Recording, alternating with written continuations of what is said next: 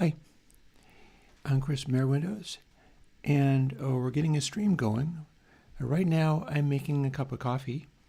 Not the espresso just yet, but another cup of regular coffee. So I'm going to be off screen, but I have my little wood stove going. And we're going to be doing some, I think, simpler coding, which is not necessarily to say that it's going to be that simple, but we'll see. Back in a moment with my coffee.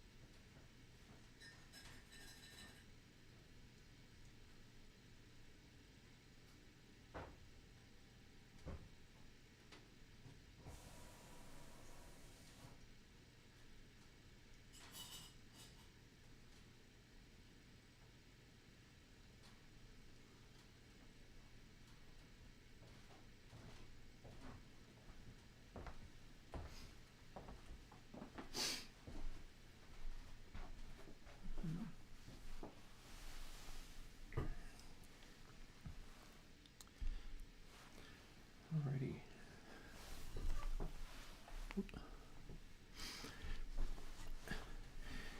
I'm maybe moving a little bit slower today. It's because my back is giving me fits. Partly it's a getting old thing, and I think partly it's just diving back into the live streaming. For recent weeks, it's all been super challenging. Hey, Marshall Lore. And so today I'm not going to be doing quite the same thing unless somebody shows up and is like, hi, I'm here to help you fix the GitHub Actions thing, in which case I'll jump right in. Because then there will be somebody else helping me do it. But failing that, there's some maintenance I've got to do on just the audio side of things. And I have, shall we say, high hopes for dealing with that. Suppose I might as well jump right in. And it starts with some maintenance.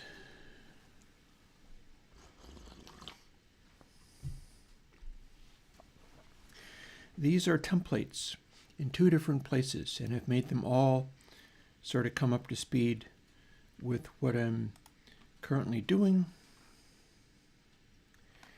And you can see I have a typo in every single one of these. And you can also see I've redesigned the template that I'm using for the retro stuff to have many more parameters that are letters rather than 1, 2, 3, and so forth, which I believe will work, but it's supposed to say K default value per MP. So I think that's the only problem I have with these. and it's going to say that for every single one. I just made a project, and sure enough, I don't quite know how that happened, but it looks like I can fix it. And if there's anything else screwed up here, it will come back to bite me, but hopefully not. And then fixing these templates, I think these are the ones I don't actually use. And the other ones are where the current version of Xcode gets its thing. And update that.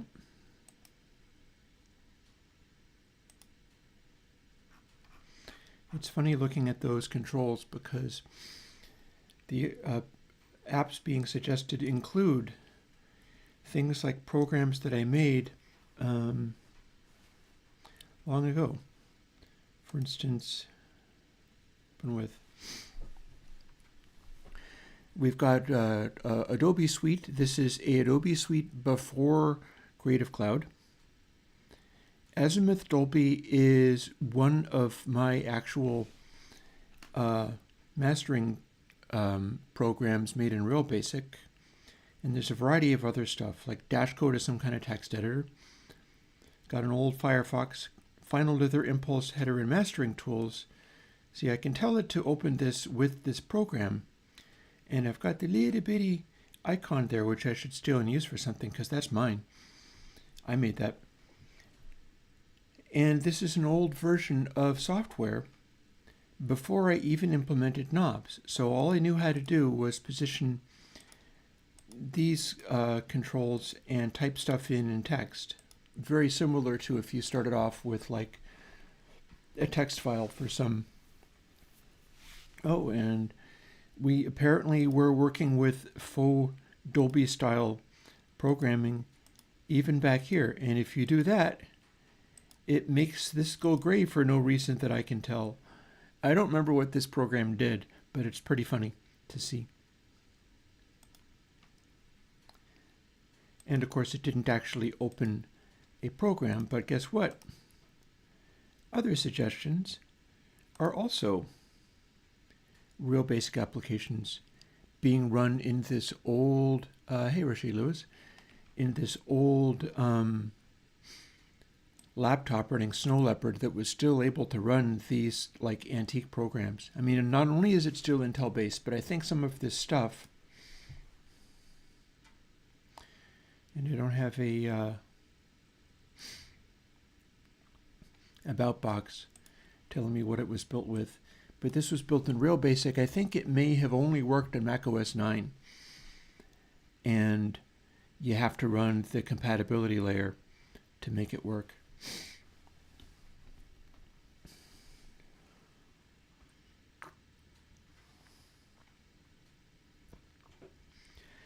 I think the EQs are only IIR filters. And there is apparently a antique limiter built in there. I don't know what this one was.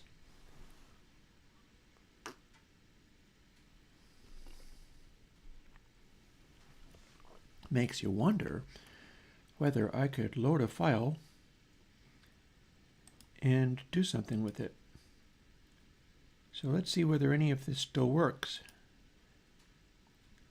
Because this is my day for dialing it back a bit. My back is killing me because of the amount of intense work I've been doing on stuff that I'm completely unfamiliar with and unqualified to deal with. So let's see, what can you open? You can open, let's say, 44K files. So let's open this track of mine and see how it works. It thinks it seems to be reading tempo. I'm not quite sure how it's doing that. Fancy that. And that's coming across the laptop speakers.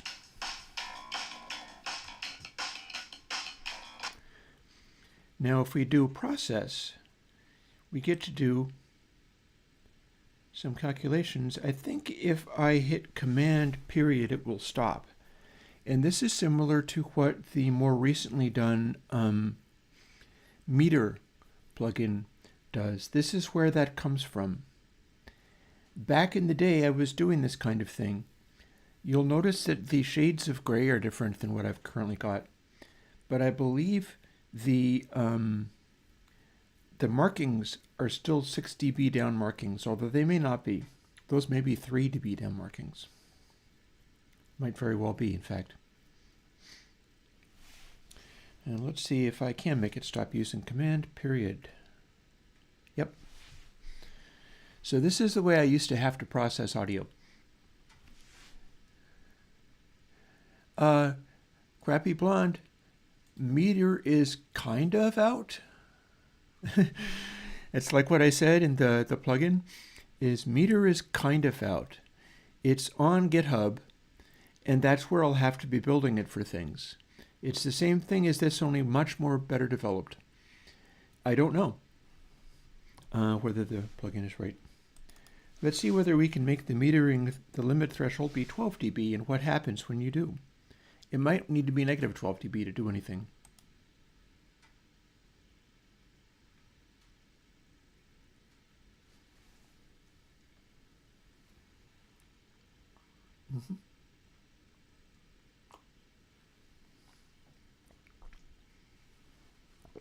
Even back at this time, I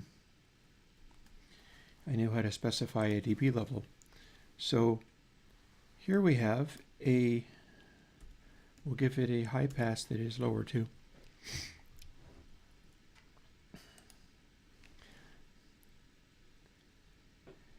And here's some of the things that I can do with regard to future plugins using the metering stuff that I've got. See how this works? It's trying to do a limiter, which is not to say that it's necessarily a good one, but what you're seeing being drawn on top of there is a amount of limiting coming down from the top and suppressing where it's being shown. I'm guessing that that's going to be comparable to the vertical lines, and this gray area is it's not designed to do 12 dB, and it's probably not going to sound very nice. Plus, you can't actually hear it because it's on the laptop. But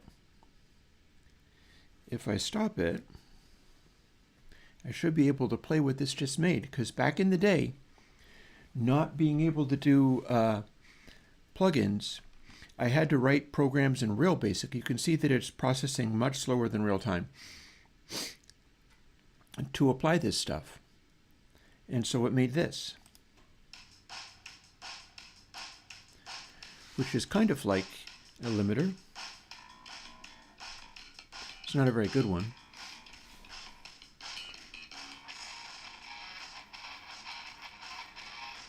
And that is a antique Airwindows limiter from circa 2007 or so.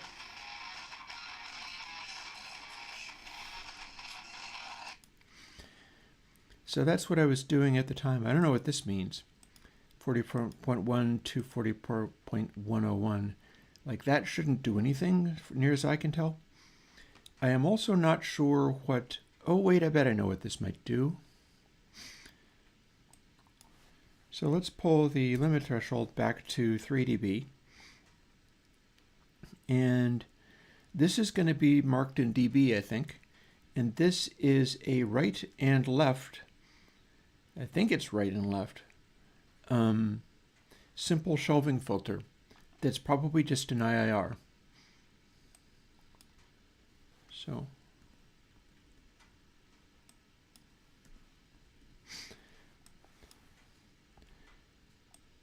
So if I do that at 3000, that's probably also before the limiter, because it'll be arranged in such a way to... The idea here would be doing processing before limiting and then doing post-limiting processing, and then adding some harmonics, because I'm pretty sure it's going to read from left to right. And we can see what this one does now. And it's doing something rather terrifying, but I'm not really quite sure what. We are incurring limiting, and we are incurring some kind of processing, and it's making stuff be unbearably loud, but also limiting it to 3 dB. I'm going to guess that's what's happening here. This is why to do labeling of controls and that kind of stuff. I'm going to guess that's what's happening here is I've read it wrong. The one on the top is above the crossover. The one on the bottom is below the crossover. And this is going to be very bassy and also very limited. And that sounds like I was not wrong.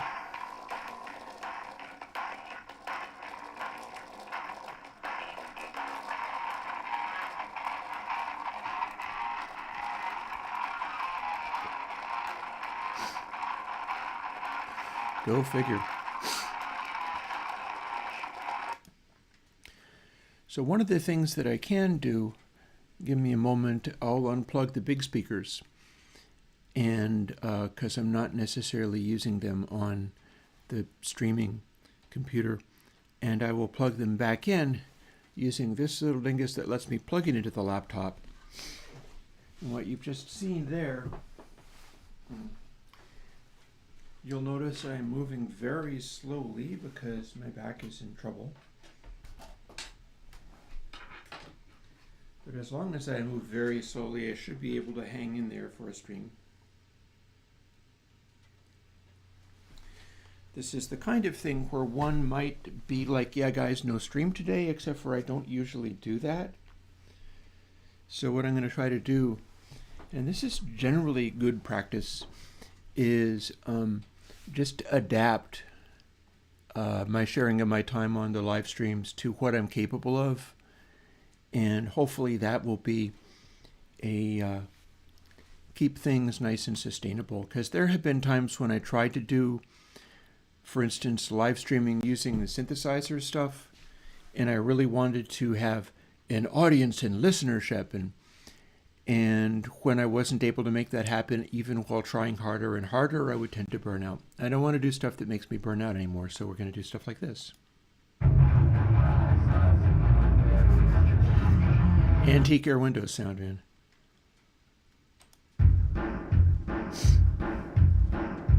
That is some kind of filter.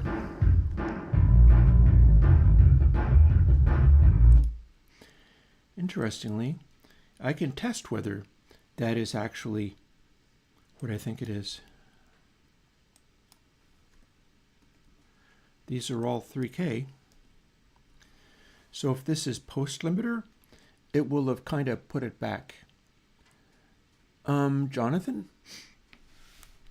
It's an interesting suggestion, and it is what I am doing with upcoming versions of console, so that's not an unreasonable suggestion.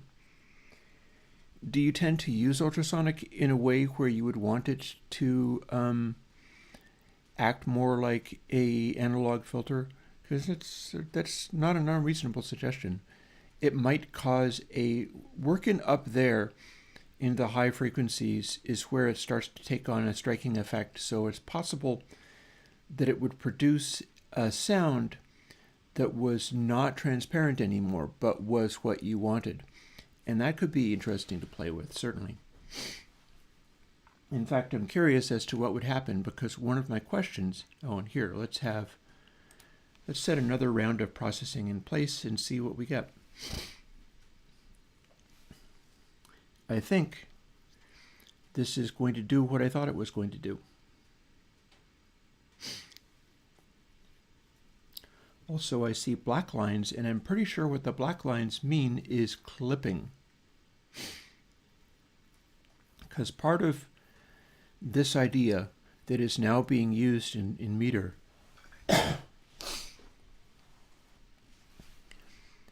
is being able to provide more of a chart view of some of this stuff. And this is very odd too, in that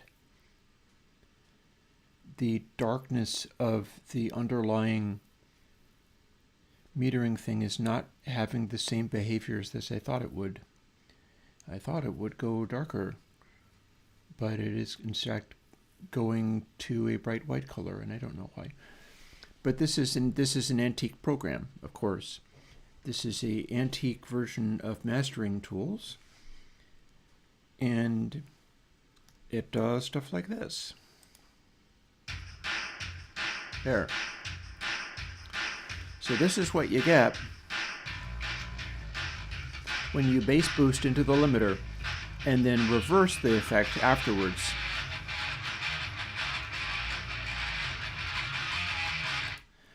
And it's pretty raunchy, I gotta say. But yeah, that is only one example using the same technique of open with that is letting me open all kinds of things. For instance, impulse header is not actually a thing at all. This is something else. So I can open something, but I don't think that's going to be helpful.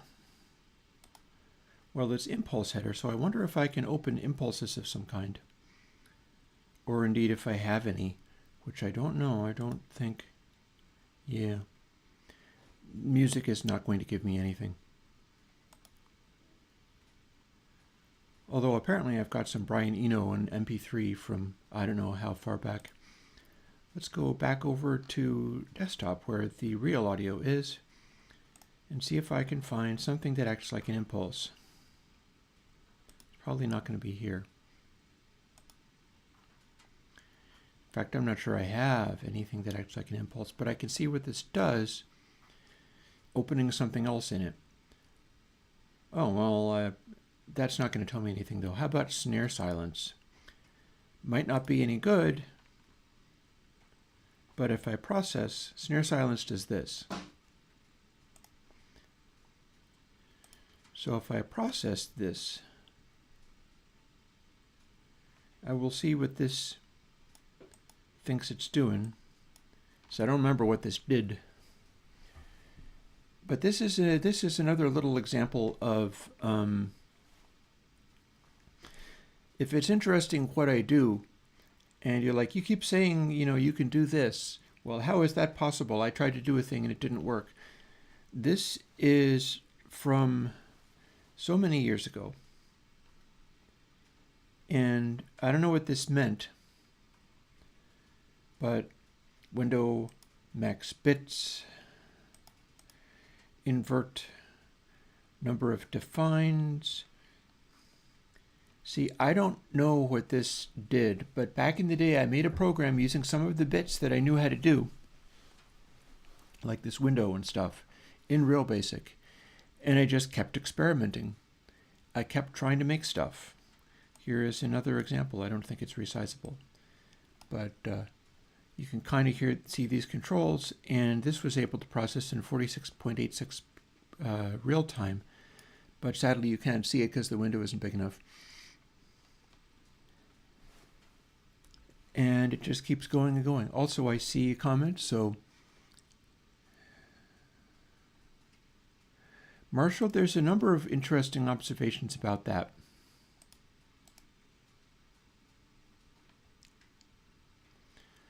Let's see, I tried my Final Dither, Swiss Army Knife, Verb Impulse Tools.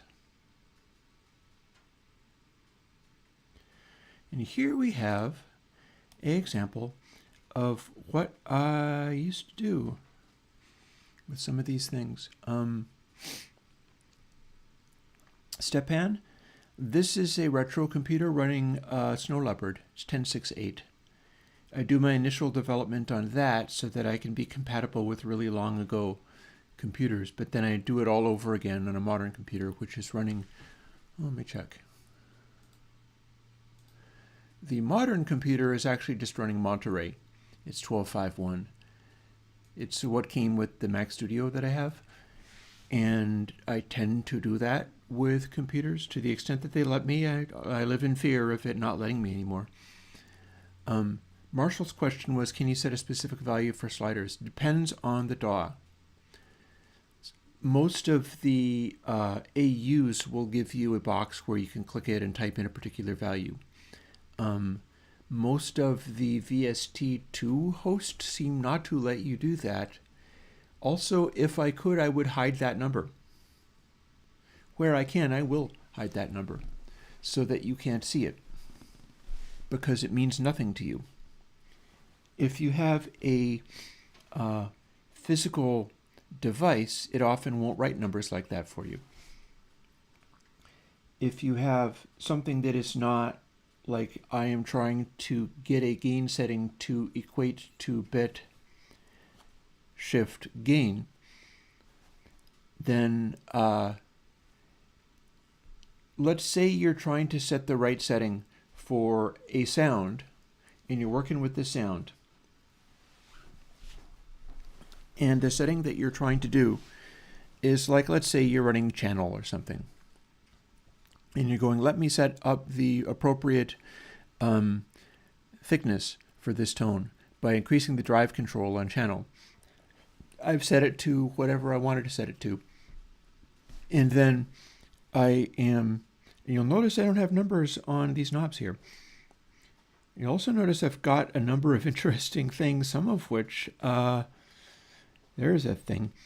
I think I'm going to play with this a little bit for today. Oh, except for we don't have much in the way of, let's see whether we can even play with this. Let's say you were doing, oh hi, can you not open any sounds? Weird. What's going on with that? It should be able to open something like this, but I don't see it doing it.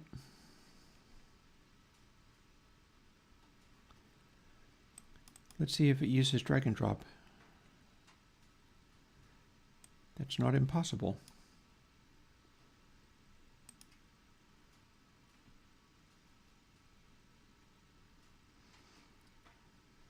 We do have a instance of alien kittens dot, well, no, we're supposed to have a .aiff. Ooh, hang on. Okay, I found the problem.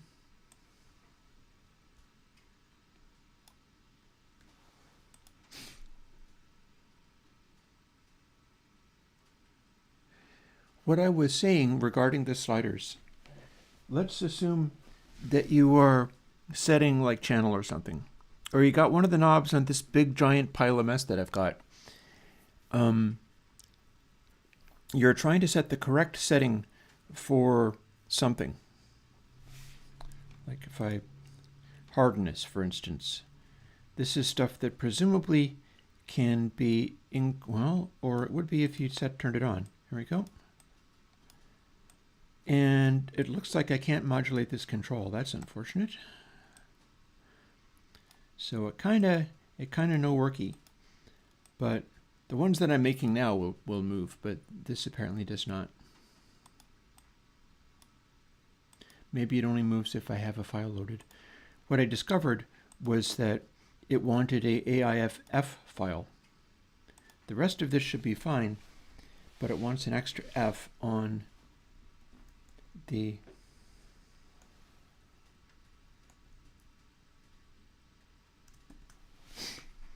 end of it. So I've just duplicated that.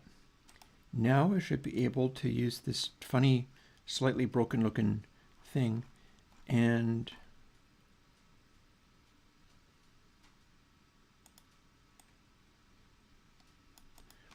let's try dragging the file into this box.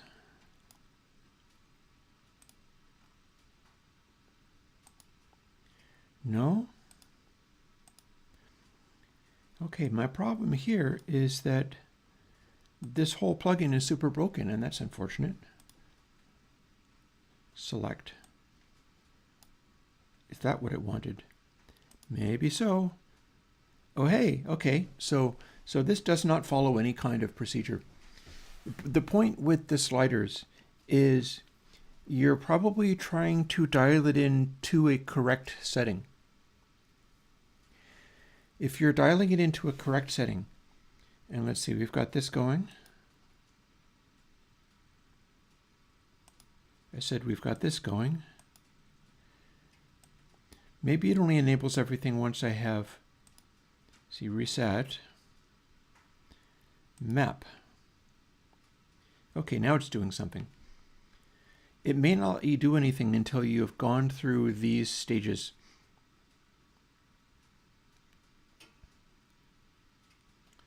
Finished scanning. Mapped. Now can I move any of the knobs? Looks kind of like no, I can't. Although I can turn this stuff on and off. Yeah, this version of the program super doesn't work anymore. But let's turn a bunch of these things on to see if it does anything. A bunch of these other things, let's see, we turned that on. We can move this, but we can't move these. These stopped working. But we may be able to hit process.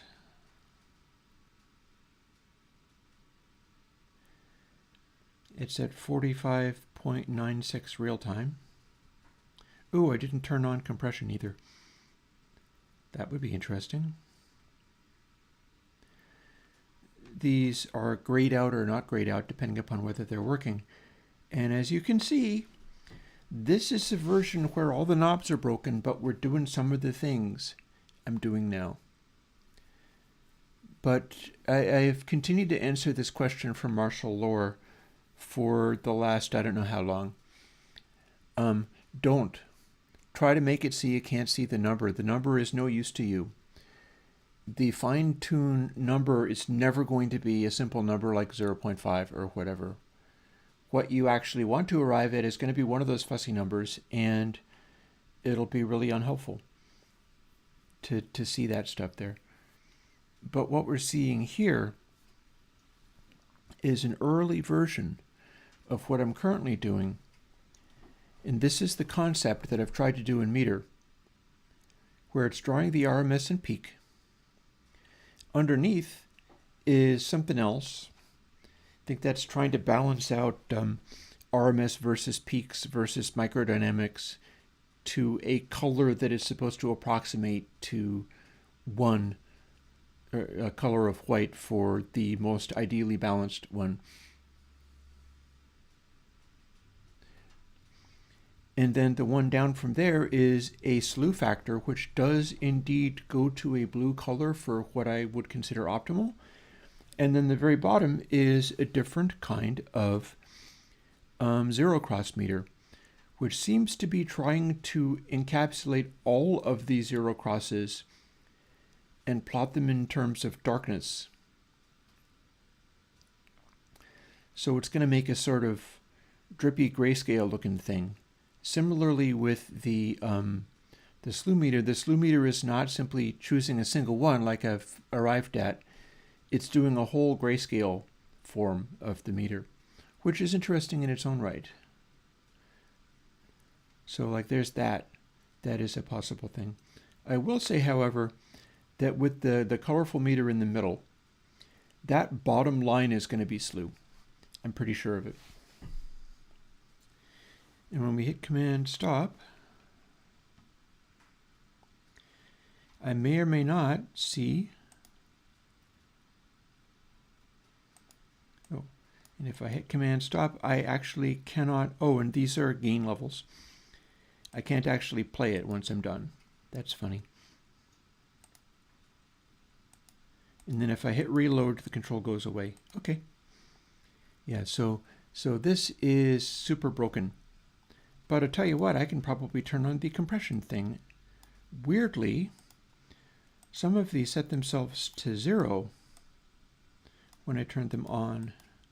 So we'll turn that on.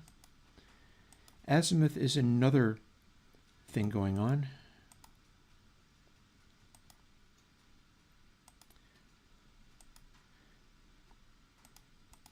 We've got a compression and expansion thing. We've got just all kinds of funky stuff going on. So then if I hit process and try to redo this stuff again, we've now told it to do something different. And I'm not sure what the setting is, but it's going to try to compress now. Our EQ is using a setting called Drive Plus, which is doubtless some kind of distortion.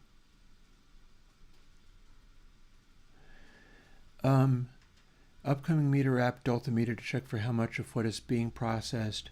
Probably not.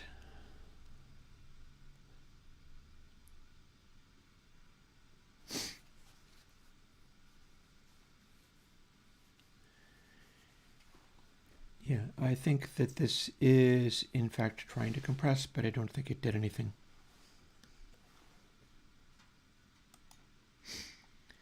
And then if I shut off these, I shut off kind of a lot of this.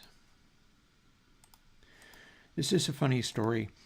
SOAR is from stories of older sound engineers.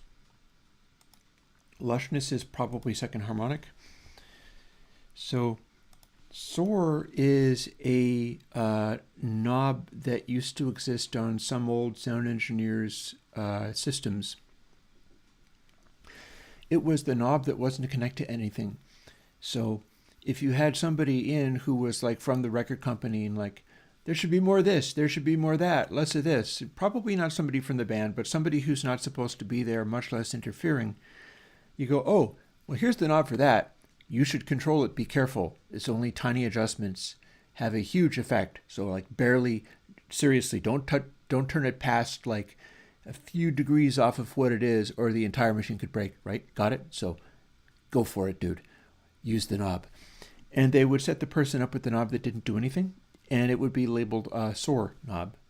That's actually a mixer man. That's a guy named Eric Serafin who was doing that in a session that he made into a book, actually, because it was such a nightmare session that it turned into like Fear and Loathing from Las Vegas, except for in recording. And a record company, FLAC, came in and demanded that the sound soar more. And so he found a knob and printed that on it and set the guy up with the knob. And sure enough. Anyhow, let's see what this does, even though we can't actually hear a damn thing, if you tell it to compress and also soar.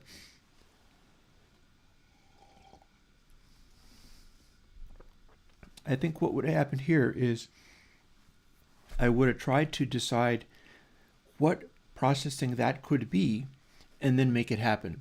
That sounds very much like me. That's the kind of thing that I would do. So it would be like, now there is a SOAR control and it does this. And it's on a program that I can no longer run, so I can't tell what it actually does, unfortunately. But yeah. Also, as expected, these are in fact gain controls.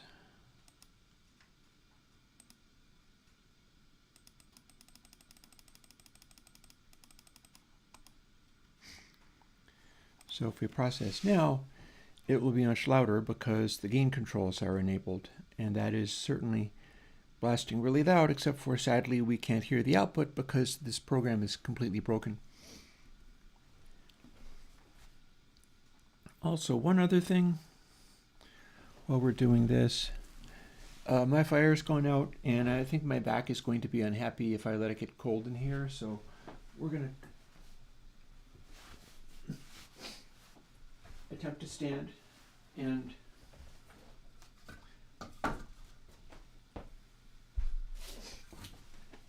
throw in a vlog on.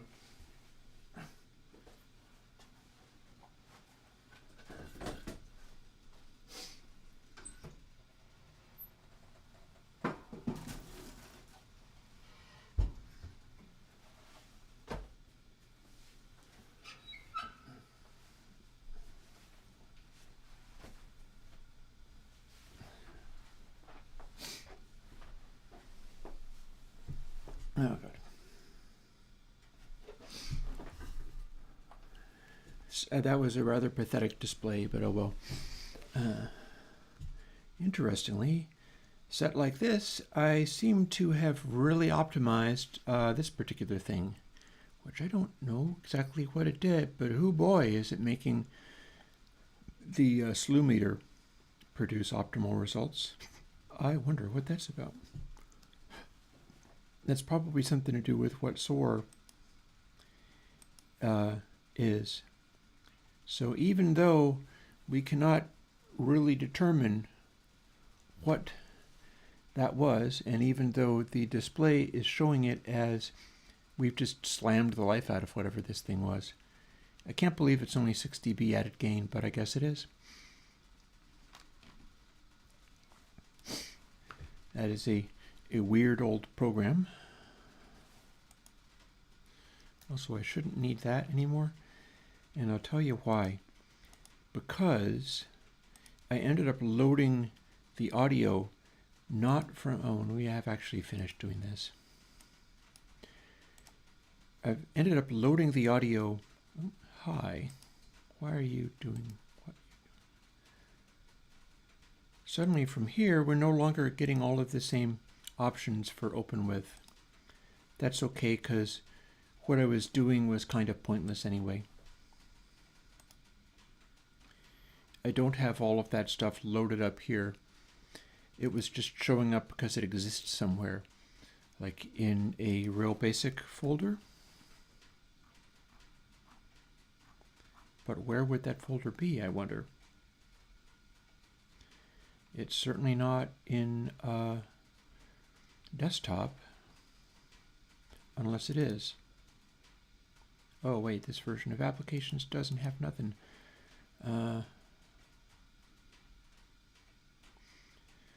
Let's see if we can go to a real basic thing here. There we go. Here's the program in which that stuff was made. We do not have,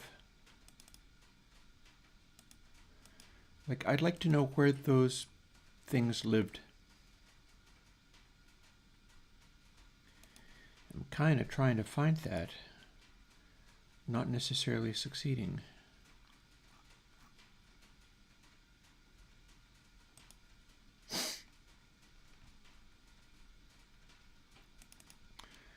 Could it be in, it could be in documents. Real basic, real basic. It would have been old. And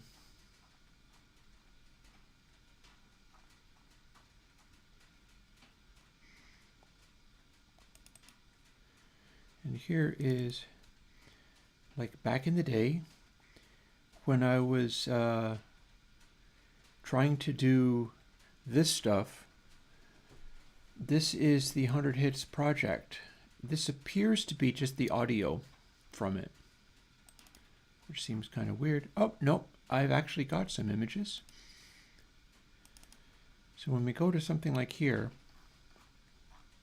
oh, but here I don't have images. Okay, hang on. Don't mind me. Let's go to this, and let's see what this JPEG was. Up. And I was clearly trying to do this system to process this stuff, and this had various pieces of information in here, which apparently are not part of the pop music stuff anymore. And you got RMS versus peak up here. This is a classical record of some kind. That color thing is still present. You've got our grayscale depicted slew measurement, and a grayscale depicted zero cross measurement, which is the things that I'm doing. And this is a classical record, and I've got the audio for the classical record right here. RC 2328, which would be this one.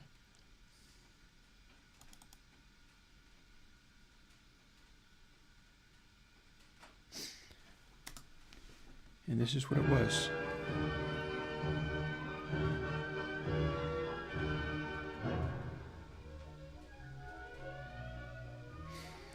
So now you can finally hear a thing a little bit. This is a RCA shaded dog. Shaded dog is a particular label.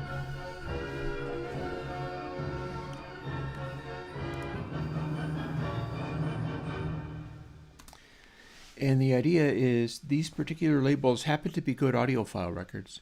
Like, one of the things I'm looking to do going forward is capture more stuff into my computer.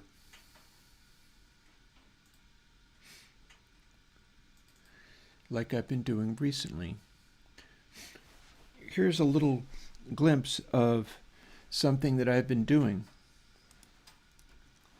that I could in fact show you, although not really, because I have to move my cables around a little bit, and in order to do that I would have to stand up, and that would hurt a lot. So let's not stand up just yet. But before I return to the coding of something here, have a bit of a look at all of the songs that I've accumulated for the purpose of doing the Evergreens project. And here's something that I can do. We'll set sound output to SWB audio capture. This should work. This is going to be kind of amusing. So we can open up the song. I can set up Twisted Wave to use the system setting. And in fact, I'm going to restart it again just to make sure it accepts that.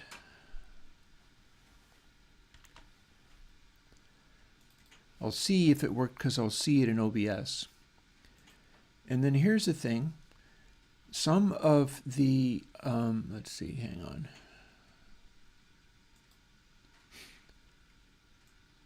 So check this out. Here's our meter.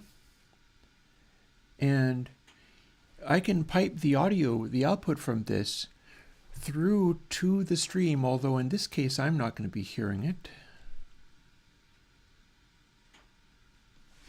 If this works, you'll get little bursts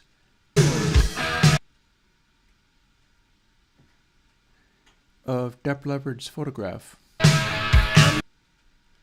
Because this is another plugin called Content Hide D. And I think maybe I'll do a little bit of this, just with various things, including stuff that you don't get to live stream. And I can stop it. And this is demonstrating the idea that I can work out the performance of songs using this metering. That's what all this is about, including the ability to go and do your own mixing into this kind of technology so you can make your own stuff optimized. Like dial your stuff in until it's doing this kind of behavior or better. And you'll have a classic hit record sound. Or there's many other factors as well. But let's check this out.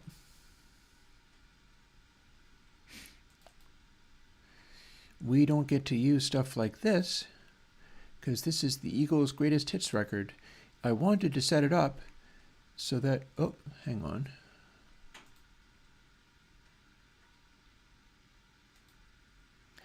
I wanted to set it up so that I could measure whether the greatest hits record actually was mastered in such a way that it's even a higher performer. But I will keep an eye on the measurement thing. And this is almost ground zero for Content ID smacking you off the internet with it. But if I'm not mistaken, if the Content ID, which you can just barely see here, but I can move it like this. If this does its job, it won't knock my stream off the internet. It's never playing enough of it. But what we're hearing is the Eagles song, whichever the one was that led off that album. And this is how the evergreens for albums you don't get to live stream or react to will be done. You'll hear little glimpses of it. I could do this with Beatles, I could do this with Jimi Hendrix, any of the things where you don't get to do it. If this technology works, I can still make analysis videos about those and even let bits of it be heard. It'll be a little bit annoying, granted, but the alternative is you never get to hear any of it at all.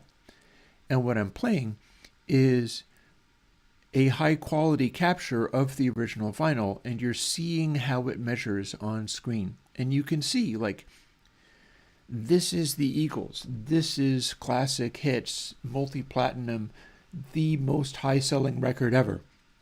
Just about. Maybe not, but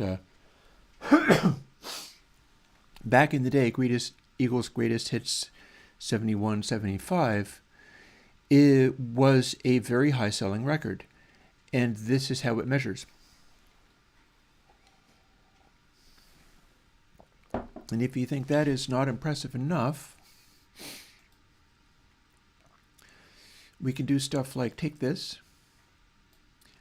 and normalize it song by song, because there is no special reason to assume that a track has to be quieter than the other tracks. In some ways, this kind of calculation is more about being done with relative volume. So what I've now done is turned it up. And it's still not going to play it for you constantly, but you hear little tiny bursts of it. I can see when it's playing through to the stream. And we've now normalized that. So the hottest peak in that section is in fact clipping. And we just saw that. I'll stop it because it is irritating. But the idea here is this is probably a fine time to find out, because I'd like to find this out.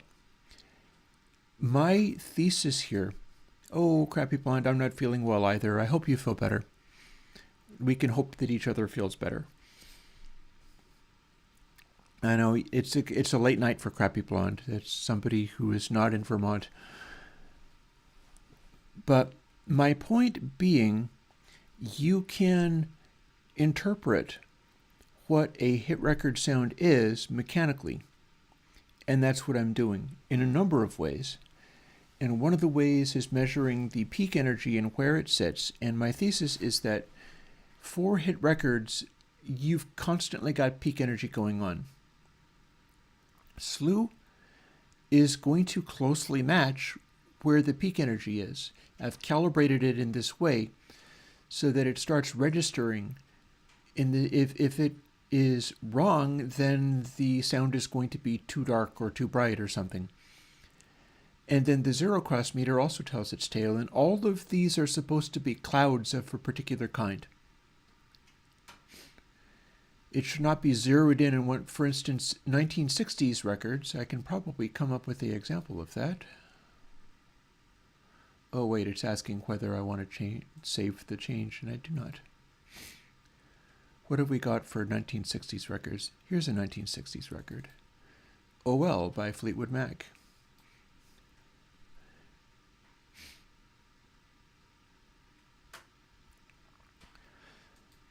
It'll be fun to do this full on so that some things I can just play as if it was a React channel and then I won't be talking. But for the ones where I can do it like this, I'll let it play through. And you can see that this is also producing similar behavior. But it's a 1960s record. It's centering around low mids. The RMS and peak is telling a story. There's a certain sort of distortion. I've got Kinks records that show this even more strikingly. And our slew is active, although I'm not entirely, I don't remember what this stuff was, and I don't actually have it set up so that I can hear what's going on. You're the only ones able to hear the slightly sputtery result. And unlike the Eagles record, this is all in this tightly defined zone. And that means sort of overly mid-rangey 1960s sound. Whereas if we, for instance, bring up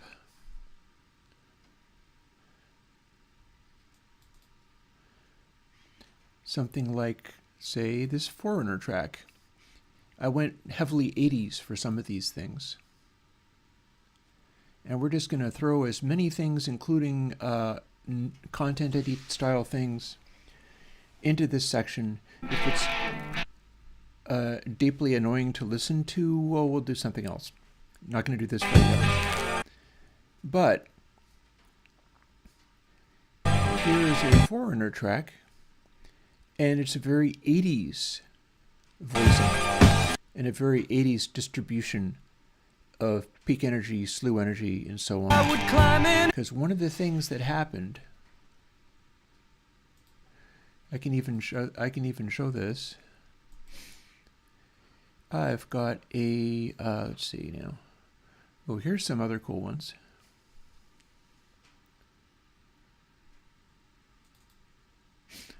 The Fix. You can't get much more 80s than The Fix. Check this out. Same deal. I'm doing it all with the little bursts of audio. This is mostly about seeing it, but I will let you hear little snippets of it this time.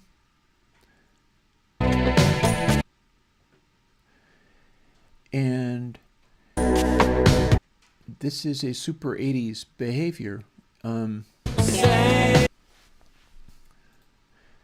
All of that peak energy up here and how low it is, this is not just a matter of some 80s things.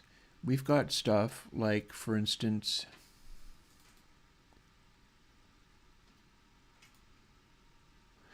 Foreigner, Jukebox Hero. This is, in fact, a Mutt Lange production at full crank. That's as loud as it will go. Way down. Only one.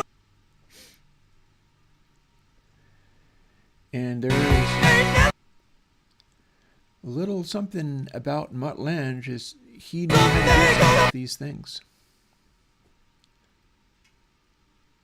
The clouds being produced are a hit record signature right there. The voicing of that and how it balances. You've got your constant peak energy filling up this entire range. It's balanced with high frequency energy super well. Like, it's like a Jackson Pollock painting of blue up here. That's typical for Mutt Lange's work.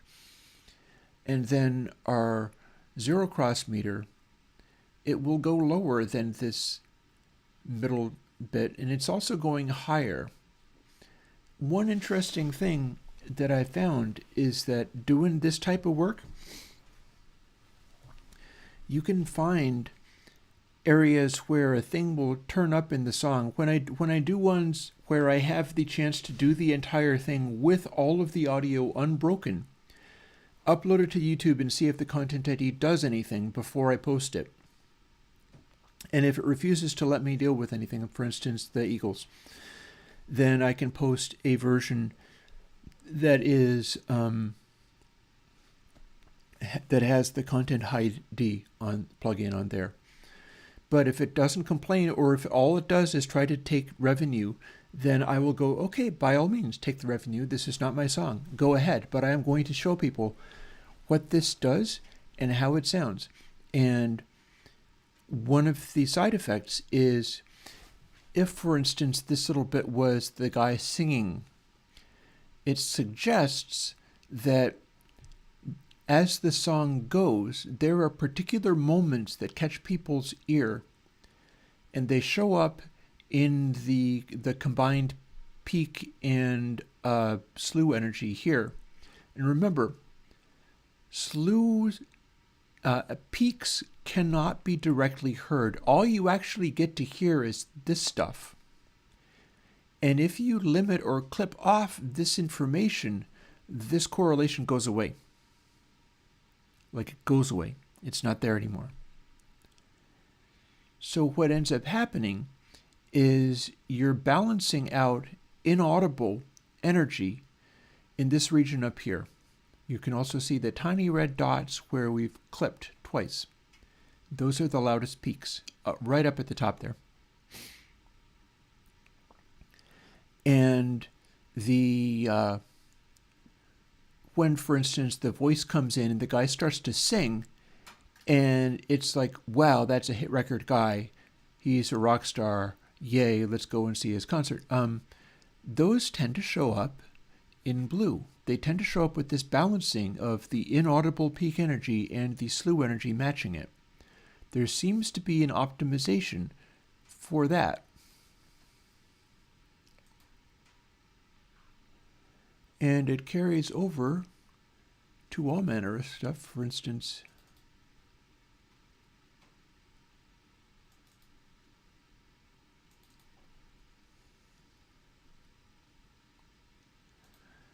let's get really bold here.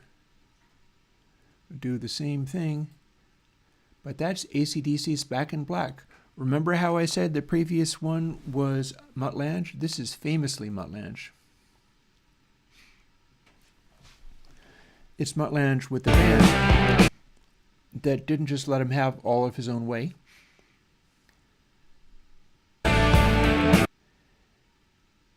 And here's where we have his work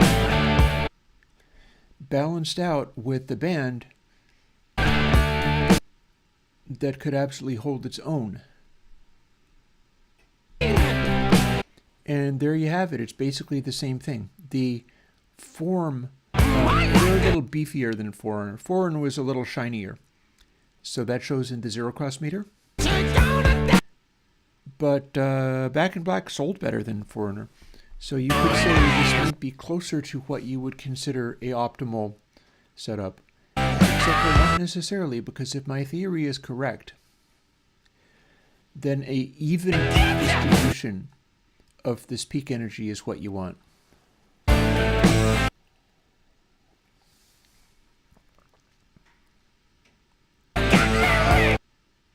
And that would be the idea, is even distribution of the energy.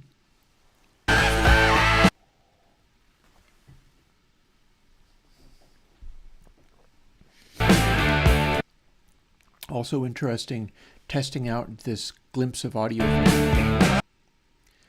Because you can see how loud that is, but you should also be able to hear what a little burst of that sound sounds like. Might even be worth adjusting it, because I don't know what the maximum time limit is that you can do this with, or what proportion of it needs to be silenced in order to get it. But we are in fact playing AC/DC's Hell's Bells from beginning to end, watching every bit of it on the screen. A wild little area where it's like, okay, this is classic hip hop. It is an entire mass of well-balanced, well-balanced. The loudest peak is not actually up to the, but I'll tell you what. We did this with the AC/DC. We can do this with, we did this with the Eagles. We can do this with AC/DC as well. Oh, hang on. Oh no, it didn't do anything. And I'll tell you why. Let's just pick another track. Let's pick a track where we don't have as much going on. I don't remember what this one was, but that is a track that's not got any big spikes on it. I think maybe I didn't take the clicks out of this one, although I do wonder, and I can't listen to this to find out what's actually in here, but I do know that Hell's Bells is a classic track, so let's just fool with it. Firstly, we're going to remember not to save this once I'm done. So edit, crop, find the hottest peak, remove it. That's a click. This is how I go about doing this for the most part. I'm not doing a neat job of it, but... And that is real audio. That's part of the song. So this actually got recorded to pretty darn loud. One thing I can also do, and this is something that you can do too if you're interested. If you're trying to really optimize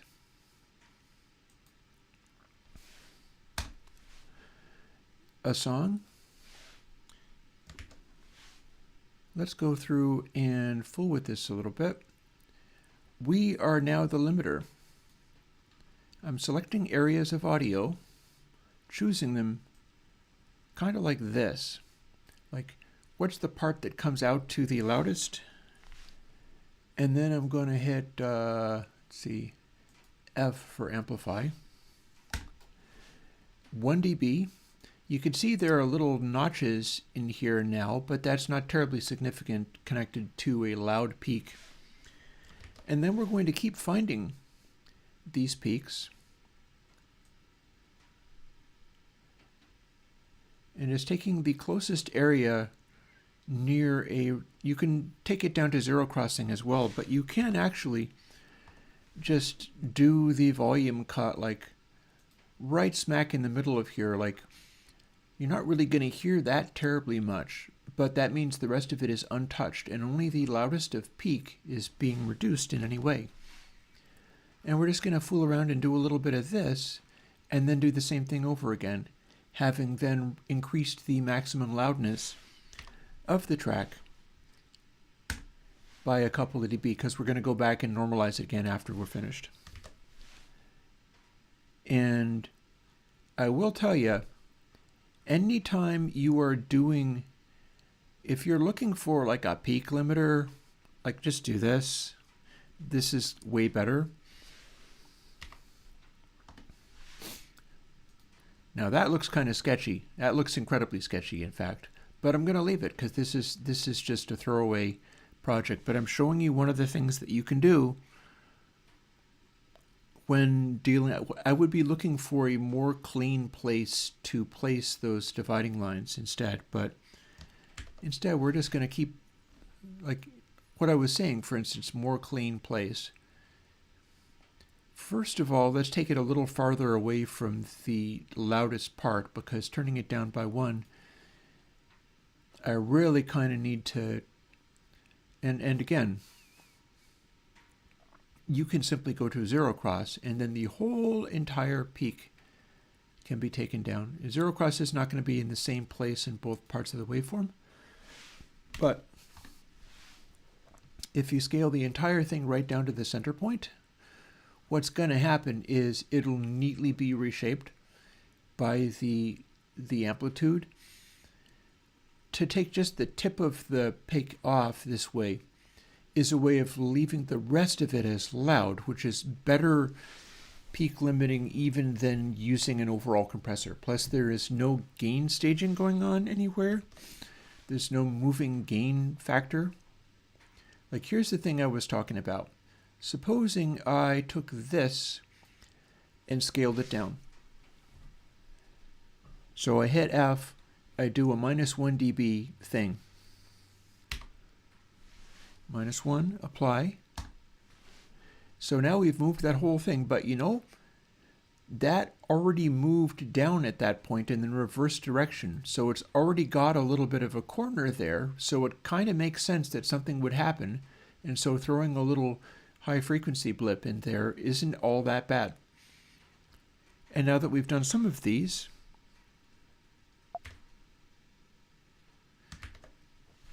we will continue to find, and here's another place, like I could conceivably do it here as well. It's not going to be pretty, but this point is like 9 dB down and this point is like 6 dB down. So if I was to turn that bit of the peak down by 1 dB, it just kind of moves in towards the center there. It creates a nasty little blurb, but it would be lovely if you could define an area and then have it apply whatever you applied, only subtly. That would be very cool, but I don't know how. In order to do that, I'd have to be making programs to apply this stuff rather than just making plugins, but I could tell you how to do the thing that would not have those little corners and the edges. And that would be a super awesome peak limiter. That said, we've been doing some of this. Now we do one of these, which is normalize. We've still got some pops and crackles, but now all of this is set up to be much louder. And then if we do our same effect stack, now if we run this, and again, this is AC/DC, so it can't actually play the audio through, but I can show you what it would be on the meters. It's going to sit a little closer to what you would normally have as a 2024 piece of music being put out. It's not going to be hyper loud, but it's not going to be as crazy quiet as some of this stuff. And here we've got our guitars coming in.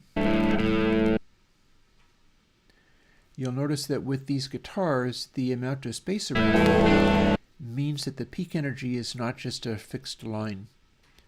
Some guitar sounds and distorted sounds are a fixed line.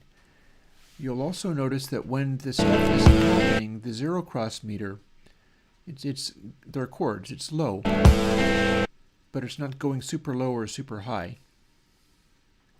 And then as it ramps up, we're starting to see more in the way of hot dynamic peaks, and it is filling up the entire range of the go even farther than that. There's ways that we could fill up this space by just saturating into it a tiny bit.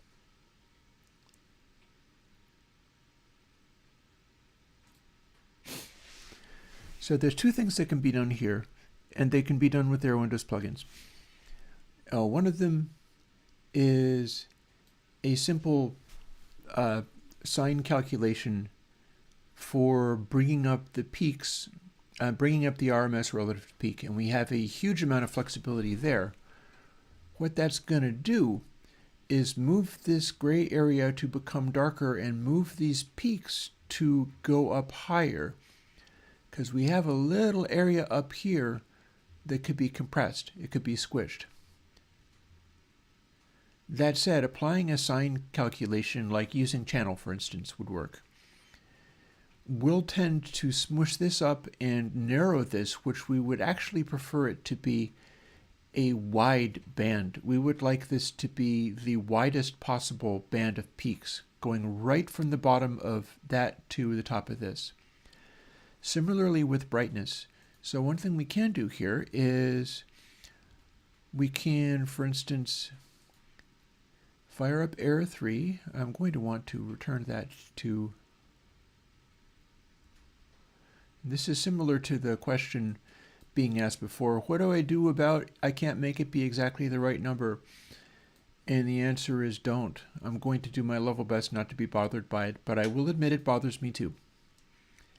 That said, the number that I choose for this doesn't matter.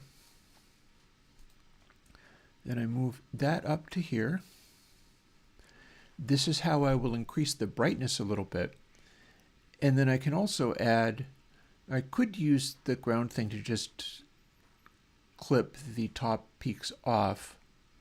But what I was talking about was squishing this top area a little bit. And so the thing I can do to add that is a channel version, or something else like I think Spiral 2 I think had. Let's find out. I think Spiral 2 had a drive control. It does. So there we have that. We have a high pass, which will let me leave out lows, not worried about that. And all the rest of these controls are just going to be blank. Also, this, I believe, it was done using Juice somehow, because this looks very Juice-like to me. And I move that up to here. and then resume playing with all extra controls going on. You're hearing little tiny blips of it. So we're going to push input up.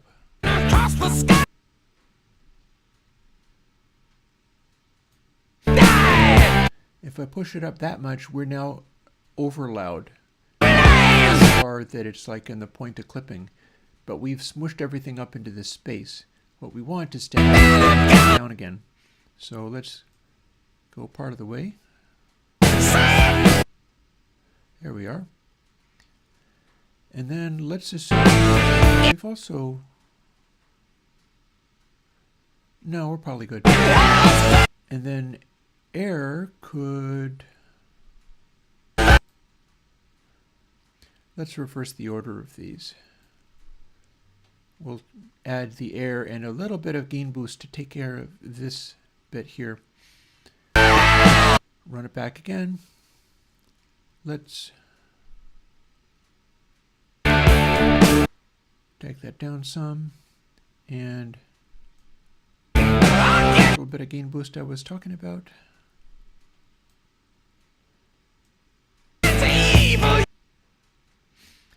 And then the air boost, you can see it's environment. And we can make it become excessive. It's no clipping too much. But we can also dial it back again.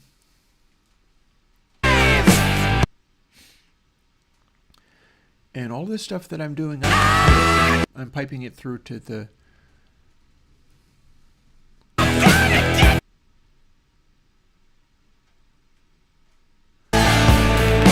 Also, one thing I could do is see whether maybe bringing in the hard will help my dynamic behavior any. So we've got this stuff. I'm trying to make it fill up this whole range, which I won't really quite do.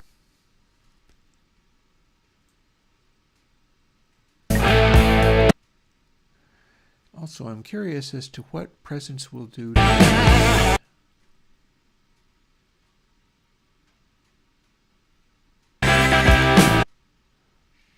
Interesting. So if I put presence on this slew control, it seems to be giving me more of a that cluster of stuff. And so here we've got, and we're now doing a better job of a modern day mutt-lange mix that's pushing a little louder than the previous. I believe I can push this well.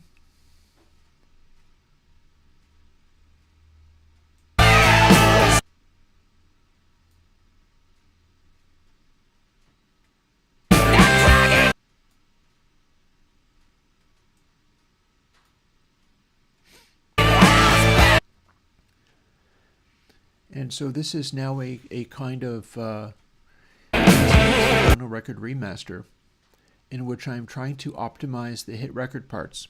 And I am able to make it act differently than the previous one did.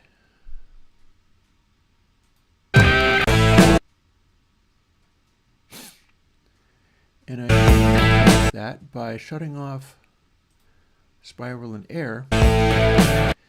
So this is what I was able to do with a couple of simple Airwindows controls. And this is more like how we started, where the record is actually producing hotter peaks, although it's not necessarily producing the even distribution of information that you might otherwise do. And so we're able to optimize somewhat by just kind of redesigning stuff. Who knew you could attempt to redesign literally AC/DC? Oh, it's going to ask whether I want to save, and I don't. But I tell you what I do want to do is save this. Just in case I want to do the same trick with other examples as well.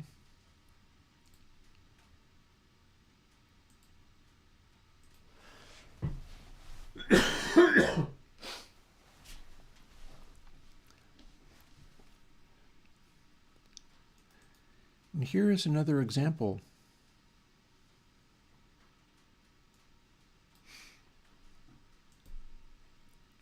Again, I won't be able to hear this, but you will.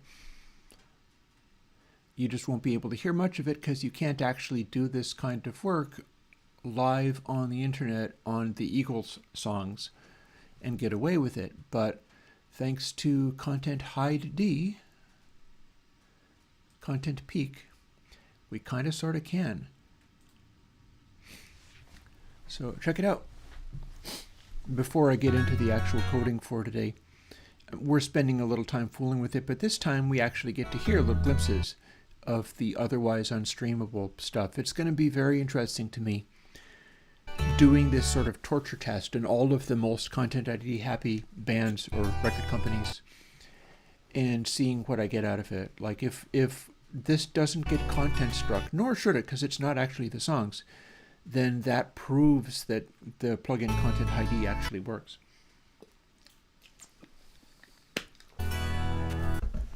Because I'm just hammering away on all the stuff that I know is not going to work. And this is, of course, the beginning of Hotel California at the volume level that it is off of the... did I normalize that? Hang on. Slow up for a second there. I may or may not have. I guess I did. So, let's skip into this part and return to Content Peak. Oh, hang on. Nope, that's correct. So here's my stack. And here is the Eagles playing Hotel California. And you can see where the brightness and loudness of this is. But you can also see that this is one of those 70s records where the amount of headroom in here is arguably more than you need. Like, we don't necessarily need the attack of the drums and things to poke out that far. I've got other examples that were giant monster hits later in the 80s and sold even more records where it was just naturally more balanced than this. So what we can do is start fooling with these controls and see whether we can't optimize this.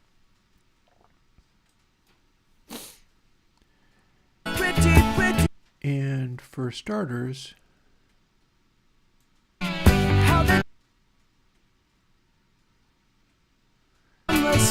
we can saturate more than a little bit.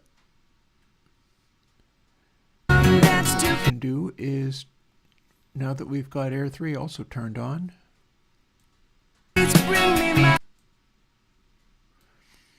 we can brighten it a lot and just sort of post boost, getting us into more of a realm of how you would do this.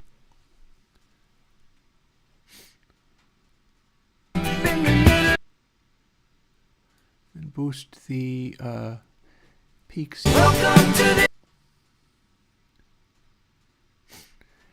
And we're kind of further optimizing it. We're kind of making it so that everything kind of...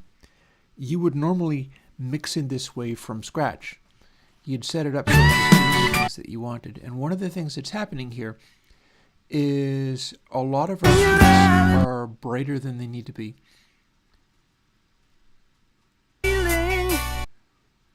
But we're kind of trying to balance with the additional loudness being brought and the way in which these peaks are filling this entire area, and then the RMS is going up to 12 dB down.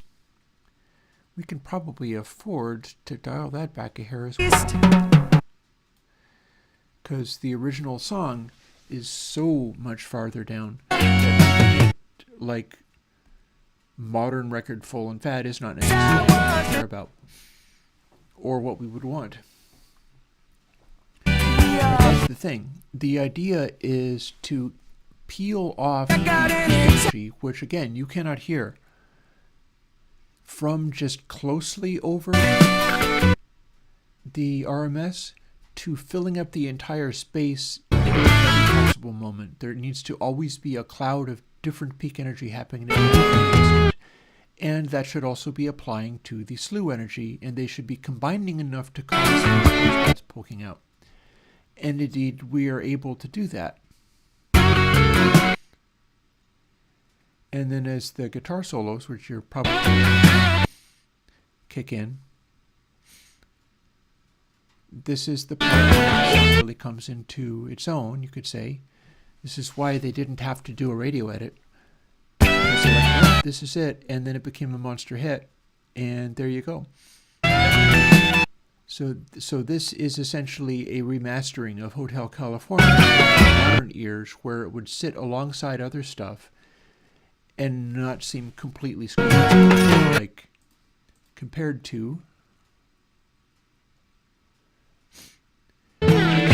solo from the original record. There are some things we can notice here, and one of them is that although it's so much quieter, it is still doing a complete like record workshop of these clouds of energy, both the peak energy and the slew energy, and it's just filling up the space as well as it can, except for that the hottest peaks are kind of louder than all the rest. You know, they stick out so much, but even though we haven't maximized the volume and stuff, what we see here is still what you would define as like maximal hit record sound for something that's, you know, it's the Eagles. It's meant to sound kind of relaxed. Normally you're going to have, for stuff that sounds kind of relaxed, your slew energy is going to hover at or barely above the RMS line. That's what that kind of stuff sounds like. Oh dear, I've got to unsave that bit. I can demonstrate that with an old Fleetwood Mac song.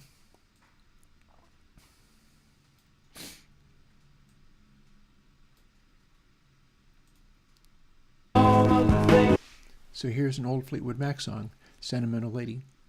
It's very much FM radio hits, but it's really dark. It's also very 70s, early 70s. And you can see with this much mellower sound, you've got a nice little cloud. And this was a hit this way. You got a much mellower sound. It's pretty subdued. But then the energy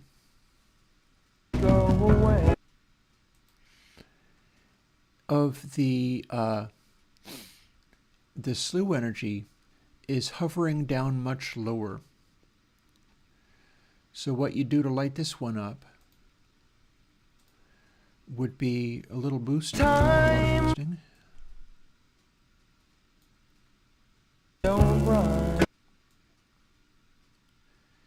Because those old 70s records didn't necessarily show up as particularly bright, and so we've got our most recent version of Air.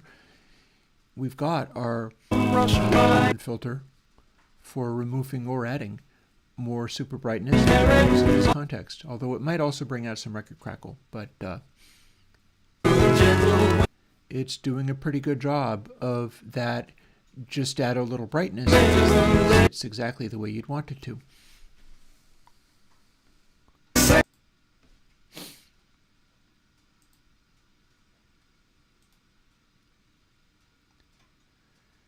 And let me see, another one that I had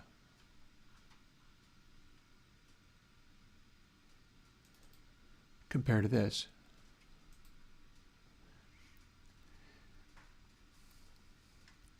So this is a Jake Giles band track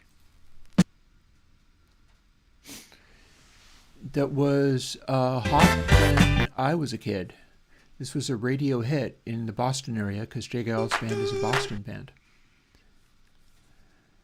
And you have your little intro song. I hope to play this one full on. I'm going to play this through without muting it in any way. But Jay Giles ended up getting a very Muttland style sound for their album Freeze Frame. And I ended up wanting to record that. And did. Not the album, but I got Freeze Frame and I got Centerfold. Yes. Because I had a hunch as to what I would get. But just for laughs, I wanted to also do the song I Do. Because I remembered it being such a big deal on the radio. And this is what you get. Just no processing being done at all. We're not adding air. We're not adding any boost. And it is producing an extraordinary demo of just all kinds of activity going on. Like, this is the sound of rock music, which is not to say that's the only kind of sound you can have. In fact, I've got examples of some other stuff that are but it is absolutely a demonstration. And just look at that. It's a demonstration of what you can do with your 80s recording systems. You know, what you did with, for instance, an SSL 4000. And I'm not doing anything with this. This is just how the song was. You're getting to hear it full on, but hopefully you will. I will find out whether you can react to this track.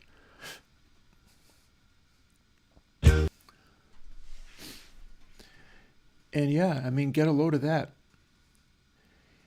My attempt with the meter plugin is to make something that I could consider to be like a hit record plugin, where you could mix stuff and see whether it would end up being a hit record or not. And we can run that in reverse. This was a local hit on Boston radio stations, because Jake House is, of course, a Boston band. And man, does it come through that this has all of the good things going on in its sound.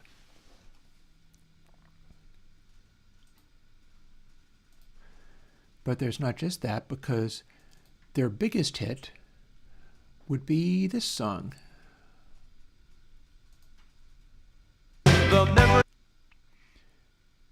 Again, no change being made. So this is the song I Do. And what you're now seeing is the song Centerfold, which is a later album, the album Freeze Frame. It's way more 80s. And it, too, is doing this. It has even a little bit extra space up on the top, which would have worked with radio station. But you can see that this Giles band hit, the biggest hit they ever had, is in fact also lighting up everything with peak energy, the peak energy being equally distributed, the peak energy with slew energy, and the low frequency is also doing what it should. Even for local or lesser hits, it seems to hold that you need to have the cloud of peak energy be constantly there. Like, it's always got to be throwing variations. It can't just be a single thing. And I can demonstrate what I mean by a single thing by closing that, opening this, going up to the top of here.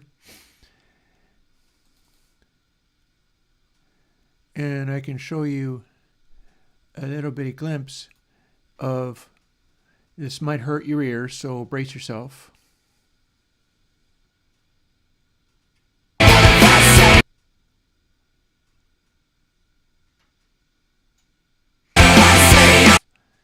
But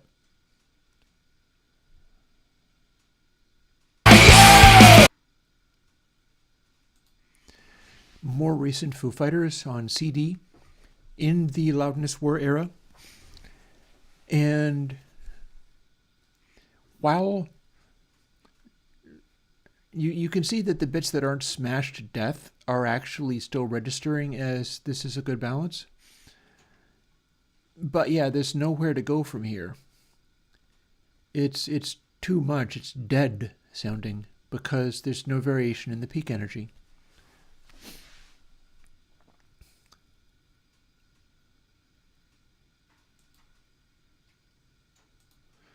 Although,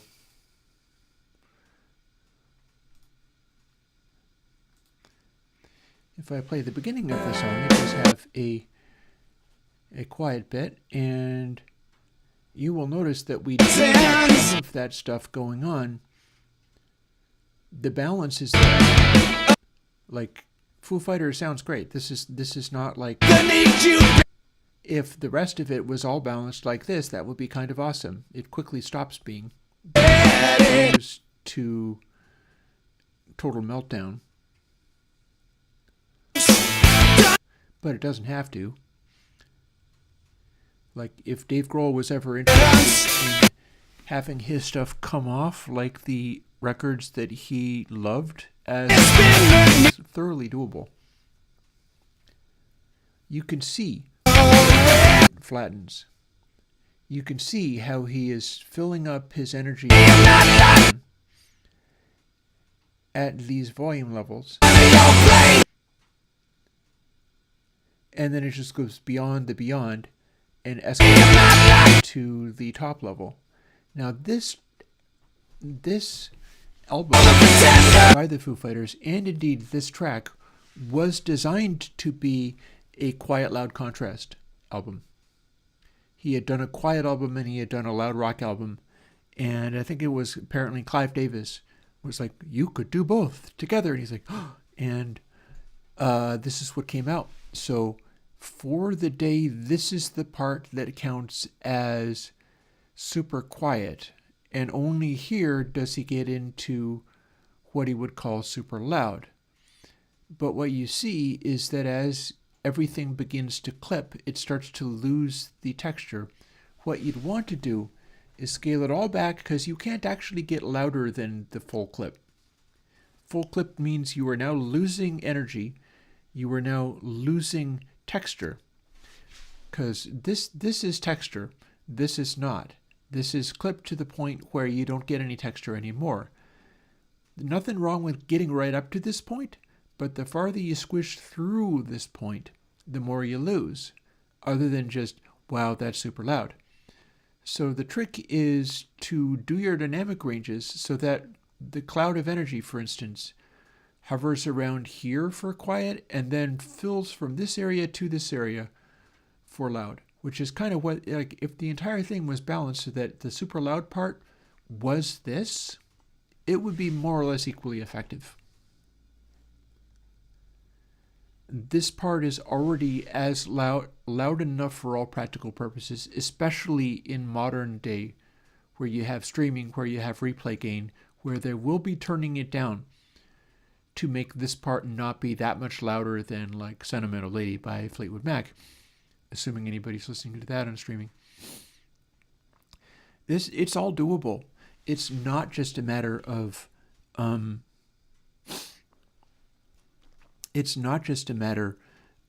telling people everything should be turned down so it's all quiet. No. You can do stuff that feels extremely loud and intense as well. It's just pushing through that point.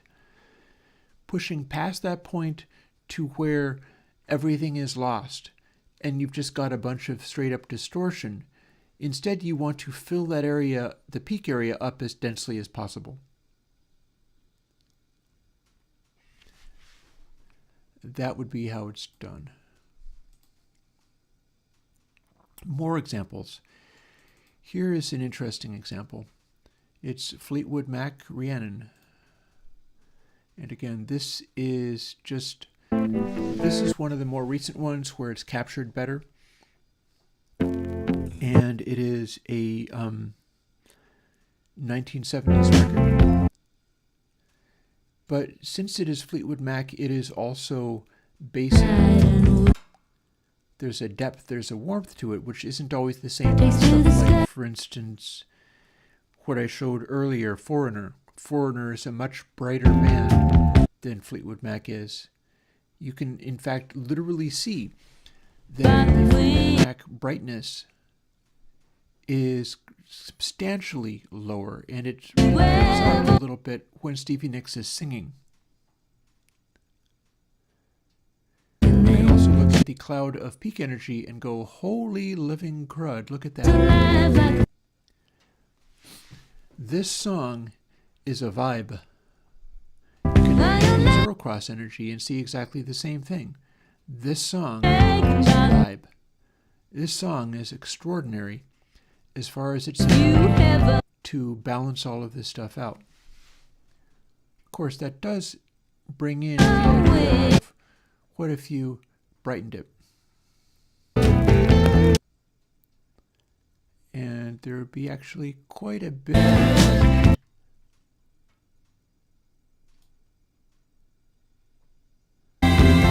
zone. This is typically what would have happened when things were made into CDs, for instance. Is they were going for something, and many remixes also do this. Hits albums, Elton John's greatest hits, way brighter than the original stuff. Eagles' greatest hits, I think it was bassier in some ways, but a lot of it is for the purpose of bringing the high frequency detail in. Now, what would be interesting is if I came up with running this through limiting factors so that the hottest don't just blast away, because that's what's currently happening. I've got a brightness being added that is leading to sort of slew clipping.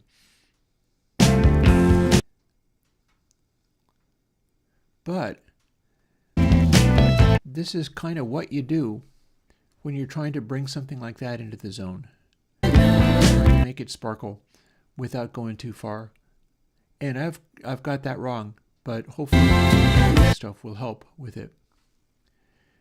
It's actually 10:44, so what I'm going to do is set something up to play, perhaps something that I don't have to constantly do, and then go and make a cup of tea. We're going to just it's not going to be the most demanding day. Throw another log on my fire, although it's not terribly cold, but I do need to avoid the cold because my back is not going to stand it. And so let's figure something out.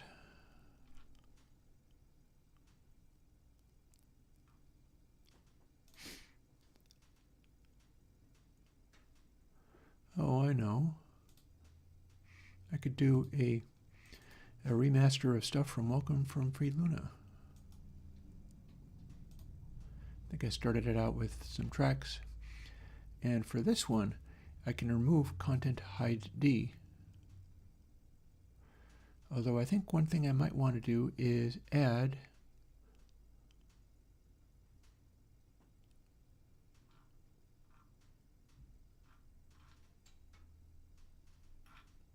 where am I going to find that? Let's see.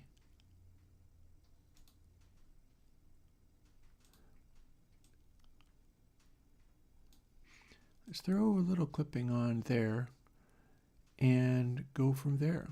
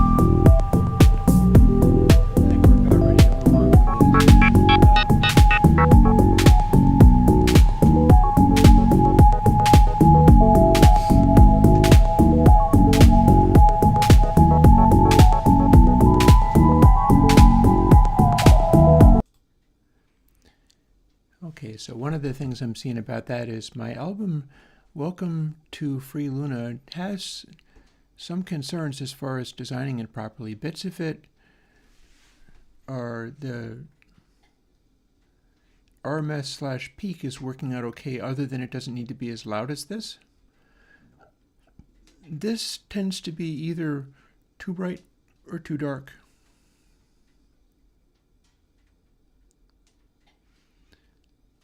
But yeah, I am about ready to put this stuff aside. Frankly, I'm just working on the stressing me out factor. My back is seizing up real bad. And so I ate a couple of ibuprofens, and it has been months since I've had to do that. I'm pretty sure it's just the stress of all this, honestly. I feel the need to go back into Juice and make it build on GitHub this time, and there's no chance I can do that. I'm not competent to do that, and nobody is stepping up to do it for me because they're not paying them because I can't pay them. So what I'm going to do is refocus over to some stuff that I would otherwise do, such as, rather than getting all distracted with that meter-related stuff. Maybe that's why it was stressing me out, although honestly, I mean, I don't know. When you get to be my age and your back starts attacking you, then there's not always a lot you can do. Certain options are not going to be available for me. A lot of people are like, oh, hey, I'm going to do a bunch of opiates or fentanyl or something like that. And that's never going to be, I'll just sit with it if it comes to that. But what I do have here is a little bitty plugin. It's an idea I would like to pursue. And it is also the first appearance of my new giant stack of parameters, because I want to start making these in such a way that they adapt fairly well to, I would like to study what's going on. Maybe it's worth doing that. Hang on. Like if I open this up,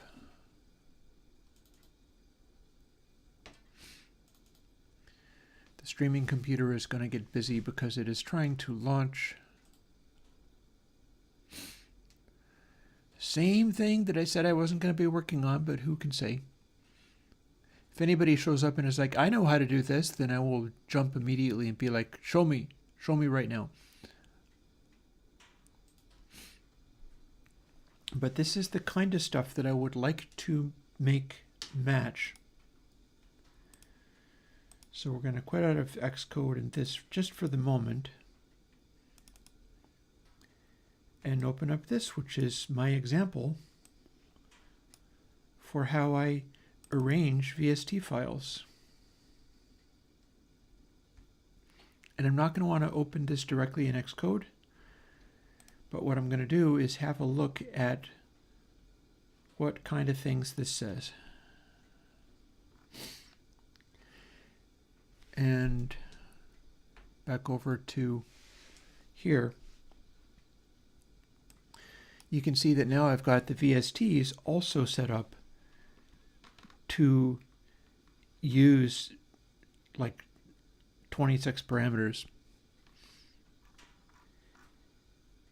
And 26 numbers or letters, and the whole thing is in hopes of making it more adaptable so that I can bring a working version of this over and then start on the graphics, the GUI enabled one, and kind of directly run with it, while perhaps even leaving a VST and Retro AU version that doesn't have any of that stuff, but is still built, so that if anybody was that pressed to attempt it, they could be running it without the pretty graphics.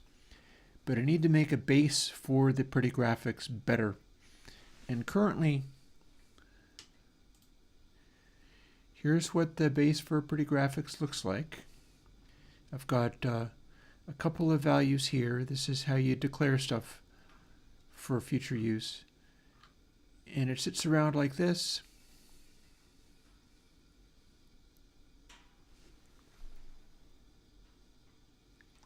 There's a bunch of this that I need to adapt. But this is the bit I was curious about whether I could do better with.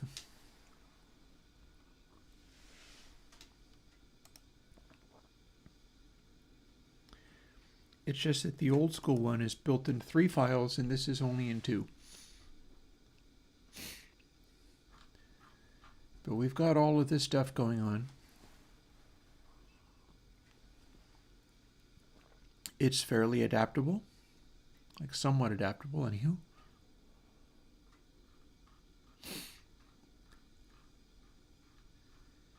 And then we have these things called process block or process replacing.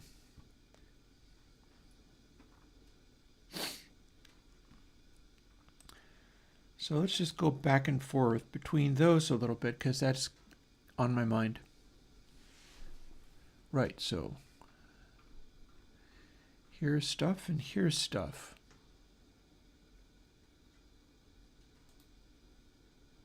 Old. This is gain process replacing.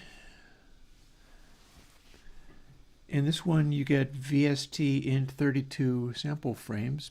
Not that one, but yeah, this one. And then we've got in frames to process, we've got an overall scale factor.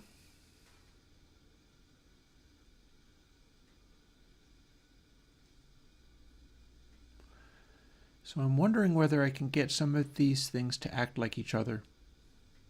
Right? So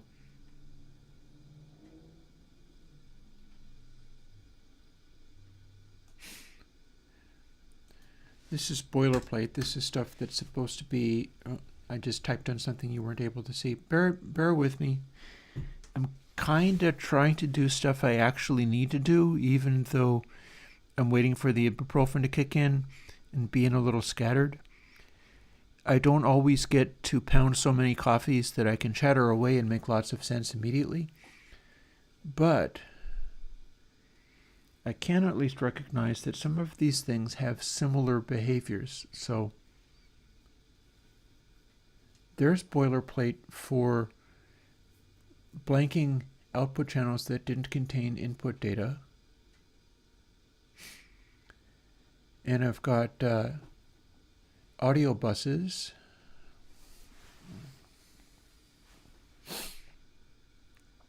And a UI message thing going on.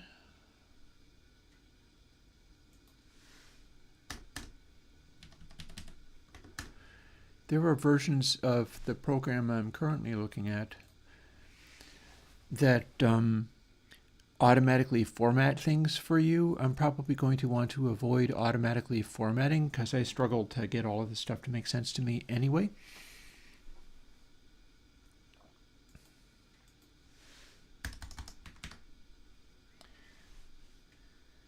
But there are some things I can't copy and paste from across entire computers, but what I can do is look at something and make it work in here. So what I'm going to do is look over at the other computer and see whether I can do that. And one thing I could do is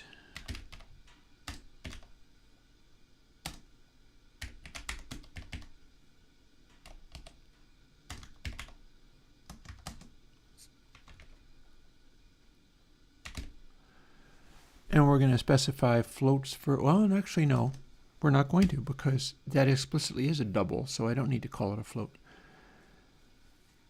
And I'm just kind of copying stuff over from another screen. And I'm going to, much like the most recent comment by Crappy Blonde saying, good night, take care, not feeling well. I'm feeling like butt today, but I'm going to grind through some of this stuff anywho. And I'm going to try to do it in good enough spirits and in a chill enough way that it doesn't just end up hurting me or something. And here's the next bit. I'm manually copying over code from what I would normally copy paste, except for I can't actually copy paste across 2 different computers unless they're Macs. Recent Macs, like, you can kind of do that. You can have pointers go across screens, and it's really wild. It just started doing that, kind of like magic. It's astonishing. But that's not what I'm looking at right now. So what I'm looking at is doing some of these things and bringing in what I had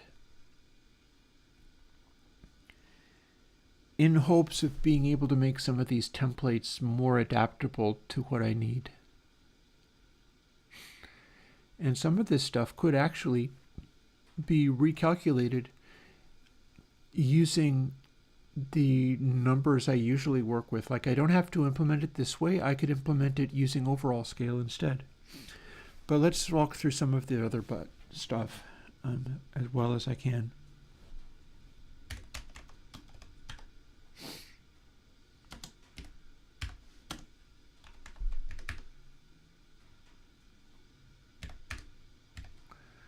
So we need one of those.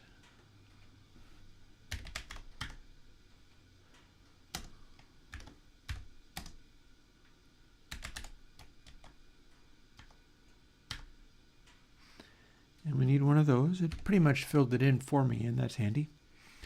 And now I got one more thing. I'm including this into my templates now.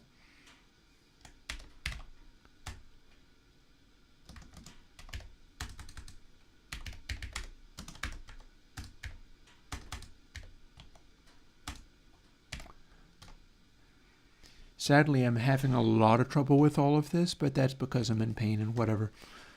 As you get older, you're going to experience that too. It is worth it. It's just a good reason to not push over hard on things, I guess.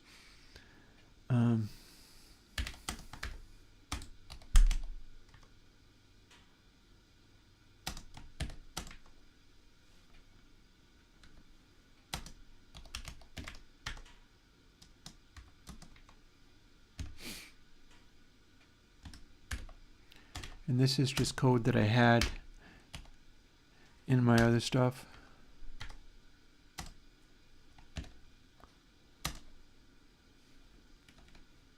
Hang on.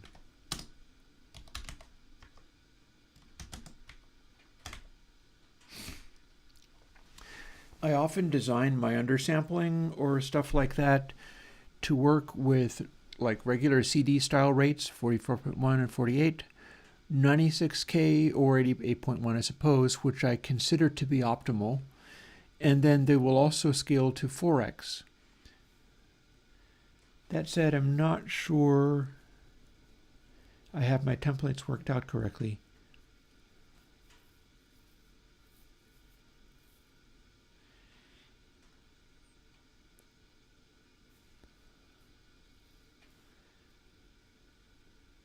But it's not going to show me my stuff right now. Like, that's the concern, is whether cycle end 3 doesn't actually end up be like 1x, 2x, and then it would be 4x, but I'm calling it just 3. But I can leave that alone for now,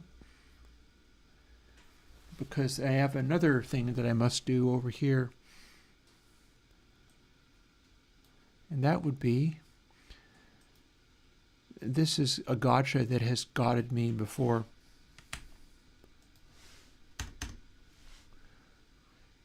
I'd better include that in the double precision one as well. So let's see. After handle inbound messages from the UI thread,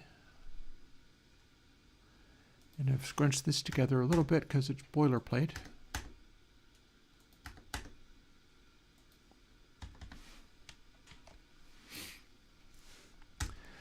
Like, if I don't have these two things matching each other perfectly, it won't work right.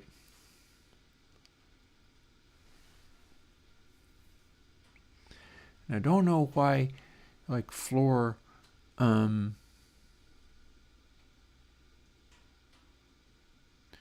floor can only work on a floating point style number, otherwise it means nothing.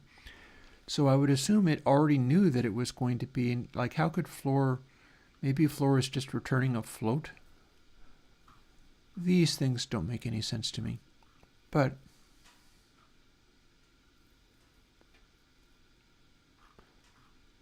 Oh, and I see another issue. That is an unused variable. That's because what I'm looking at right now is not actually the full-on meter, it's the tiny one. So I don't actually need that there, but these do need to match.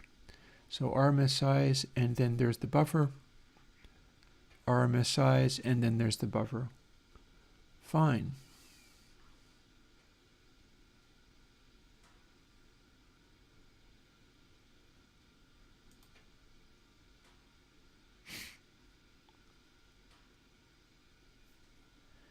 And I'm kind of looking around to see what else I can do. Because I can be including, in fact, maybe it would be a good idea. I can include my floating point dither and just have all of this match more closely so that when I do start doing work with it, I'll be able to recognize what parts are there and where I am, and I see how I can do that. But it will involve use of a SD card.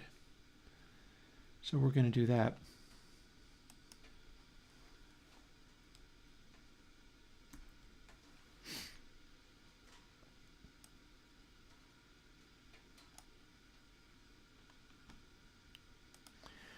Now, when I was working on the retro laptop, I don't remember whether I was making changes that I needed to then honor.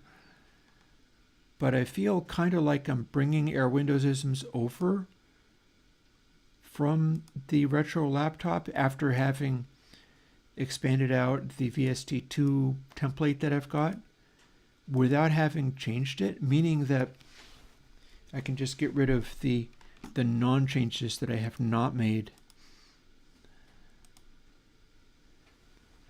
And having just dragged over, excuse me. You have to be careful with any small little motions that I might make because I am in dire straits physically, which is a drag. But I just recently had that doctor appointment where I was like, hey, I hope I'm doing okay. I'm kind of worried. And like, oh yeah, you're super insanely healthy. You're exploding with health. And then the next thing you know, here I am, like laid out with backache. Was I lifting? I'm trying to think of whether I was lifting something. But now we have the code that I was talking about literally on the correct machine. So let's go and deal with some of that. Here, audio buffer, float buffer. So this is what we're working with. It's not quite the same formulation, but we're making as much of it be the same as possible. And here's where it says double overall scale. And here's where it says double overall scale. And so the remaining bit that I want to take from here is my dither. We'll leave the rest of this stuff alone, but I want this. Which also means I'm going to have to instantiate my long double. I can find that elsewhere though. Give me a minute while I walk through this. Give me a minute, or you can just leave, and people don't have to stick around for this. This is just what I'm trying to do today. So here's our buffer, and then after the buffer we have this other thing going on. But we don't have to worry about that because this is the bit that matters.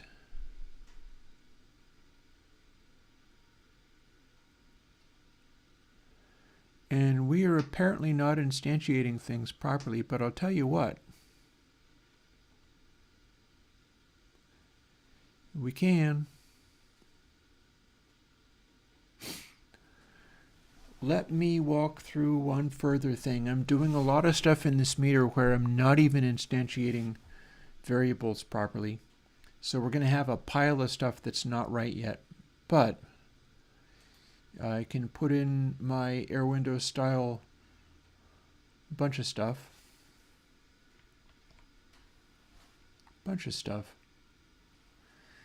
Let's just instantiate a bunch of stuff that might come in handy.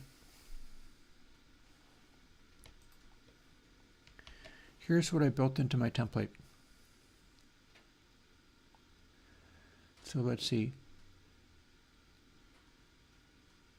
We are apparently doing this. Why are we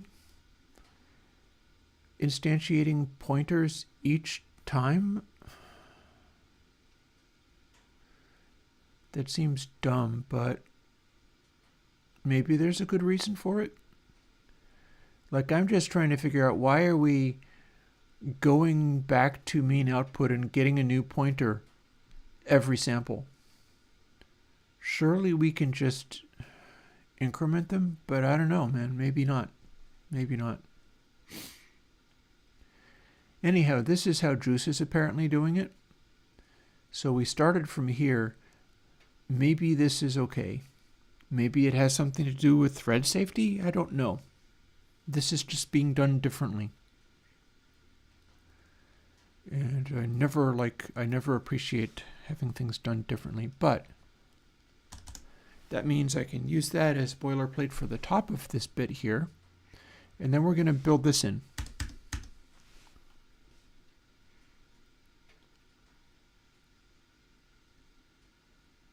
So normally we are referring to this syntax. So in fact, if I, instead of 1 and 2, just straight up call this L and R, it looks like it's going to fight me. Please don't fight me. Okay.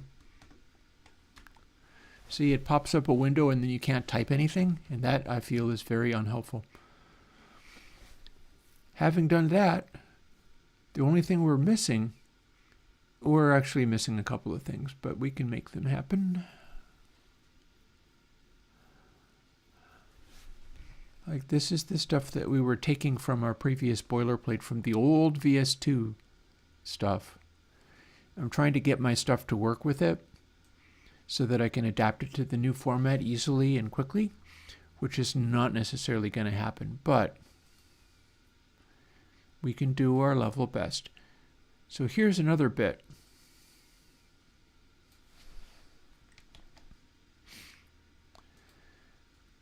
Do we have VST int 32? No, we apparently do not. However, I bet we can just use int and it'll still work.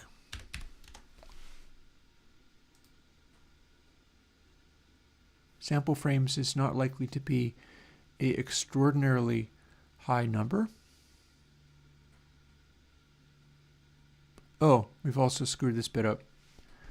Let's fix that. There we go. I don't know why it did that. Also, I see an immediate problem.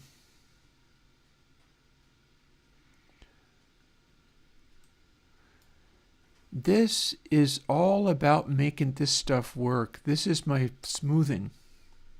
I would like to use the same technique I'm using for the VST2s.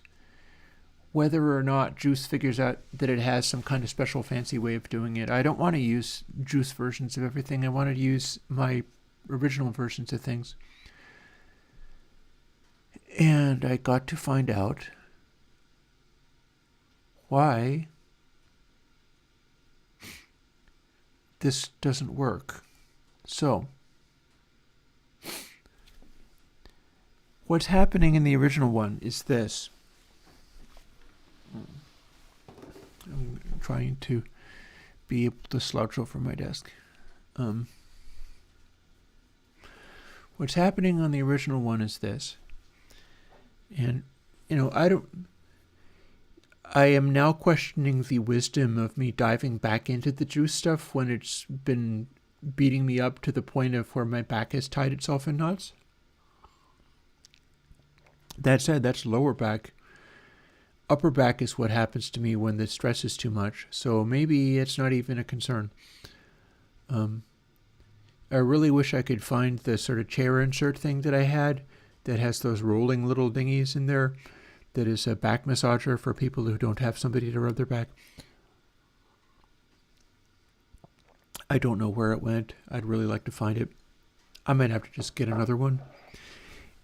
Once upon a time, I knew a guy who inherited crap loads of money from his father, and he ended up communicating to me later. In fact, he made a blog post and then he kind of dropped out of sight because everybody was after him at that point.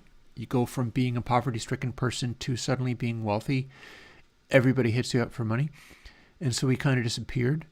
But before he did, he made a blog post about, like, these are the things where the super fancy expensive versions are actually cool, and these are the ones where there's no real point.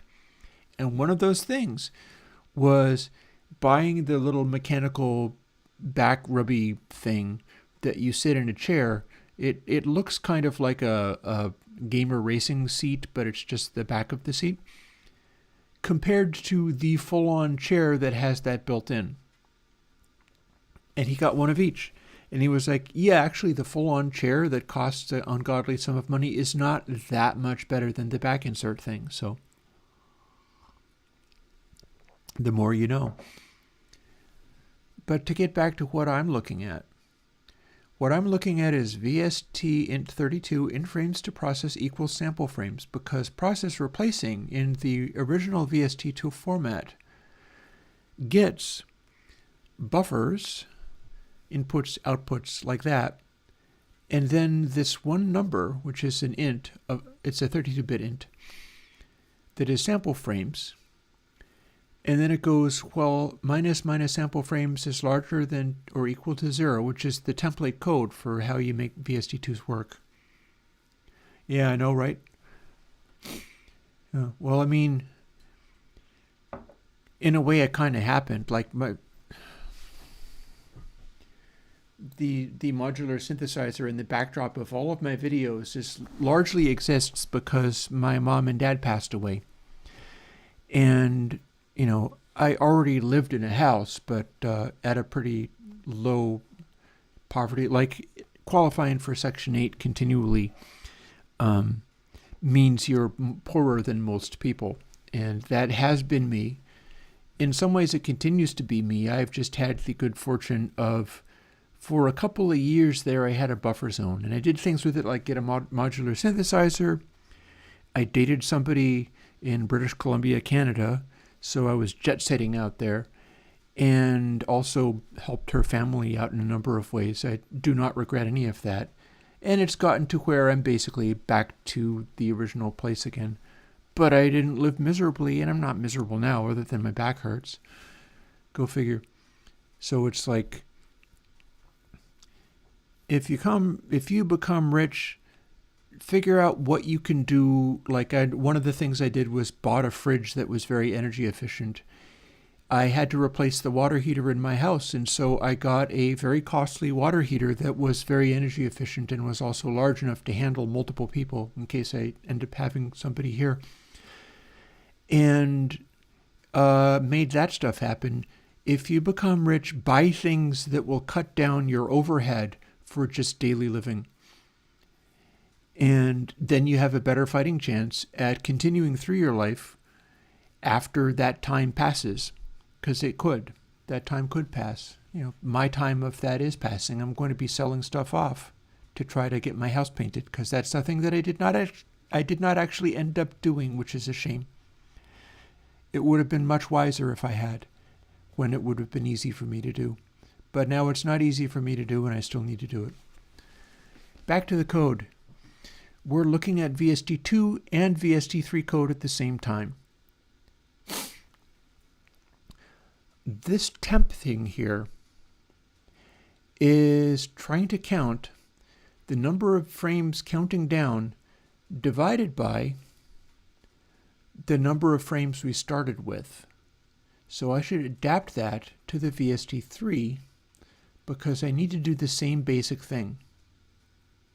However, that doesn't exist here.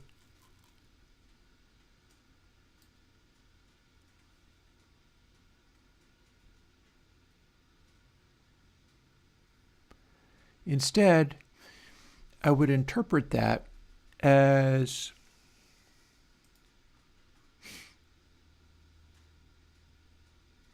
let's see how I would interpret that. This is going to be a change. The question is, how much of a change does it need to be? So we'll cut that away from there. This stuff is still fine. And then before we go into that buffer,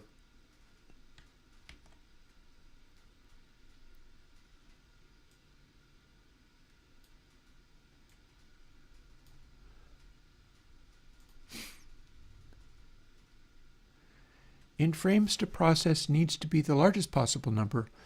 That said, these are going in opposite directions. One of these is counting up and the other one is counting down. VST2 counts down from sample frames to 0. VST3, at least this version of it, is counting up from 0 to the maximum size. But we do have the same answer for this.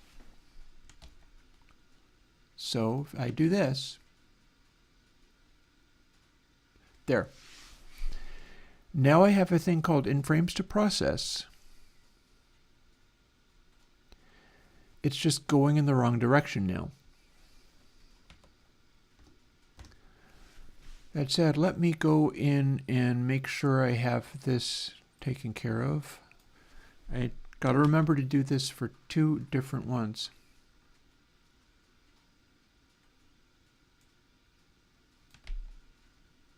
There.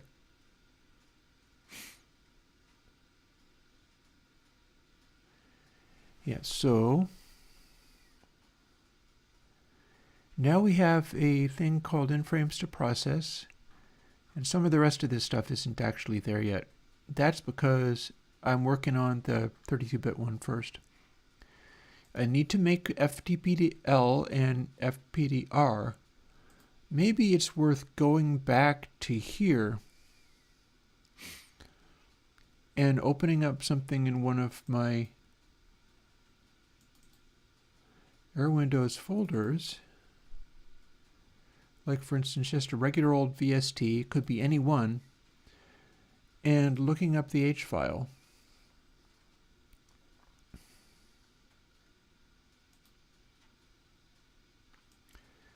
And this has got a bunch of stuff in here, as you can see. It's all kind of arranged differently.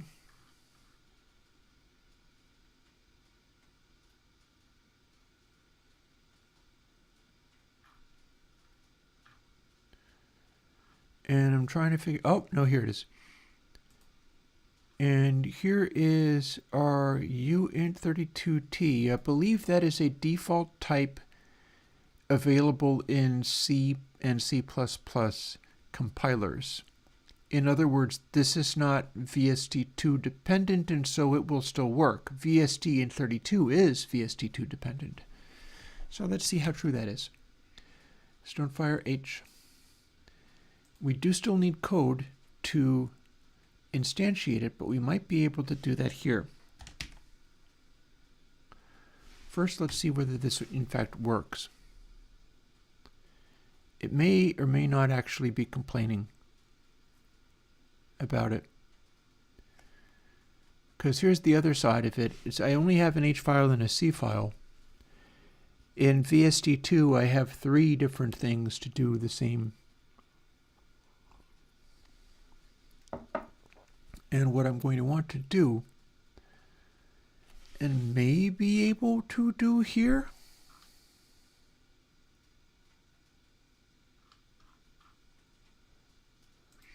I'm basically trying to figure out where I do these various things, like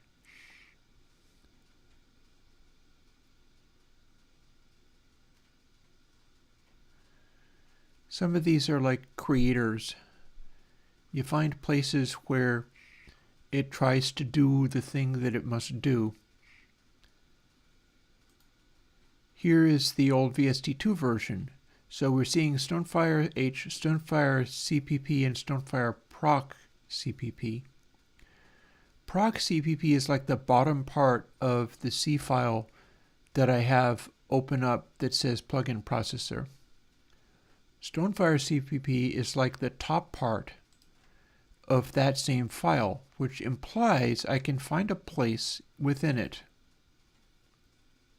See, we got this here. Excuse me. And we're doing this various stuff. Here is more stuff. This implies that for Stonefire plugin, you got to include the H file. We could have the Stonefire proc sitting at the bottom of this very file and it would still work, is what I'm guessing. And then we could rearrange this a bit and have this in the, these can be declared here, but they don't have to be made 0 here.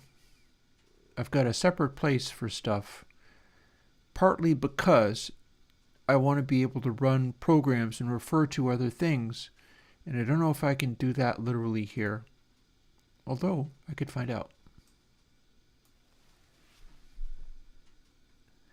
This is the code for doing that thing. Got to see whether it actually works there.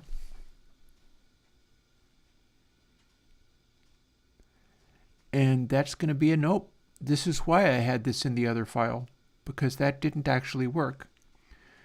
These things where I have defined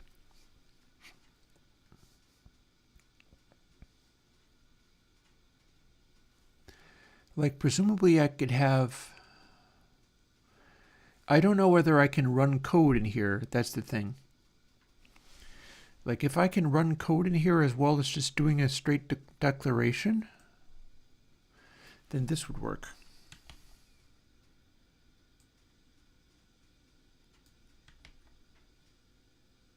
Hang on, I just did it wrong.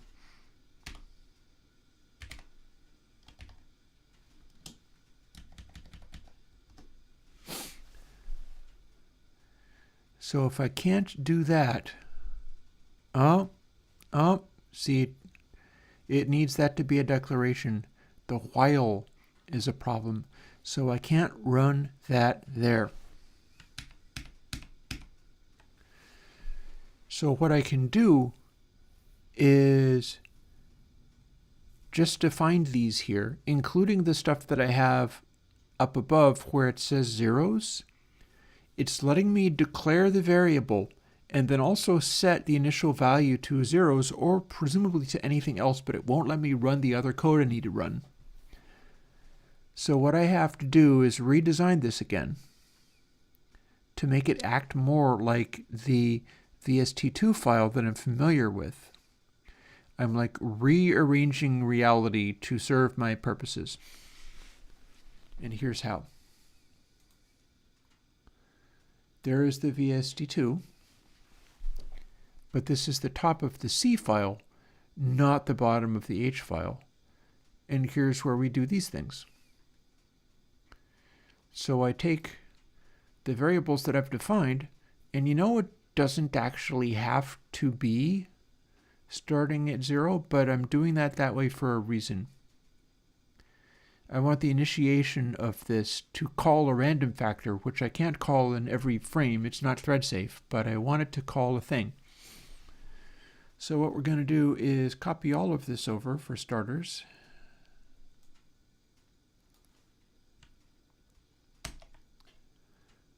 Having done copy, we're not even going to instantiate these things here.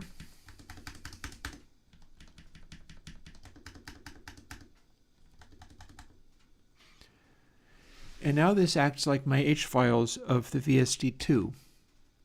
It's just got a bunch of stuff that I declare here, but I don't do things with it yet. And we're going to run from there. I wonder if there's anything that I can refer to. I guess not. I wanted to know if there was anything that I could refer to that would make it look like my VST2 file so I could glance at it and go, oh, I know what that is and where it is. But no. No. In any case, this is what an H file is supposed to look like in this particular version. Actually, no, hang on a second. I really do want to see whether there's something I should know.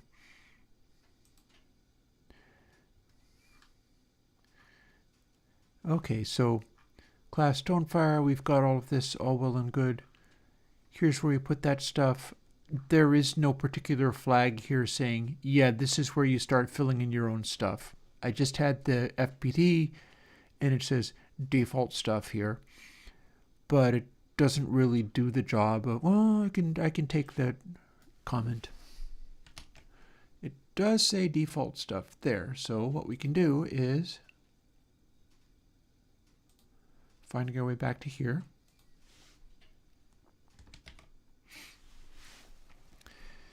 We can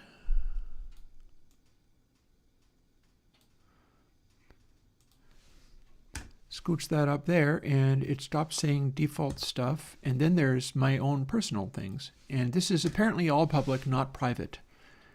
There is a private thing, but I don't know what it is or why it is. This declare non-copyable and a reference to apparently the object itself, I don't know what any of that means, but it's there. Apparently it needs it.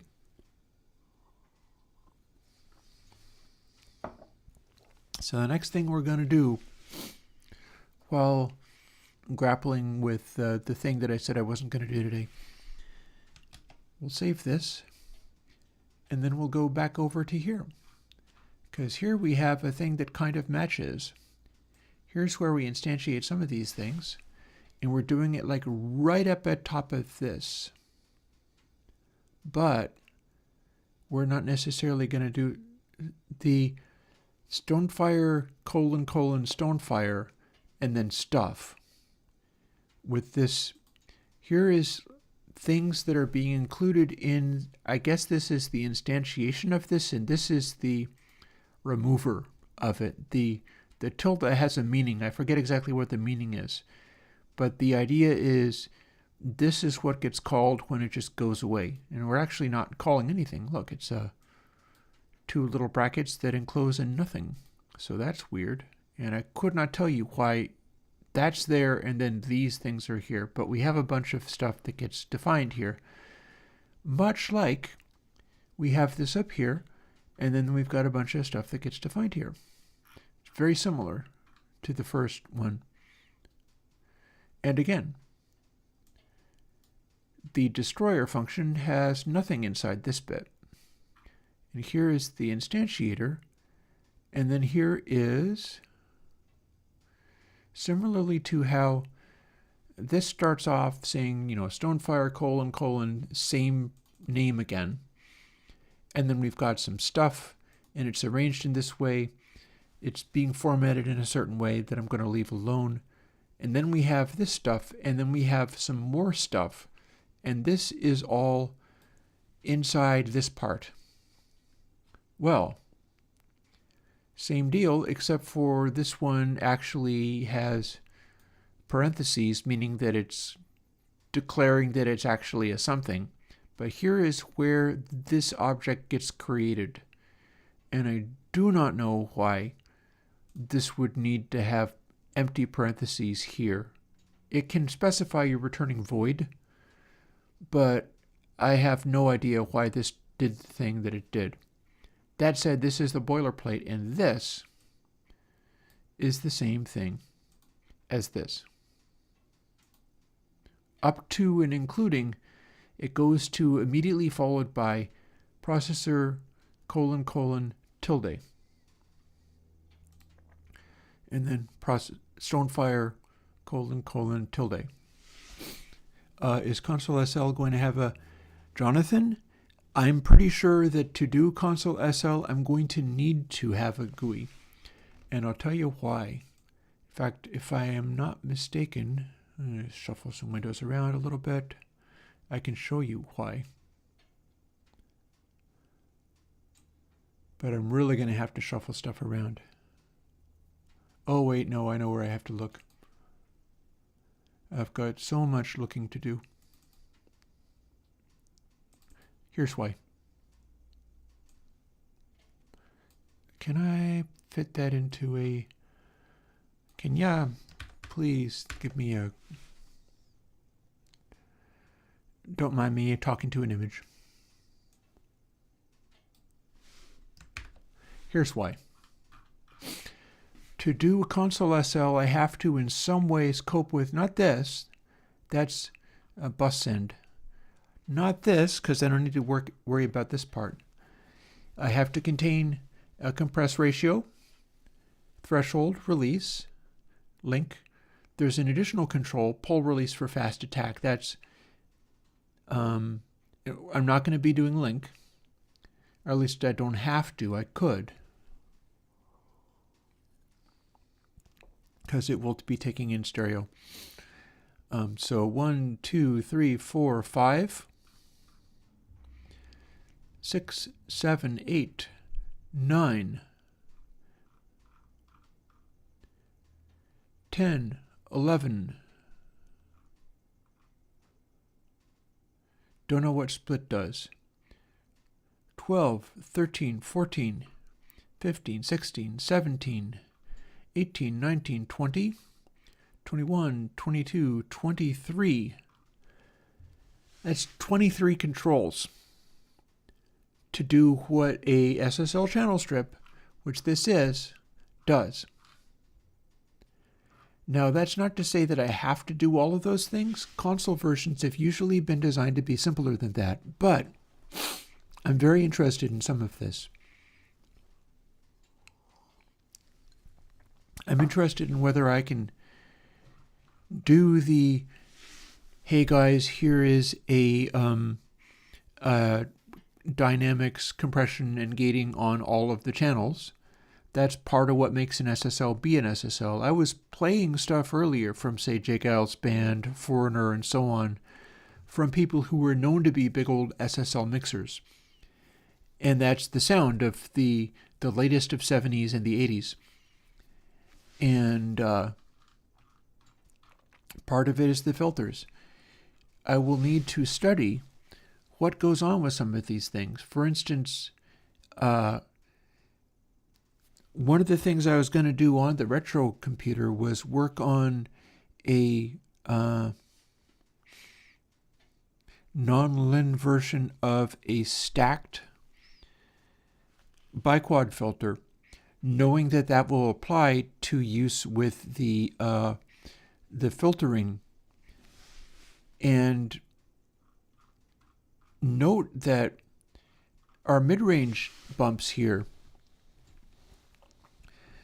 this is not going to necessarily have the same tone as what I'm using in like MCI and Console X, but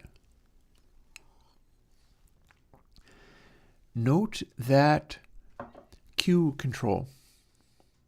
It goes from 0.5 to 3. That kind of bandwidth adapting is going to come in real handy, and you can arrange that kind of thing. There's a lot of things that you can arrange, like the bell, switching from a straight cutoff to a bell could also have some interesting factors. You can play these things against the overall filters, like these top ones, and also note they shut off, they go to out. But you can manipulate different filters against these global bandpass filters, and these are the ones I'm going to want to be 6-order householder. These are the ones that are designed to be, rather than a bumpy, sweepy filter, these are where you can just trap sounds in. And through use of all of this stuff, this is how people got those 80s mixes that are showing up so well on the metering. And it becomes very much a factor of figuring out how to make these do what the classic SSL did in a console SL.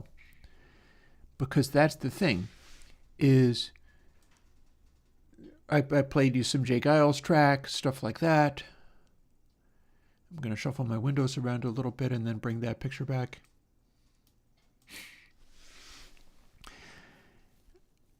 Those had a particular capacity you could like hype up the treble or whatever without just making the slew blow up because it would clip. They kept working on these and improving the behavior because the early ones, with all of those ICs, all the op amps in there, very cheap op amps with slew limiting problems, it would become a thing where you could hype the highs with that. You could get that 80s sound, but it would crap out almost immediately. But in so doing, they produced a thing where you could hype the highs and then not have the slew extend too far, bringing you into that zone of amazing sonics. And that hit in the late 70s and early 80s, and then throughout the 80s. And the music business just kind of exploded as everybody was doing these very sonic sculptural, mixed masterpieces and getting more and more exaggerated with them, using gear that restricted itself to only what was going to sound tolerable.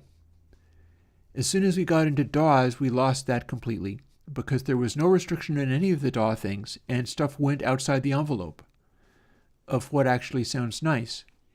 Whereas you could hear on the SSLs and you cranked different things in different ways. You went, wow, that's extremely bright and also kind of really dirty in a way that I can't interpret. Well, now we can interpret them. It's all of these analog limitations and distortions and saturations and things. But I recently watched Chris Lord-Alge talking about this stuff because he was doing some kind of, SSL plugin thingy and talking about how he just used his old SSL 4000. It was his instrument. And he granted that the EQs were grungier and nastier than a lot of better ones that people were able to find. And he did not care because it was his instrument. It was the way that he could get stuff to sound the way that he wanted, which indeed it is. But he's downselling the fact that it's doing more than just being a clean EQ. You're not doing mastering on an SSL. You're voicing a bunch of raw ingredients into a sound that can be exciting and sit well with people. What I'm wondering is whether I can incorporate some of those limitations in ways that are less gnarly than the original sound, because there's other things, like you can restrict the slew of a thing more cleanly and with less like background noise and stuff than a crappy old op amp. You don't have to just reproduce the circuit and all of its limitations. You can figure out what the meaning of those limitations are and then do them in a cleaner way. So Console SL will not be a clone of what something like this is, but it will try to be able to do the same envelope. And the envelope of performance is what a guy like Chris Lord-Alge is going on about when he's like, this is my instrument, this is how I can make stuff sound the particular kind of amazing that I need to make, and that's why I'm not using anything else. It's because you can zero in on that envelope and know, like, okay, here's my bandwidth restricting filters. They're supposed to be a little steeper. These are not mellow, gentle filters. They're fairly high order, although maybe not the sixth order that I'm looking to make. And then here is our high shelf. Bell means it turns it into a boost. I assume that if you turn bell, actually I'm not sure. It's like if you take bell off, maybe what happens is it just becomes much shallower, in which case it turns into a single switch that does the job of this. Like you got bell and you've got this knob. This knob could be up here. And then this would also have a knob for that purpose. And maybe that would be an improvement. If you know what it's normally set to, you just use it as that. But then if you want to tighten up that high frequency band, all of a sudden you've got 4 parametrics. And that could actually work very nicely. But you design it so that it has these particular behaviors on tap, expand it maybe a little bit more as needed, and that's basically 4 parallel bands of stuff to do. So what I'm thinking about doing is making non-linear biquad filters that are, again, stacked, so that I can have those ones on the very top, where I can have a higher order filter, but then also do the same thing for these ones that are simply boosts. Like, you just add or subtract this. It's simply a bandpass, but it's a bandpass of a particular kind. And the idea is be able to do that with, that HF as well. And take each of these, do the tripled up biquad, which if you do it properly, and I love one thing about this, like if you do the tripled up biquad using a particular arrangement of the Q factors, the center Q factor is literally what you would start with. If you're shooting for a Butterworth cutoff of just a straight roll-off, then you have a 0.7071, etc. And that's what the center biquad ends up being. But then the ones flanking it would be a proportion of that. So you could have the bass and treble just straight up roll-off filters like brick walls. And those would be fixed to 0.7071, etc. as their center filter. But these other ones where there's the control on it, or it says bell, you could just vary that. You could just vary that center Q factor, which would mean it would become a nonlinear resonant peak. I want to hear what this sounds like. We will before the day is out. I won't spend all day working on the templates for the juice. I will get back into this, and then we'll get to play with it, and I'll get to hear what it sounds like. There'll be 3 controls for starters. But that's the idea, is be able to define it so that I can have that sweepable filter, and you can have it behaving as if it is like a 1.5 Q, but it's actually made up of 3 shallower filters inside the one filter that combine to be about 1.5 Q, but are secretly not, because that's about using these multiple biquads with different Q factors to produce a more interesting and steeper final result. And what might happen when I make those nonlinear, when I dial in that non-lin that I added to the first one, the biquad non-lin that I just put out, if I include that with this sort of stacked up biquad concept, I should be able to get anything that the real SSL EQs can do. Perhaps even including something to have it saturate a little bit. The challenge with that is finding anybody that has a real SSL channel strip and has put that stuff on the web or whatever, so that they take the sound and then, I don't know, distort it basically. If they take some kind of sound and then they put on the web them messing around with their controls and going, this is what it sounds like when I crank the high mids up all the way. And then it does this gnarly abrasive sound. And they go, oh, hey, yeah, we don't usually like to do this much to it. Well, that's what I'd want to hear, but I don't want to hear a plug-in version of that. What I'm looking to do is hear what I see on this. You could even go to what I'm currently doing and then take these colors. For instance, we got white frequency extreme filters, like my isolator filters. We got white isolator style filters that are steeper. We got red HF, green high mids, blue low mids, and then brown for low frequencies, because this is the older channel strip that's being sold on Reverb somewhere or already has been. I could take the thumb colors of my knobs and set it to be these things. And then it would have that little color coding as well. And yeah. There is a lot of neat stuff to be done. Also, I would really like somebody, if somebody can reproduce this, anybody who has an SSL that is in my audience, right? There's a funny thing you could do to a 4K with a sine wave generator where you could play music through the stereo bus and fade in a 50 cycle tone. The mix would turn into absolute garbage in the funniest way, where old classic desks, Neve, Trident, so on and so forth, would eat it up and ask for more. So apparently, you can take an SSL 4000 and play music and then throw a sine wave in there and get some kind of heinous distortion. If I could interpret what that does, that would be very interesting and useful.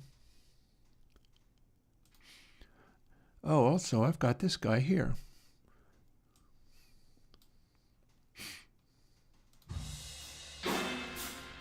I can't hear him, but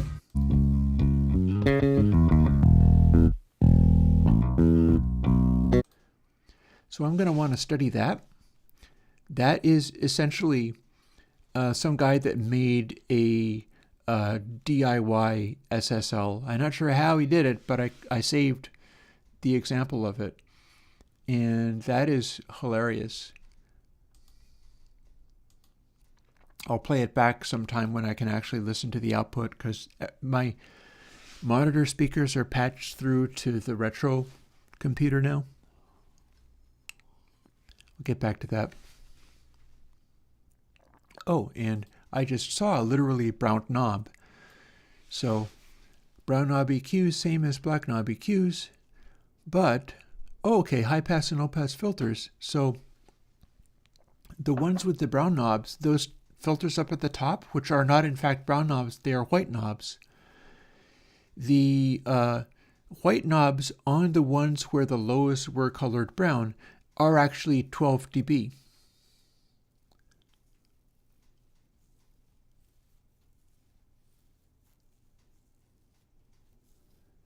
And here's more commentary on what this was about.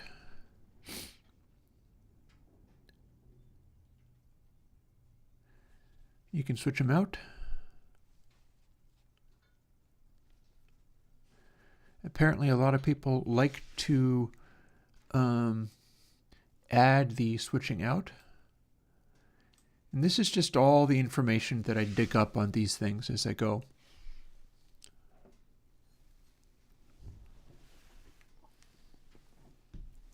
Probably going to go and get another cup of coffee in a moment.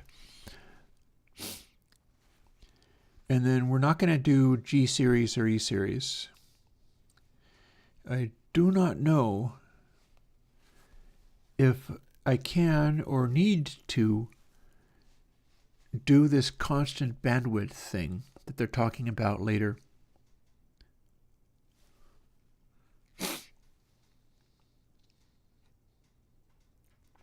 I'm reading it.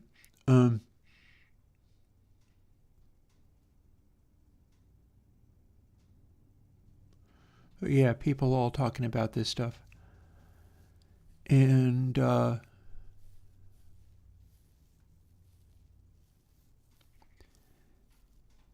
maybe that thing where the picture that I looked at had a out switch on the high pass and low pass filters. Maybe that was retrofitted. That might not be stock to the originals. Because see how this little commentary, which you may or may not be able to read, I'm just barely able to read it. People such as Hugh Packham were complaining that that affected the sound of the EQ, and whenever you've got that switched in at all, you're constantly using that. So they had it at a shallower filter, and then when you now can switch them in, they could make it to be 18 dB. Well, what I'm thinking of doing is doing that triple biquad arrangement, which should be able to make it even steeper than that. but one thing at I'd like to say one thing at a time, but I never do. Let's close this. Let's close this. Let's reopen these and get back over to the thing that I was doing where I started talking about the other thing and stopped doing the thing that I needed to do. This in the old VST2 is this in the new one. So here's where we add parameters. Also, I seem to have made these line up in a funny way, which is fine. Oh, I know why it's doing that. Knob A, knob B, and knob C didn't used to be looking like this.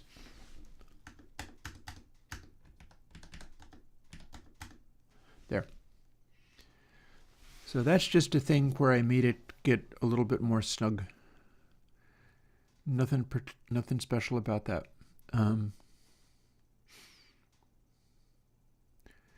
Would I rather have the parameters up top?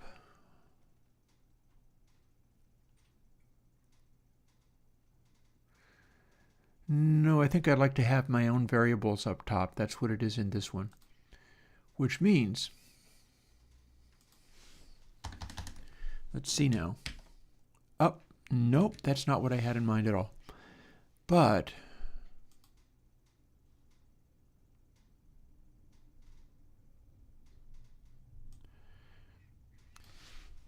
if I copy that so I know what numbers I'm dealing with, and then go back over here, we don't actually need to redeclare these, but here's where I can start incorporating some of the stuff that I had before, if I am clever about it. And these are variables that I defined, so I'd like to make this look like the VST2s I'm used to working with. Again, so I know where I'm at as I start struggling with all of this. We got expression result unused. I knew it was going to do that, not a problem. But we've also got, let's see.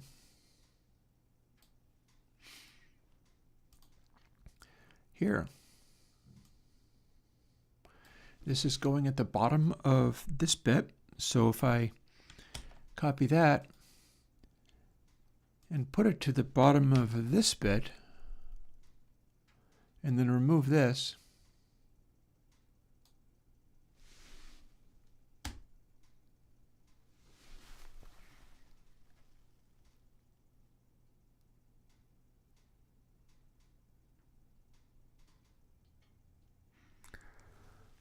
that should not be doing what it's doing, but this is more complainy.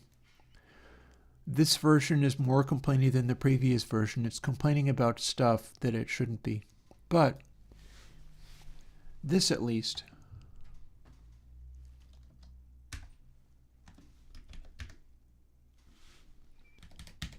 I should be able to do this at least. And in fact, I can.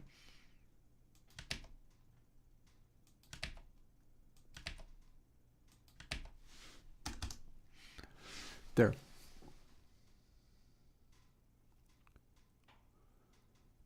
Do not, oh, I see what happened. I've got another typo. You can probably see exactly where it is. I don't know how that happened, but it did. Check that out, though. The new thing may be more complaining about implicit conversions and stuff, but it can do stuff like this. Check it out. Boop. Why, yes, I do want you to use this replaced thing. And here we are. So now we've done this. I do wonder whether I can, like, it doesn't seem to be complaining about being assigned an int here, but it does seem to be complaining about this other place. So seeing as this is where the little underscore is, I believe that means it says that's where it's starting to have a problem. Now with this, we are making rand times UN32 max.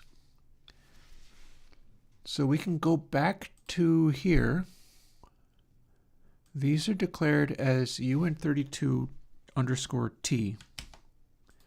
So if I just copy that out of there, and then we're going to do a little paren,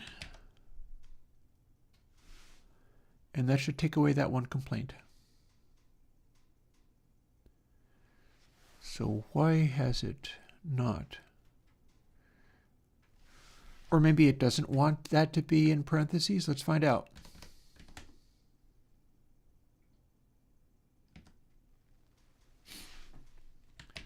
Let's find out if we can do this.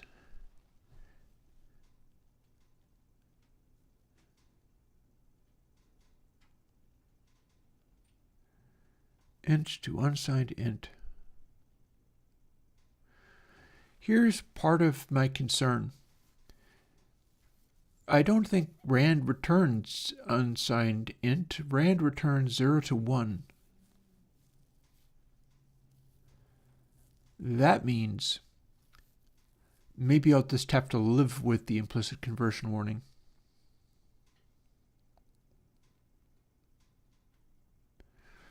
Or maybe it's actually complaining about this part here.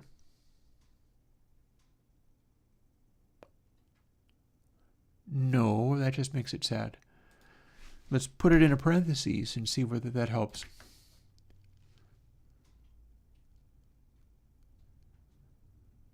Okay, it's upset about rand. I don't think rand is actually returning an int. If it did, it wouldn't matter, because one of the things we're doing with fpd, L, and R is they are ints that are meant to overflow, because that's how the randomness is being generated. We're kind of setting up to do all of that stuff.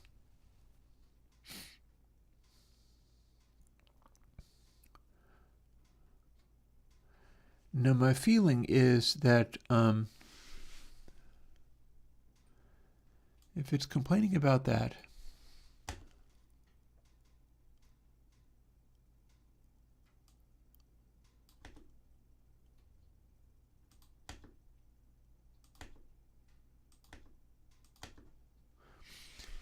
we can put it back to this.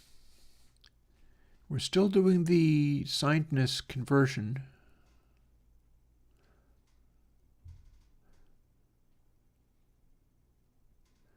I'm still pretty well, I don't know. Let's go and do a little research in on that then. Let's do a little research in on that.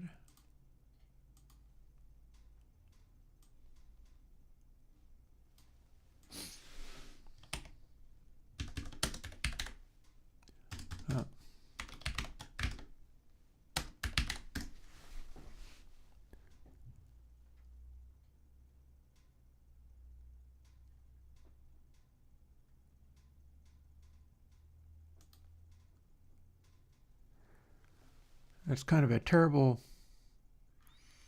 way to work, but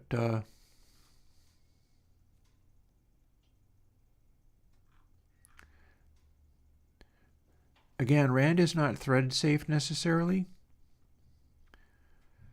so I wouldn't be wanting to use this in the normal context. And yep, nothing that really works for this. We're just sort of trying to do something where it'll be different each time.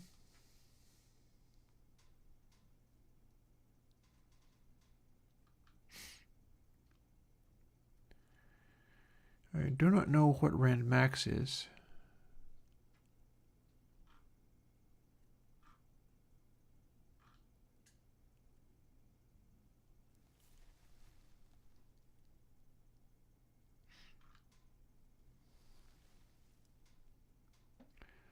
This is the kind of stuff we're doing. It's just a question of how it is to be done. Also, I'm not doing std : rand. There's probably a better way of saying that. I feel like there's bound to be a better way of saying that. That can't be how we call it. How do you pronounce s : in C++?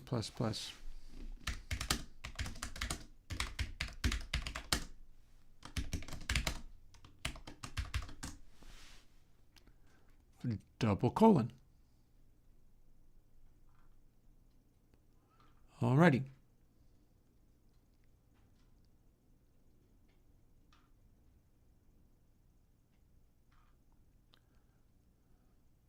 How do you pronounce Bjarnstrup? I don't. Anyway, that is a distraction. I thought there was a special name for it, but maybe not. Maybe there's no point in dealing with any of this. Implicit conversions won't stop it working.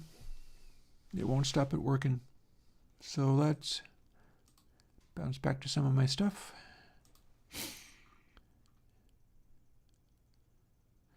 So now these should in fact work. We have probably also solved some of, well, not this, but we just need to solve this and then deal with what's here. Because we didn't copy that over.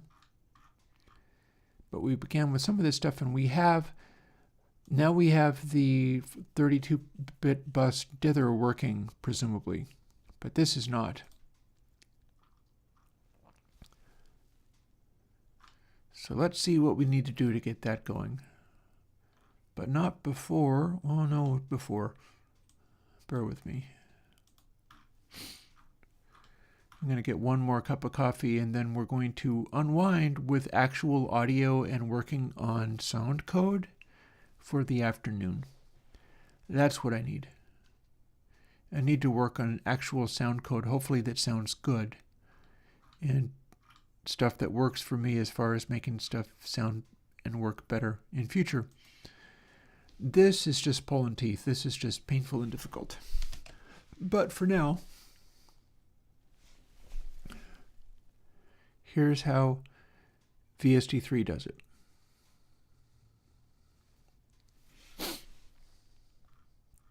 And all this should still work. We skip over all this, skip over all this, skip over all that, and here we are with this. Here we are with another implicit conversion that I know is happening. It's floor. Of course it's going to become an int. And then this is the bit that doesn't actually work.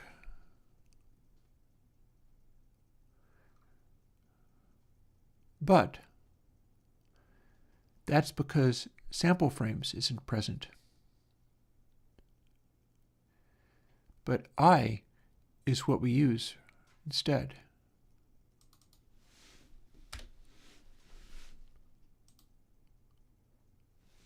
There, that one small change. Now we have a temp that is going to count from the one end of the buffer to the other at whatever size the buffer's maximum samples is. So that's cool. So far, so good.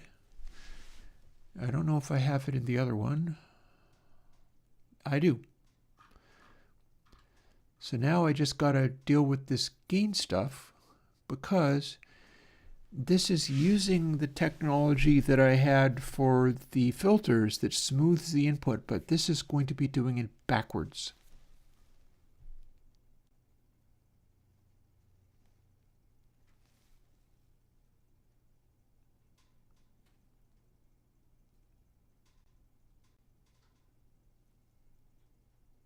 However,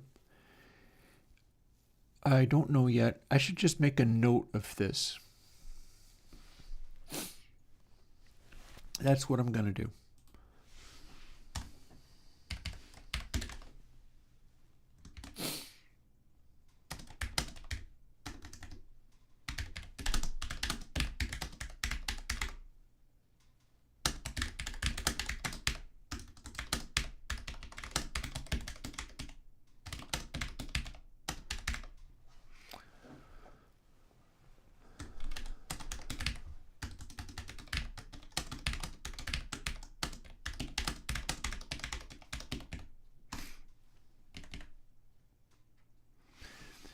Because the deal is, the way this is going, the smoothing means that it has to go from the beginning of the buffer to the end of the buffer as starting with from the previous buffer. It starts with the previous setting, namely gain A.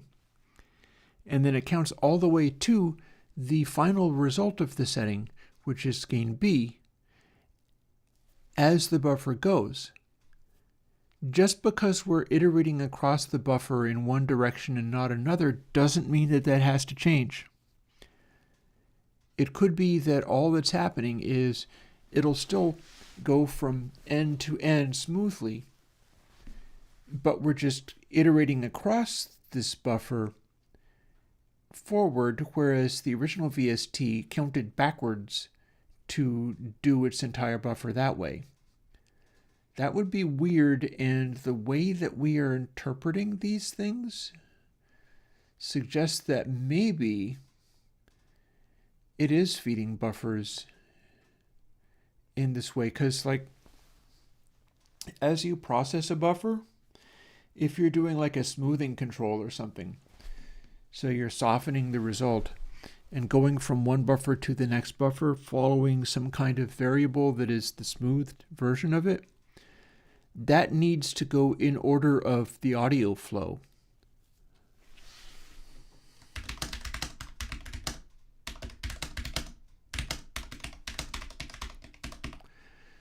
So we should be going from earlier samples to more current samples as this buffer steps along, which would mean that the original VST2 format fed us the buffers backwards. Minus sample frames is larger than equal to 0 sample frames is counting down.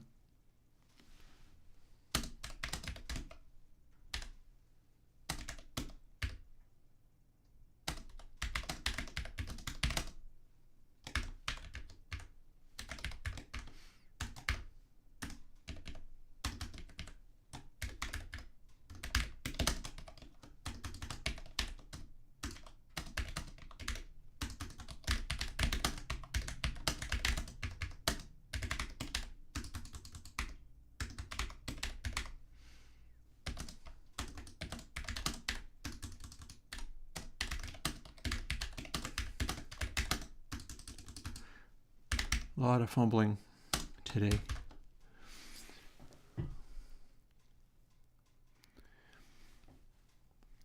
Which would imply that like temp is this divided by, so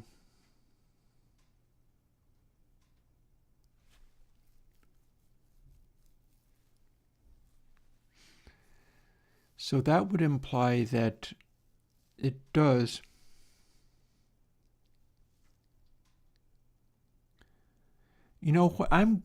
I think I can simply assume that I'm interpreting that correctly.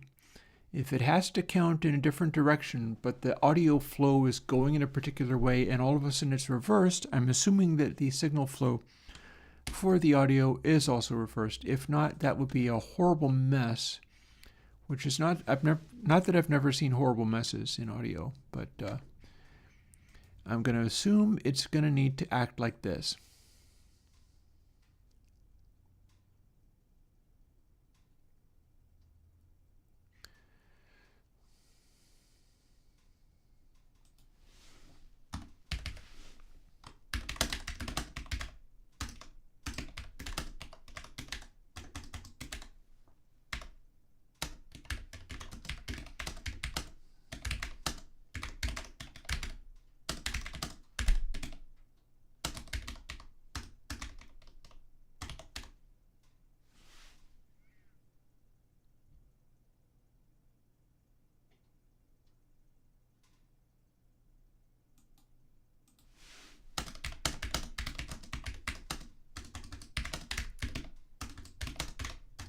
Can't type today. Maybe when the ibuprofen kicks in, I'll be able to focus better.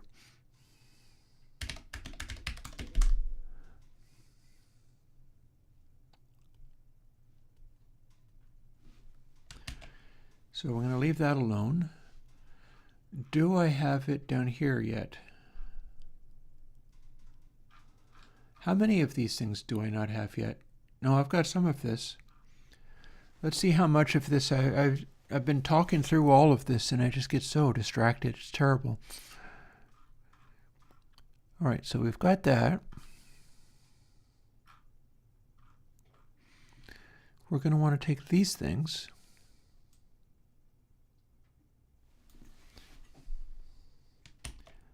we're going to take that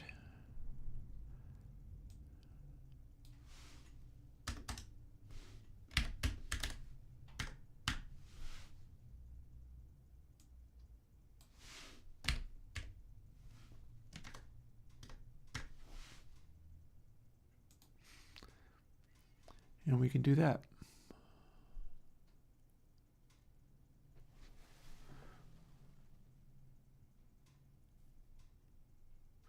Well, as long as we're doing this,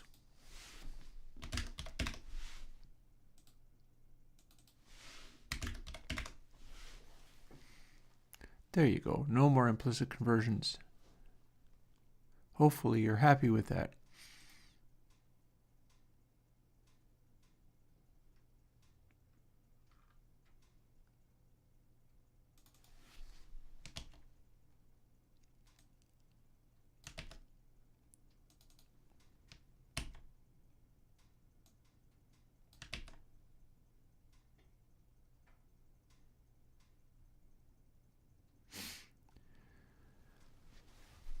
And it's dithered, so we needn't worry about that bit, but the other one is going to be fine. And now let's see what we get when we just copy this stuff over.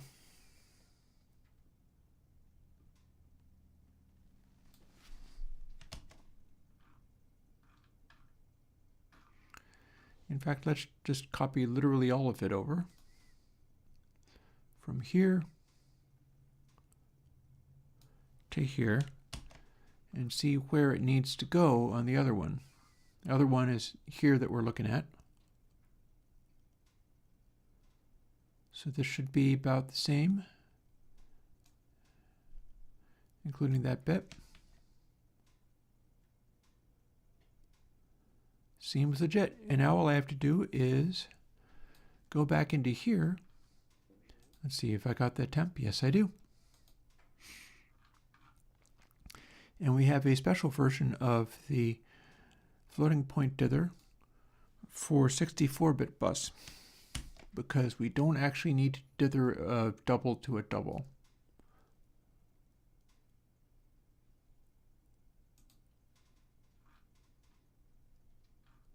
Here's your 64-bit bus, and here is where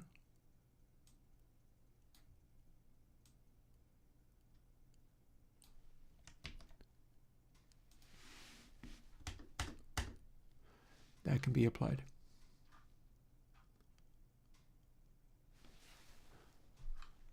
And we're more or less just passing through. And if I'm not mistaken, let's see if we have anything else in BB Edit. No. Let's see if this still builds if I hit Command B.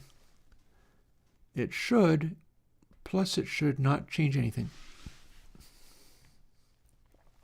Okay, so quit out of Xcode over here. It will have added itself to the right place. Let's go to something else, something like this. And if our VST3 gain, we haven't finished with this stuff, but that will someday come.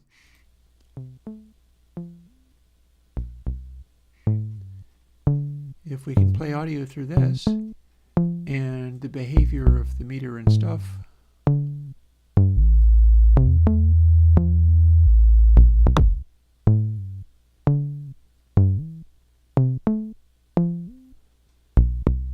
it looks like it's drawing a little bit funny, but I'm not sure that's a problem.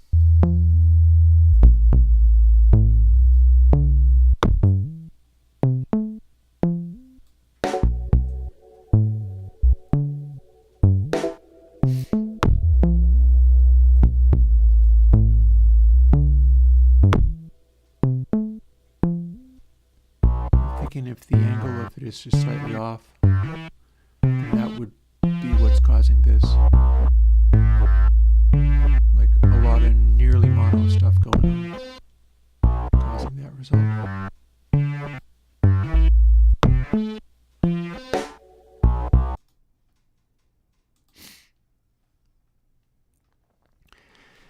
And I'm going to go and make one more cup of espresso, as it is a little bit past noon, before we get into actually going back on the retro computer and doing the biquad thing I wanted, which will involve being able to hear stuff over the speakers that I'm working on. I'm not able to hear any of this, but that's my problem. For the time being, we don't need to do content peak. This is streamable stuff.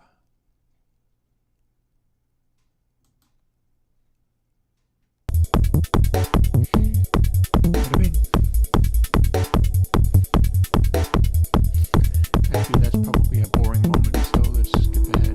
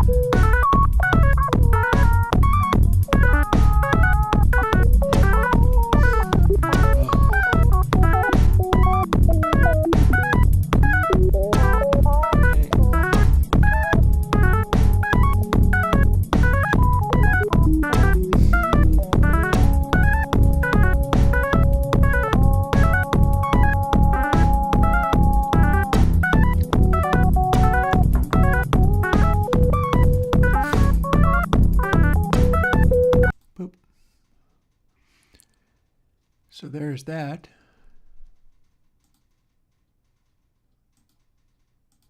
Let's quit out of there and close here. We've successfully finished doing this. That's cool. And that's a reference that I had. And I don't need this thing on the SD card anymore because I used it.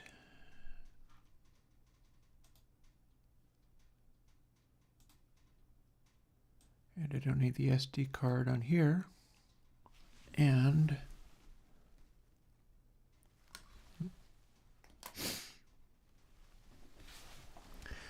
okay, you know what time it is? Retro computer time. So here's where we're getting over to, or at least if I can move around in such a way that I can be seen on screen. I'll figure out how to make this work.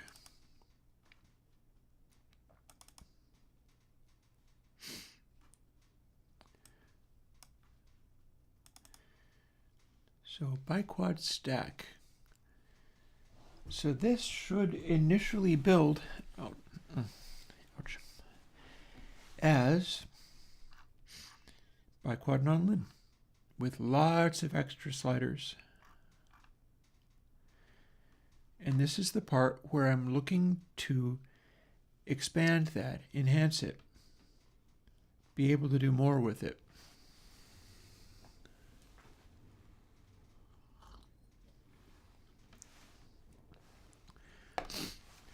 To do that, I need to figure out how to do a triple biquad filter in the space of one,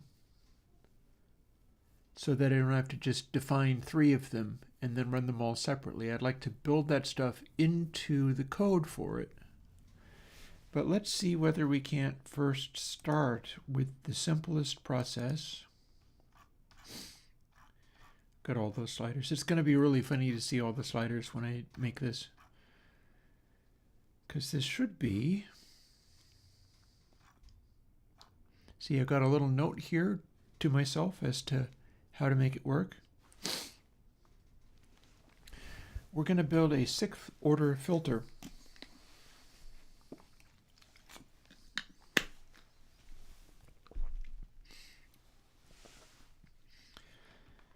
And the reso is going to be this number initially. In fact, it's starting out as this number initially.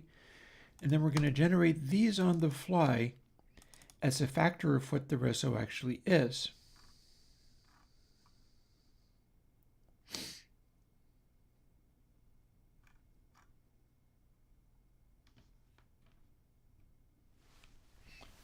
And these things are being generated and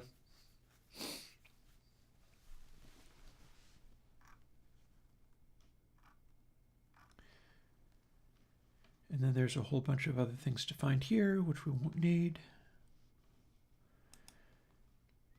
But I guess we find out whether it builds.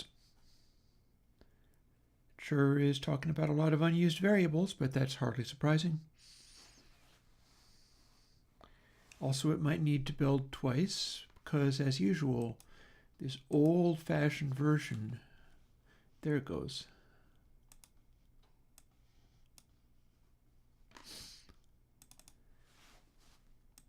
It doesn't build its support files at first.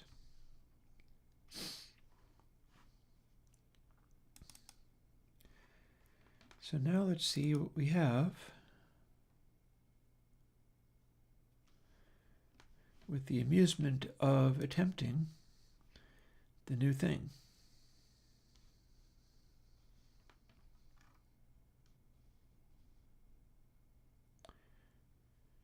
I shouldn't have to go looking for... Oh, I'm looking in VST effects. It won't be there, but it will be here, not in non-lin, but in stack. Look, you can even see them. Check it out. Check it out. You can have 26 things in this interface, and it even fits in an old laptop. That's horrifying and hilarious.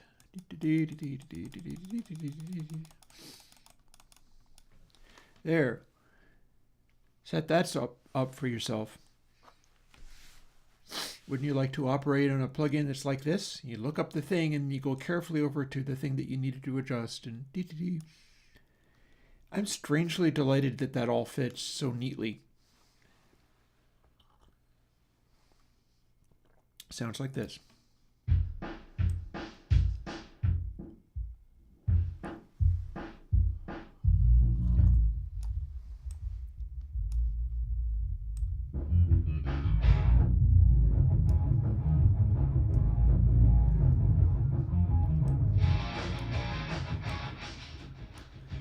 And there's our nonlinearity.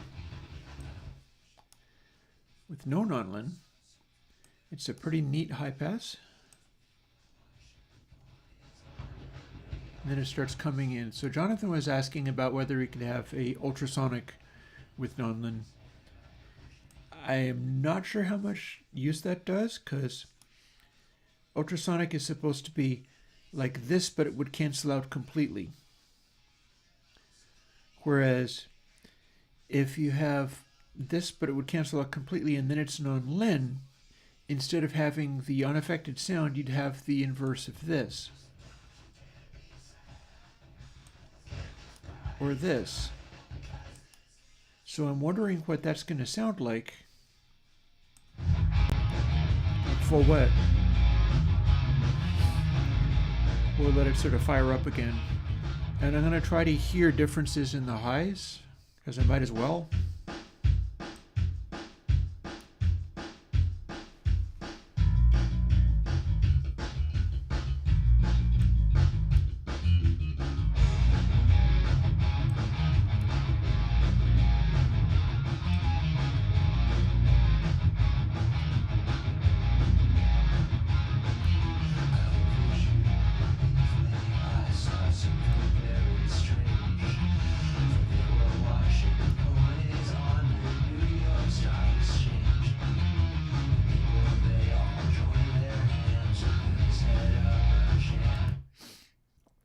I'm not sure whether maybe that might actually be a good idea. We'll see.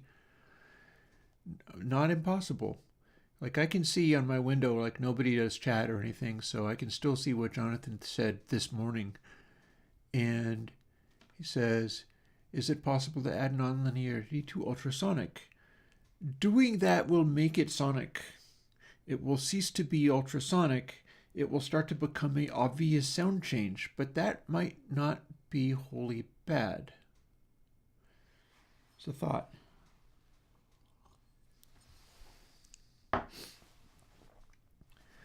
That said, we are now in with the non-lin, including the ability to do a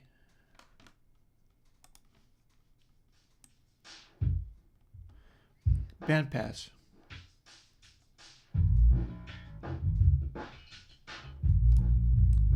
And a non-lin bandpass. That's very grungy.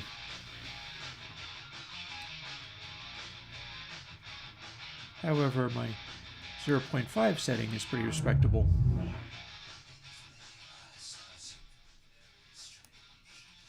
That said, the higher it gets, the gnarlier it is.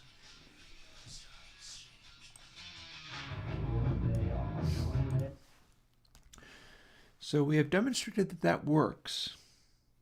And also that we can do all these ridiculous numbers of extra variables. Like if I want to dial in little details of the algorithm, boy do I have a lot of options.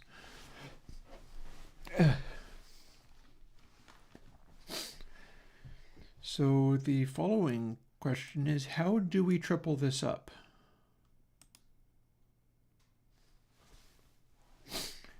Which is a fair question. So what we're looking to do is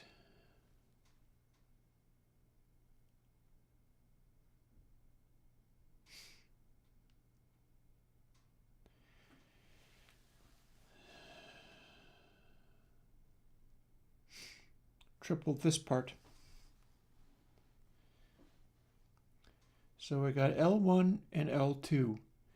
This is being implemented as a single channel of a stereo. So in my define, where the enum is telling what all the variables are, that enum is capable of having R1 and R2. The other bits in it don't necessarily work that way.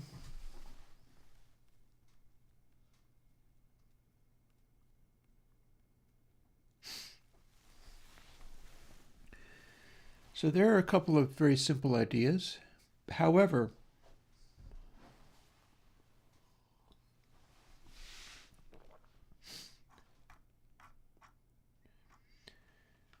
if we have different resonant frequencies, these will be different too.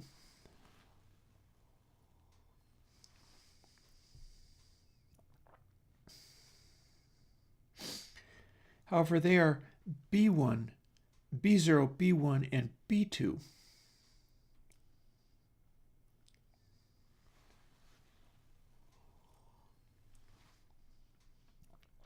So here's what's going to happen.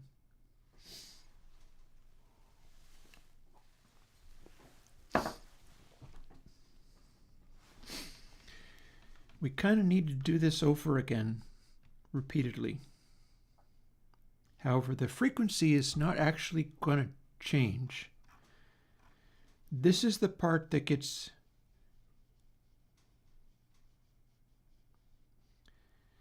see, dia 0, dia 2.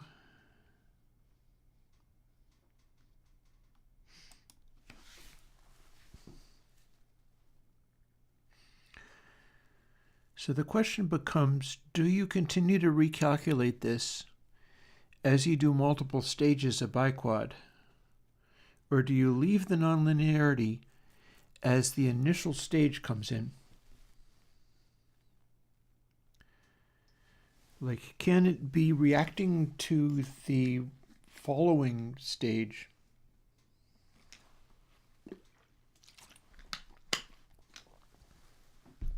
I do not know what the answer is to that question.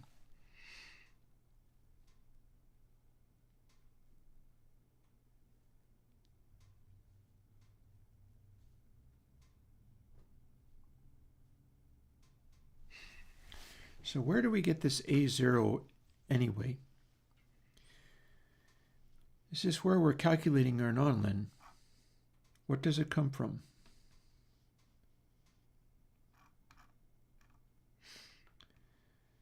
A0, B0 times buff. So we're generating the new B0. So AB0 is really the one.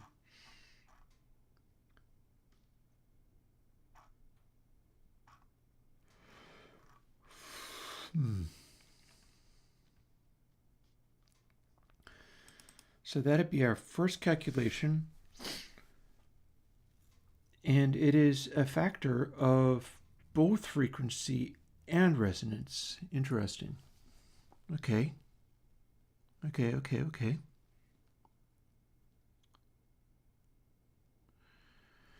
it appears to be the same each time.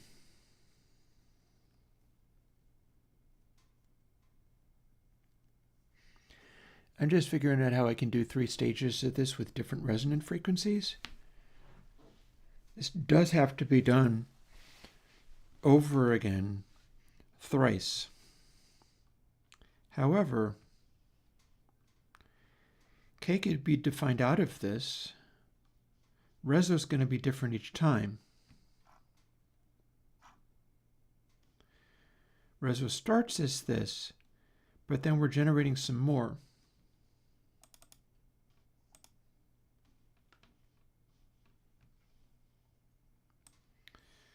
Let's move this comment down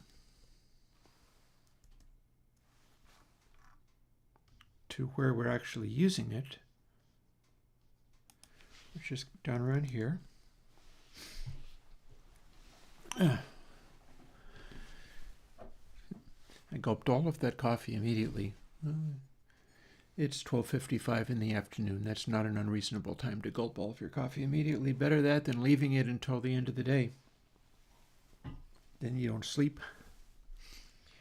And I'm going to need it. My hope is that by Thursday, my back will have straightened itself out a little bit. And part of that is falling back to stuff like this that is not as stressful as the whole juice GUI type stuff. I'm putting in a lot of work on that, and that's producing good results, but it's brutal to go through. I'm assuming that's what's getting to me. Although there are other things as well. But I'm looking to fall back to stuff that is more direct for me.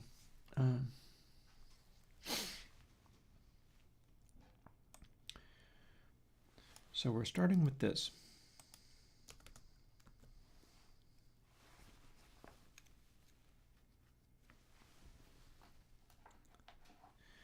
So let's get out the old calculator and see what we can make happen here.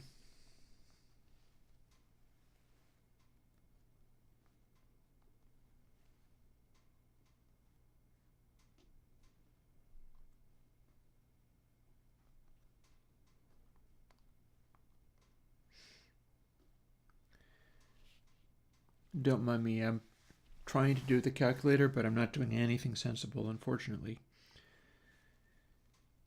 Because pretty much all I got to do is make these numbers turn into each other. And I tried, I think, too hard with the juice stuff and the template stuff and the gain stuff and the making VST3 look and act more like VST2 stuff, and now my brain's gone. And that's unfortunate. That seems like not awesome. But, you know, what are you going to do?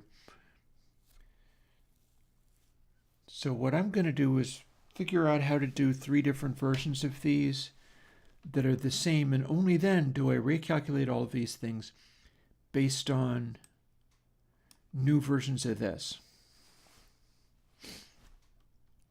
Because I need to make 2 new versions of this thing here to put into this algorithm.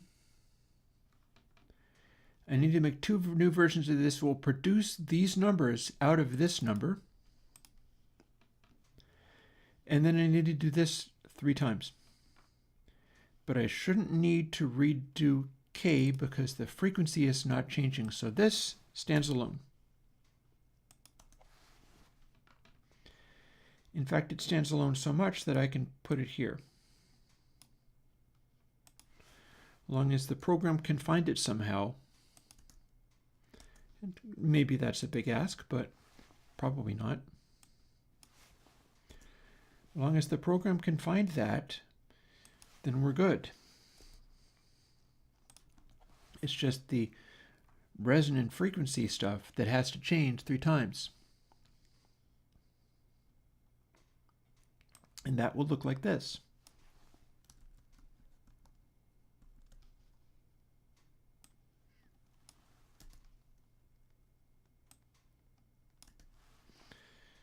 So it'll look like that.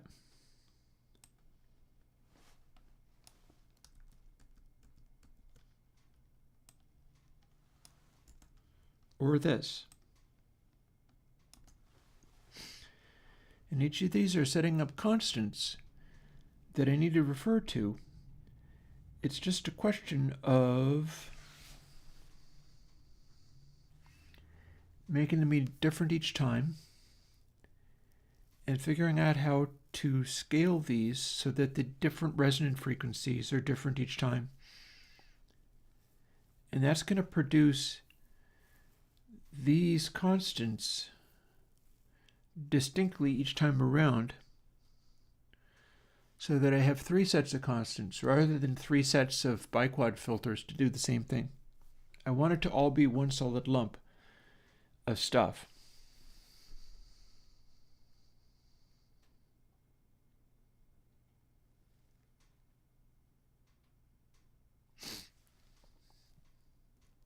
And again, I get to leave k out of it because I'm not actually adjusting the frequency for anything.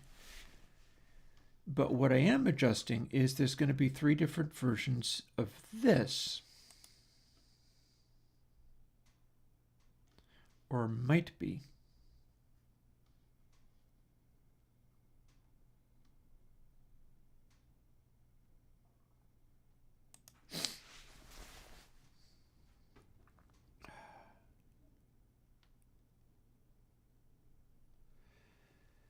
Or, well, hang on though.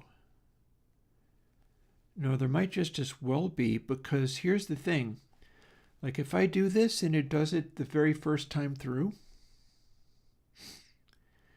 it's producing a thing that is part of the guts of this algorithm in such a way that it is starting from biquad A0, and A0 is getting created differently each time. It's a factor of this. It's being created out of these, so it's getting smoothed each time too.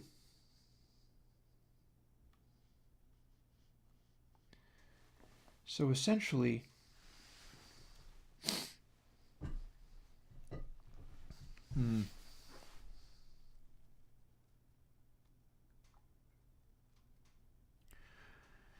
I'm not thrilled by the exponential increase in complication from all of this.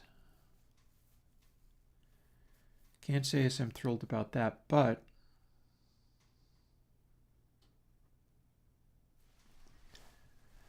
there could be some factor of worthwhileness to it.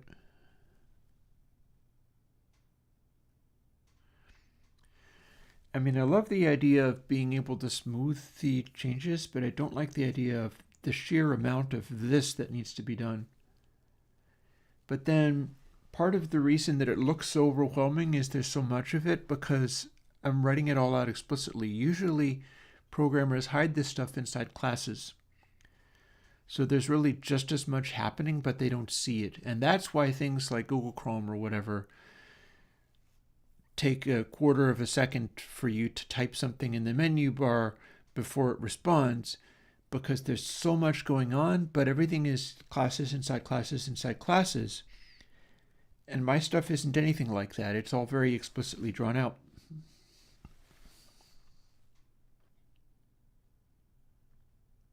That said, it is always worth trying to see whether there's any simplification that can be done. What I'm wondering is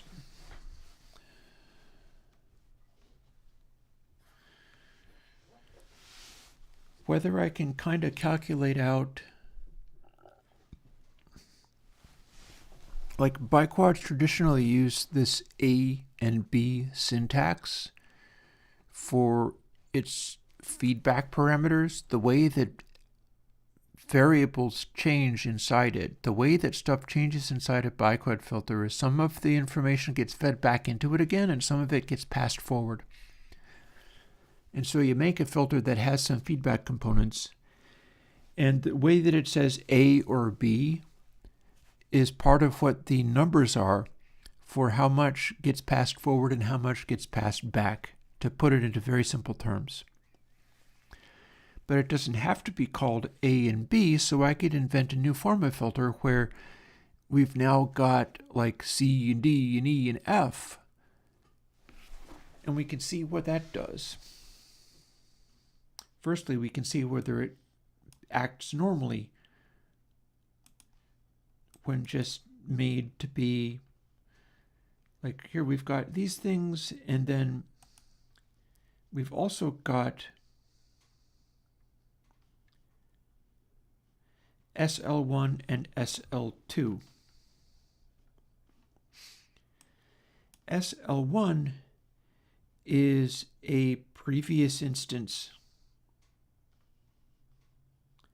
SL2 is a previous instance. This is old information from earlier in the filter. We wouldn't be reusing that.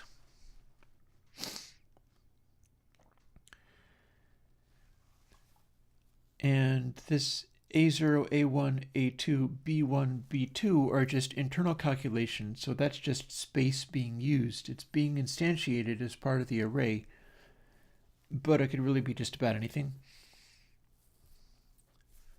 And then the capital A and capital B variations on those are simply Yeah, okay, so that is simply, are we doing the beginning or the end of the buffer? See where it says buff.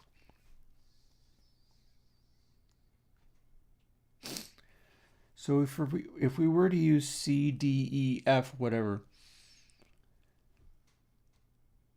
that would apply to each of these in turn.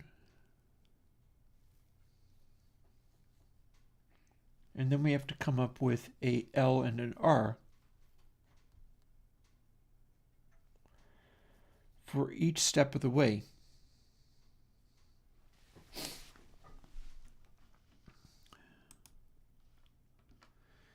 See, it works kind of like this. We've got these sections, and then we've got this other stuff, like the reso and so on, and we just feed that in, and then we're making an entire algorithm to do this thing. But there's 3 stages of it instead of only 1, and they're all built into it. So A here gets 3 versions of it called something else. These are just duplicate forms of the same thing used for the buffer. So we don't actually instantiate this ever. This is done within the loop. This is left over from the last time we did it, and this is the new information coming in, and it smooths from this to this over the course of the buffer, and assigns the end result of the smoothing to this, which is then calculated. So these three things are all basically the same as one thing, but this is my left and right outputs.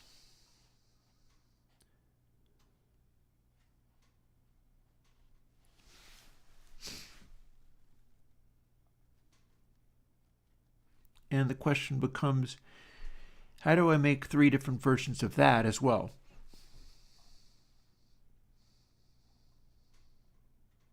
In a way that makes some kind of sense to somebody. Well, in a way that makes some kind of sense to me. That's the only person that has to be able to figure this stuff out. I'm the only one that has to know what this is about. So,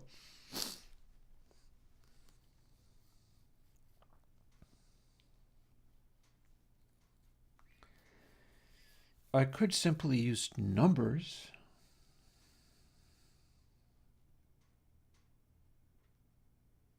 It's not great, but it could work.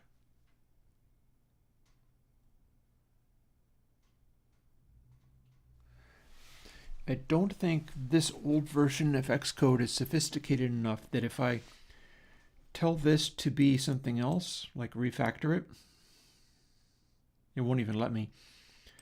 It wouldn't change all of the instances everywhere, which is something that more modern versions of a compiler will be better at doing. Like modern Xcode will do that. It'll look into everything that's open. This will not.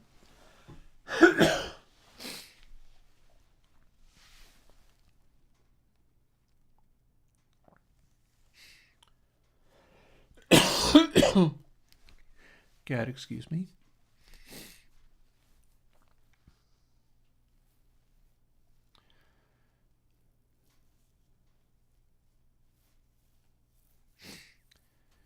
So again, one of my options is to just duplicate all of this over again, but with C's, D's, E's, and F's. And that might be my best bet. And then that just leaves me with the ones at the bottom, SL1, SL2, SR1, SR2. That's all I need to make it stereo. Everything else will work the same in mono, which is actually fairly efficient. And then the frequency, reso, and total are where I put information in. And total is just used to instantiate pretty much everything. So that's just tacked on in the end. You don't need to triple that up at all. Don't need to triple up frequency because it's going to be the same frequency each time. presumably don't need to triple up reso because that becomes a factor of this new calculation I'm trying to do. And I'll be talking that through in a minute. I'm not talking that through right now, but I'll be talking that through in a minute.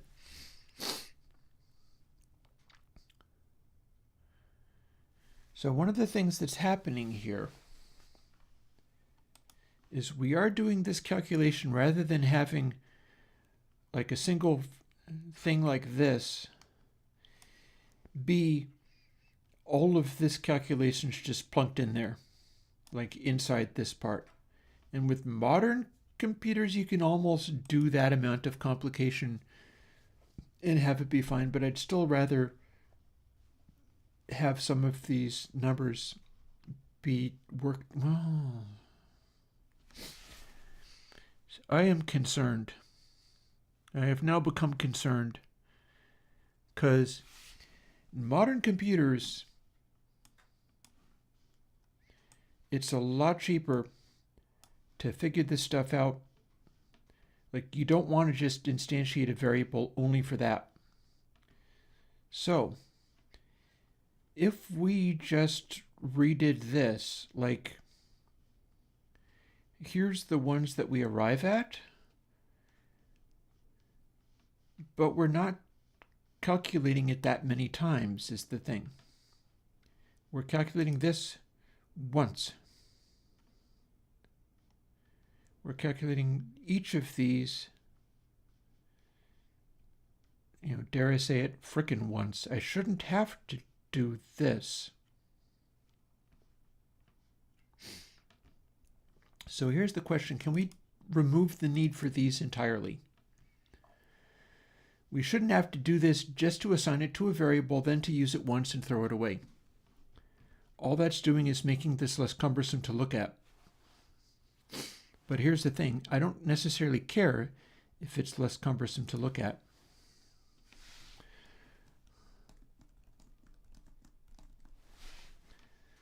Let's make it be cumbersome to look at, but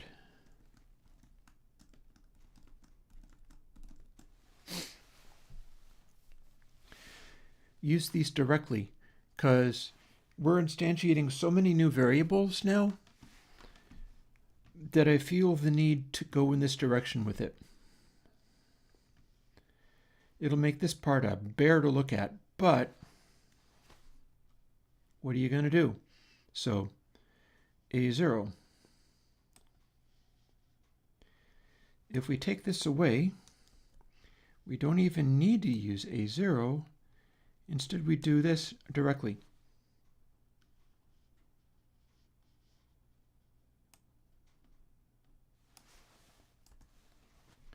It'll do the same thing.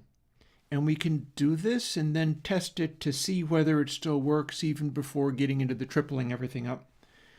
This is going to be really messy to look at, but that I need for that not to scare me.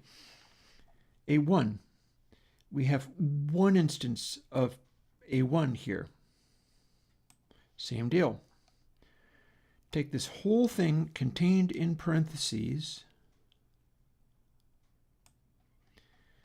and put it here. This is the only place we're using it. There is no reason to instantiate an extra variable just for that.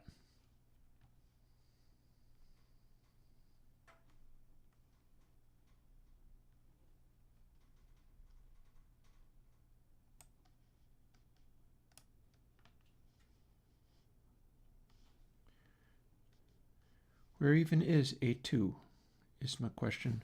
So if I undo that, so there's A1, all right. Where's A2? Does it come from elsewhere?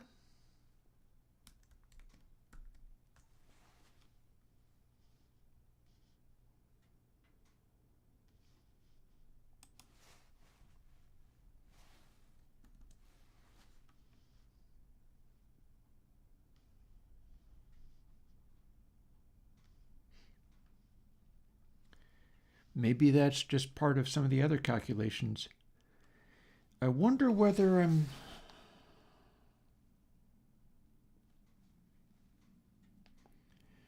I wonder if that's a simplification of the band pass or the low pass that needs attention.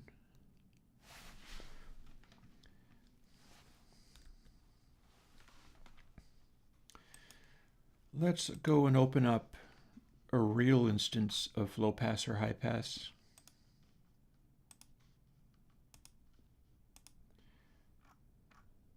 And see whether I have made a mistake.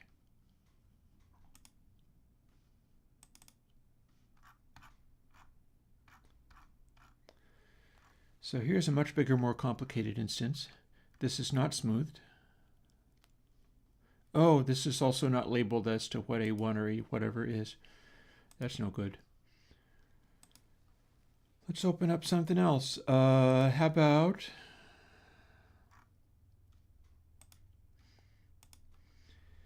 Biquad 2? I think that's labeled correctly.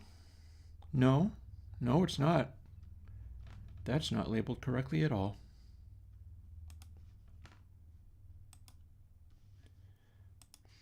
I think maybe I'm going to fling my hands in the air and surrender, because this don't make any sense. But if I can make it work, without this piece, then the piece didn't turn out to be necessary. And a lot of this can be simplified. So A2, AB1, AB2. Oh, okay.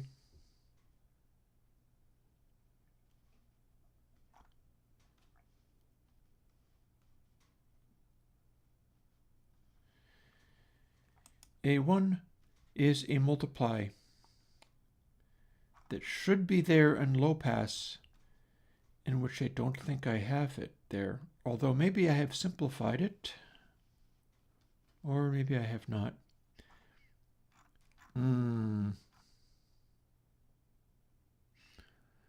Funny thing, the low pass I've built this way kind of works. I wonder what's going on. Well, this is why I develop backaches and spend my days in pain, is not being able to understand these things. I'm not a clever pony. But we'll keep trying to do the thing. We're going to try to keep doing the thing.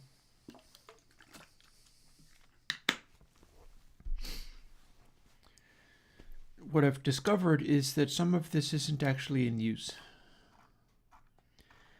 And I believe that's related to, see how it says AB1? Or it'll be like AA1, presumably? Yeah.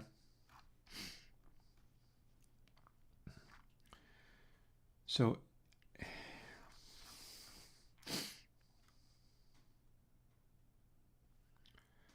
wait a minute though. No. It is a multiply that is in use, but is zeroed out in the bandpass. This A2 is still not doing anything. What the actual heck? Okay. Why am I not finding this? Is it simply because of...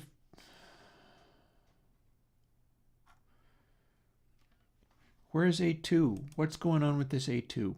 Let's open another file. Let's open like something down here. These are labeled correctly, and these have a couple of different versions of biquads. It's got a moving biquad like this, which has the same stuff, but we've also got a fixed one, and that also has the same parameters. So where do we find these things in Z low pass? Why am I not finding them now?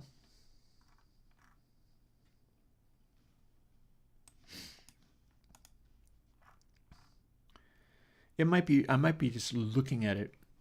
That could be what's going on.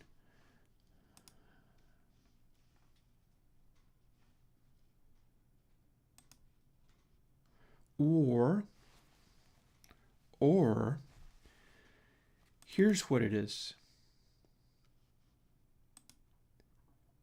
I bet that's the answer. I bet that's what happened. This used to be the other. Okay. I don't even have to dig into the problem as much. Here's by quad stack. Instead, doing this replaced the need for some of my very heavy calculations. A2. That's why it's called dia2. It's dia0 and it's dia2. Going from A0 and A2, meaning that, let's see.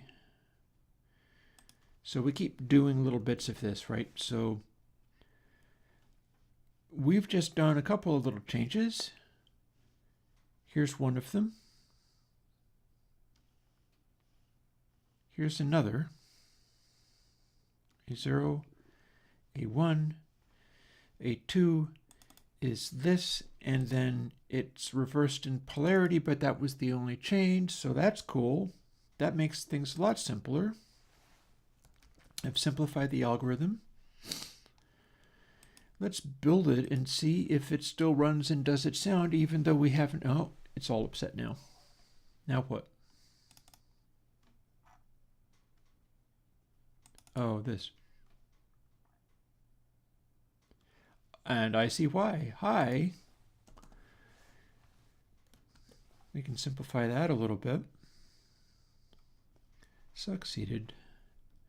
I was using something called K.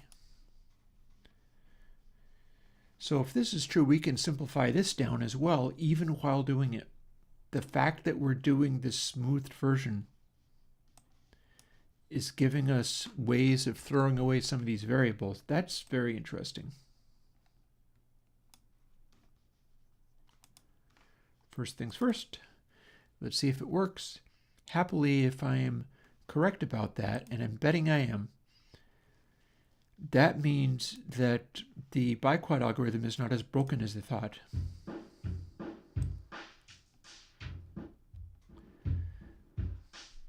That is a resonant filter. That's a low pass.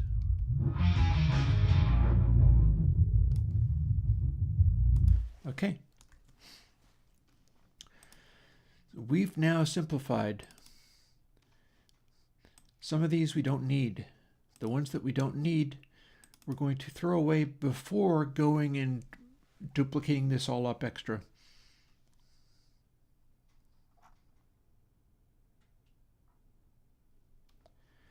And there is our target.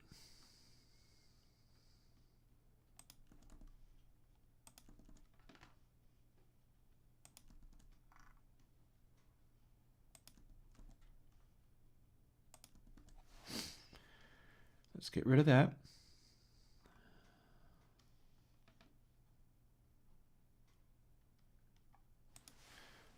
Let's get rid of that.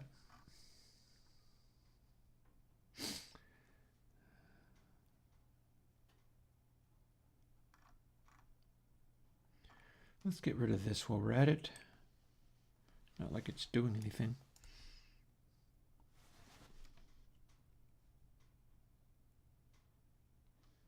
I did hit delete, did I not? Yes, I did. It just struggled with the deleting because this is an old computer and I'm asking a lot of it. And we've got that.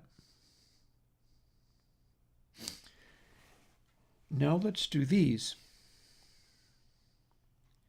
B1.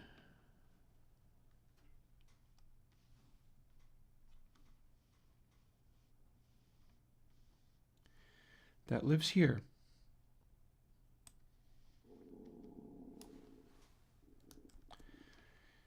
So B1 is this. So we do this.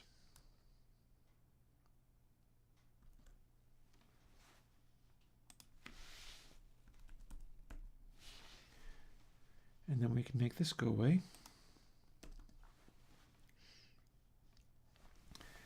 And then B2 lives down here.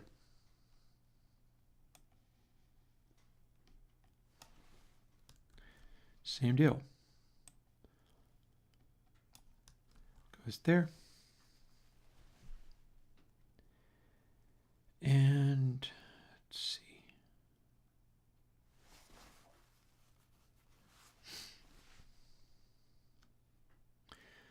I wonder how much you can mess with the white space in this stuff.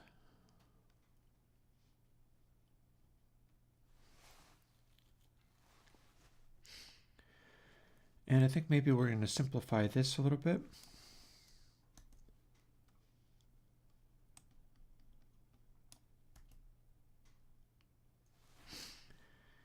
Because these are going to repeat.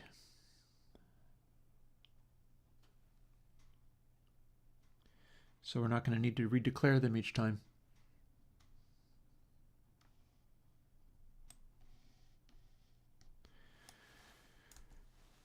We're kind of making this a tight little cluster of, well, ugliness is technically what we're doing.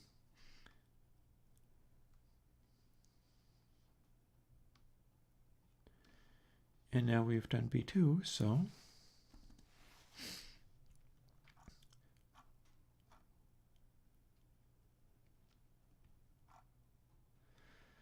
we need to recalculate these things, but we're cutting back some of what's being included, which might mean that we can remove some of these, but I'm not quite sure if we're ready to do that yet.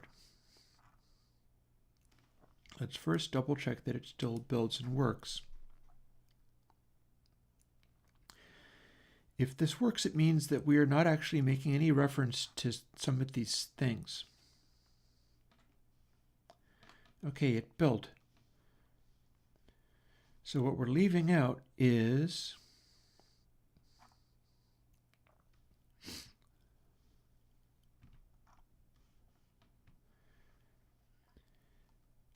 all of this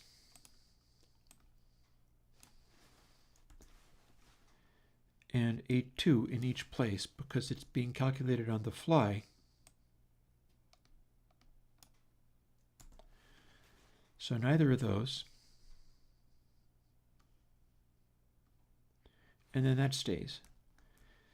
So if this still builds up, no, I have, well, this is in a place up. Might not need that if that's not actually being used. So now we've got just 4 little parameters. A pre and a post buffer that would need to be triplicated in order to do 3 layers of filter. And we're just going to take a moment and check that this still works. Because if it does, pardon my stomach grumbling and stuff, it's going to be time to start getting my taco dinner ready before terribly long. If this works, I can simplify all of this out rather pleasingly.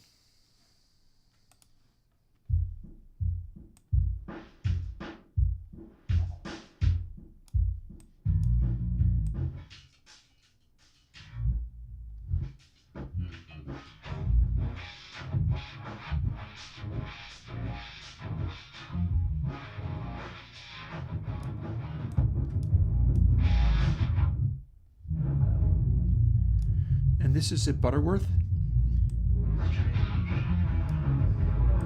meaning it does not have a resonant peak. But the next thing we're going to do is firstly take out all of the things that didn't actually need be in there.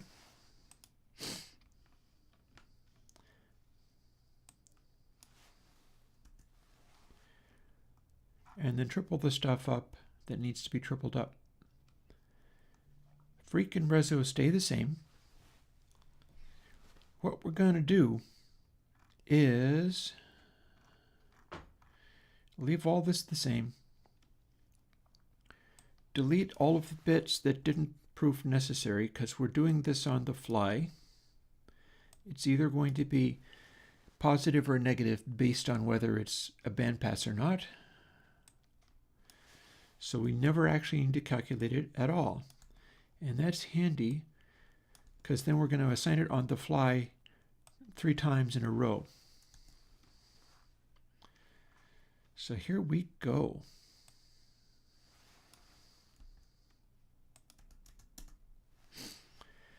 This is now where we're starting with to triple this over.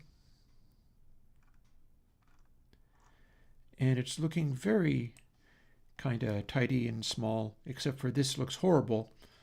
But I might be able to, let's make this ironically more readable by making it less readable. There's so much text here that the spaces are cutting down on readability. So we're going to make it look obfuscated just to be able to see where things are on the screen. That's the only reason I'm doing this. I'm also wondering whether I can do stuff with white space.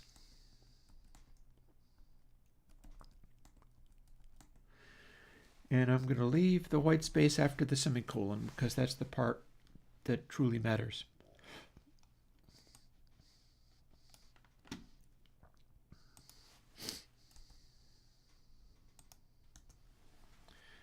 See, when I'm talking about white space, what I mean is if I did this, would that still work?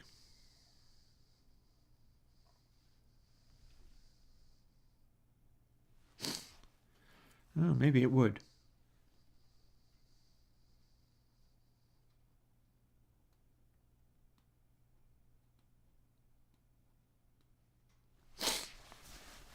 It is a fair question, to be sure.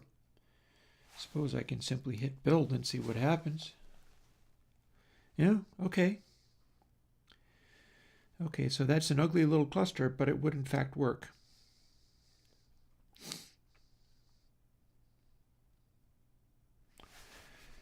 We can test that assumption.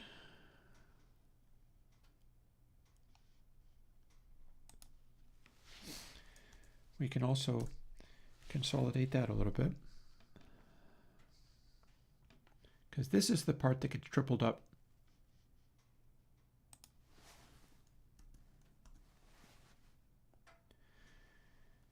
And if I leave this stacked up this way, double, double, double, that will not exist. We're just going to reuse it.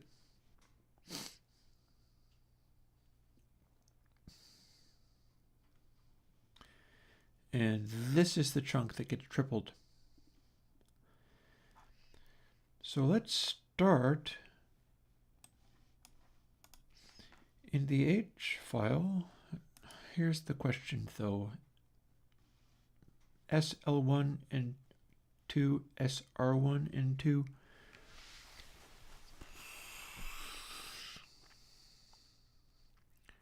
To really triple this up properly, those need to be tripled as well.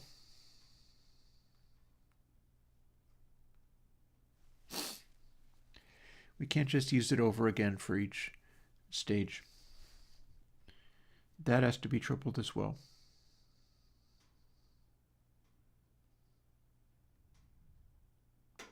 Although,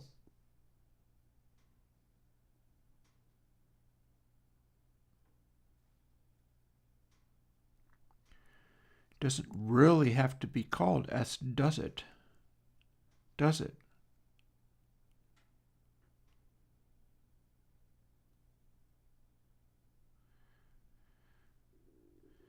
It's already called L and R, so nothing is really stopping it from being called ALO, AL1, BR1, or something like that. We don't actually have to call it S. We could call it something that can be more easily tripled. So, and a lot of the rest of this stuff can just work fine. After all, it's going to assign everything to be 0 without referring to any of these enums. It'll just do it using this. So, nor are we using it up here either. Like this stuff is going to be fine, This stuff isn't referring to it at all. This stuff isn't referring to it. This isn't. It only here.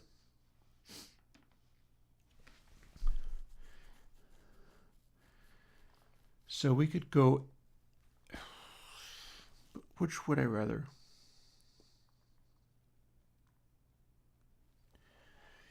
I could do AL1 and BL2.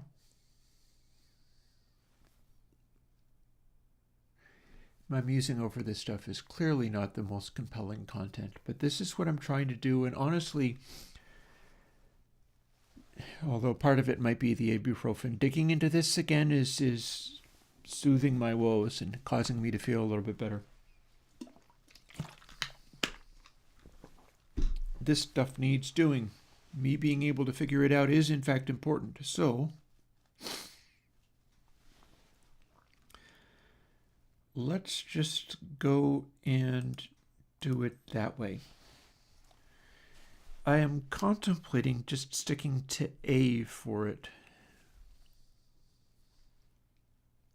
because there's no reason to call it A and B when those don't actually matter, but I do need to call it something. So we'll define A rather than S, and then this stuff, because we're no longer actually referring to, so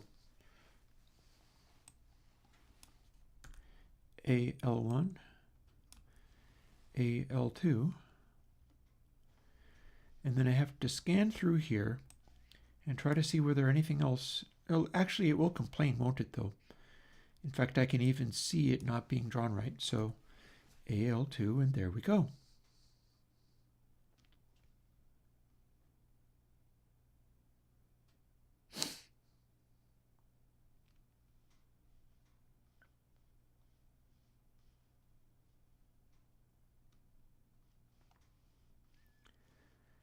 And I'm kind of scanning through here and seeing whether there's anything else I can do along those lines. Granted, it's kind of dippy. Oh no, I found another place. Call that AL1, and Bob's your uncle, and we're good.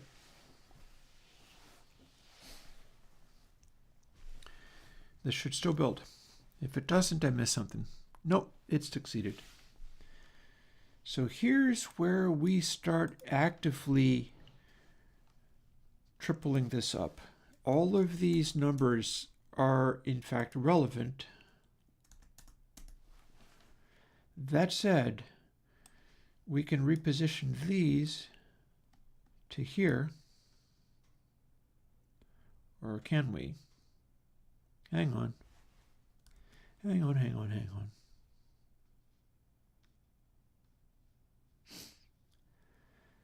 I want to do it in such a way where I can easily see what I have to rename. So I'm going to do this. One of the things about enums in this way is we can rearrange them all we want, and it'll be fine. So here it says A, and then B, B, B, B.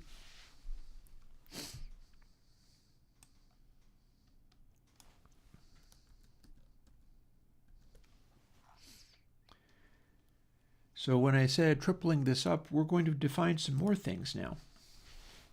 We're using C, D, E, and F. Oops, why does that? I think I just held down Shift.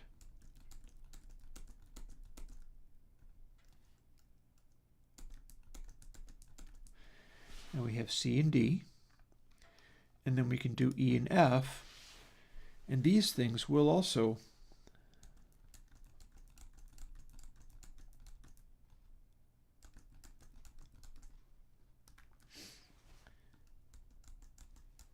fit. It's a little klutzy looking.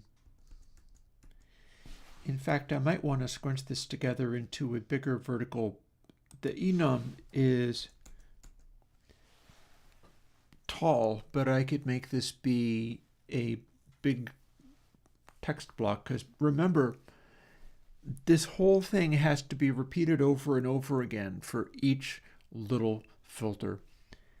something like console SL would have 1, 2, 3, 4, 5, 6 of these, which seems like a lot. So one thing I could do is start scrunching that together as well. The white space is not my friend here. I'd rather not have this amount of white space because there's no special reason that it has to be this tall. Though I don't actually have to declare this multiple times. I only have to declare it once and stick to it. Then the remaining ones get produced like this. So it's double each name of filter as they go. So that's cool. But we have now made a batch of stuff that we now have to build in, and we've now got to, let's see, triple this. Let's see, do we have any further place to triple things? No. Nope. That's fine. That's fine. This needs to be tripled. So copy. Boop.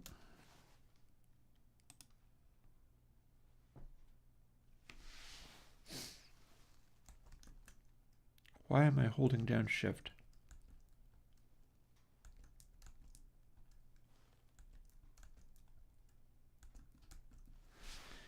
And it needs to be this, including this.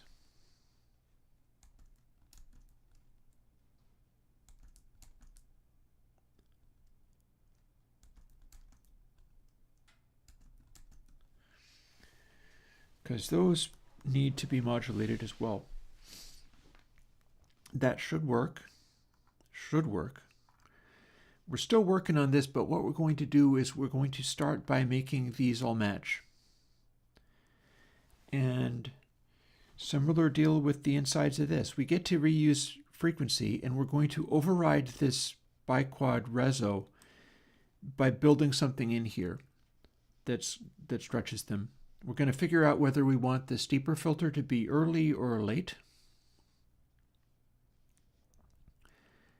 I'm not quite sure how that's going to work, but it's worth thinking out because that's going to matter too, because we have nonlinearity in 3 stacked filters that are going to happen one after the other. So it might be worth just sound testing it. First things first though, this needs doing. All we got to do is C, D, D, E, F, F, and then the other ones. So A and A becomes C, E, because C, AB1, 2 times AB0, CB1, 2 times CB0, AB1, 2 times AB0, and that's the only place that we're reusing that variable, so that should still be legit. And then we got to do it over again for the bandpass. Same thing.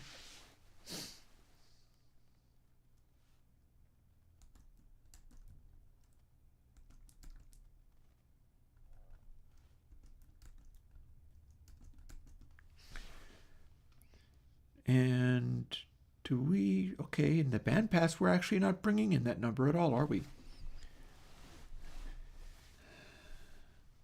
In the bandpass, this number becomes 0. And a number of the other things, like EB0 is not calculated the same for each one. In fact, I think norm might not be calculated the same for each one. Or maybe it is after all.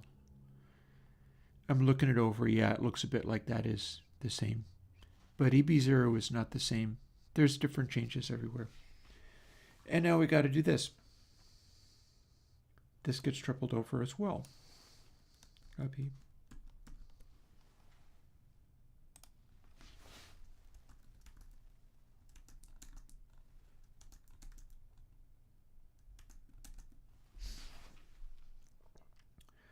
I mean, we'll get there, but the first thing you're going to hear is not anything that exciting, but just it will be steeper suddenly, because it'll be 3 instances rather than just 1. But they won't actually be the new calculation yet. Everything will be in place for the new calculation, but it won't be yet. But we've got this so far. Here's where the magic happens.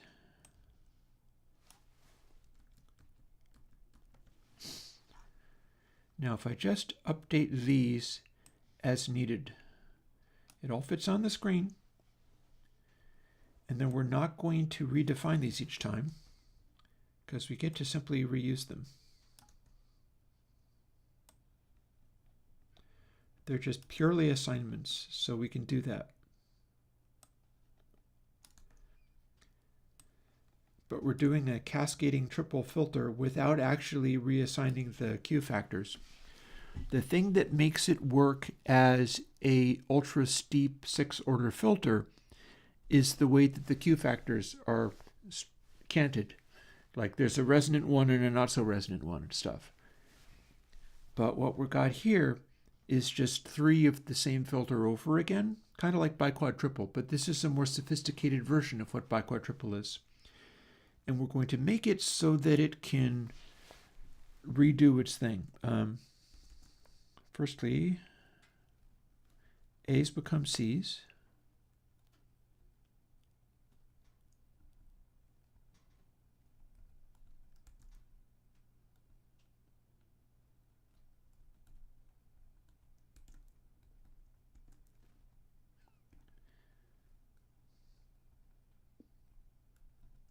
Lowercase a's become c's.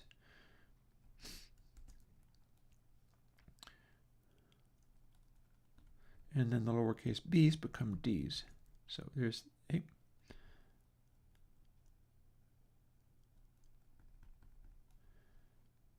I got to catch all of them though.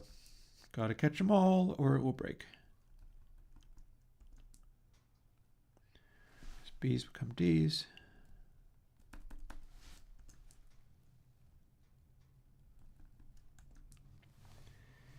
That should have successfully made another layer of filter which is otherwise unchanged. Everything is simply being recalculated, and then we do it all over again down here. And now instead of D, it becomes A's become E.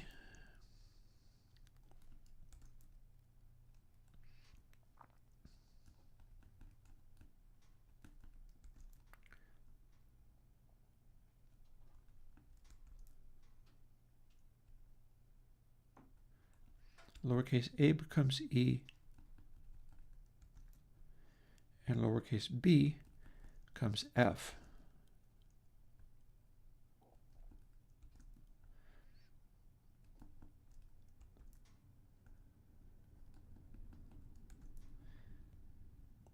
And lowercase b becomes F. If I am not mistaken, this will actually work. Let's find out. That's the big question now is, does this actually work?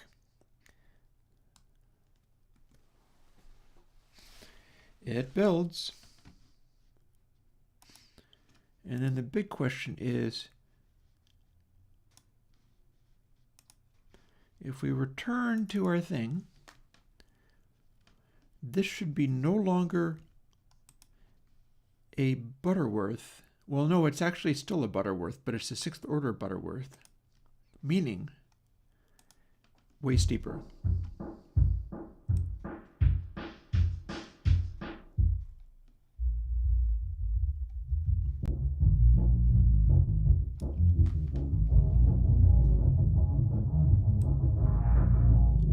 But we have extra nonlinearity. Let's hear what that does. Ooh, okay. with the extra nonlinearity, we can make stuff go really weird. We might need much less nonlinearity.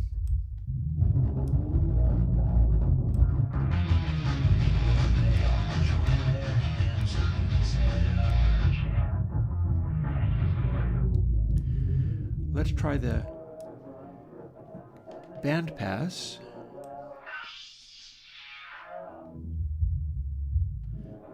Bandpass does seem to be 3 stacked up. Good. Now if we add nonlinearity to the bandpass, we can get real crackly. Interesting.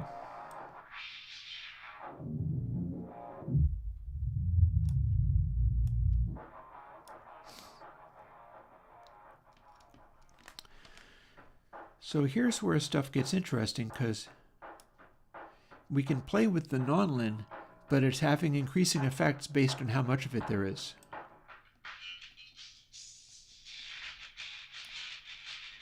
That's fairly gnarly.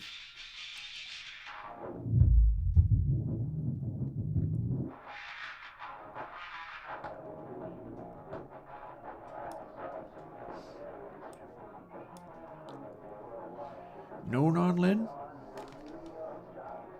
We got this. That is definitely 3 bandpasses stacked on top of each other, and they are all 0.71.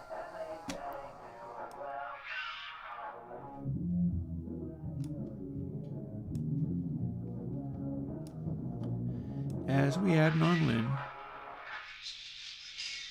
it gets raspy.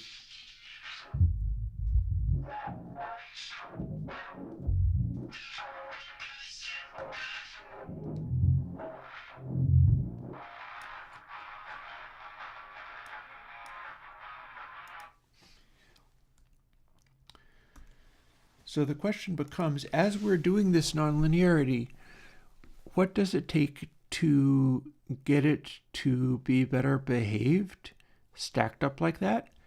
And the next thing we're going to do is try to figure out how to scale these Q factors. And that becomes a question of which one should be resonant first? Should it start with a less resonant filter, or should it start with a more resonant filter and throw the results of that into the subsequent filters? I feel like dealing with the nonlinearity, maybe, I mean, I can still play with it a little bit, just like it is. Hey, Carlo.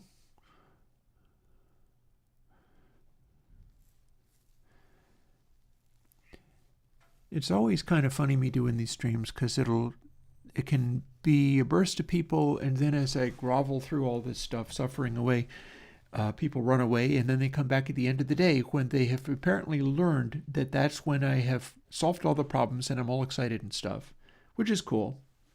It's cool. It's not like it's going to stop me grinding my way through the middle parts. Here's some of the middle parts. Some of this stuff has in fact worked. In fact, I've only about doubled the number of persistent variables, and that feels positive. I'm also struggling with my screen and mouse and stuff, but that part's actually probably fine. But here's the part that I got to figure out.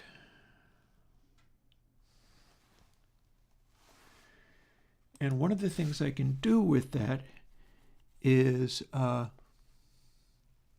musician Linux nerd. Nice. I enjoy Linux nerds. One of the things I can do with this is let's make some, well, I don't know if I want to make temporary, I could make temporary variables.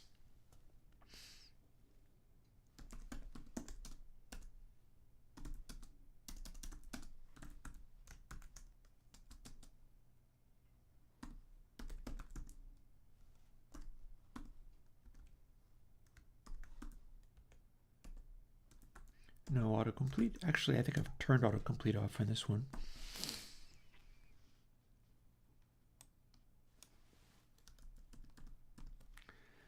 So we can experiment with this fairly easily. Or at least I could if I could type. If I do this,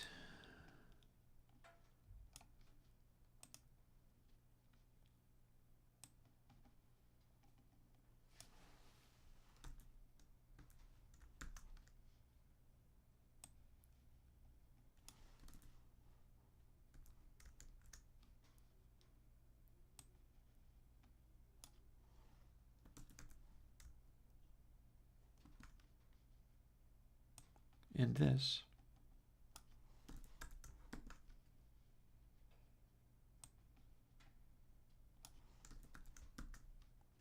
oops. I say oops a lot in these for a good reason. If I do this, it should still work. It's changed nothing. But here's where I can start to generate the numbers I need. Not only that, that is where I can start reversing the things. So we need to make 0.51763809 out of 0.70710,678.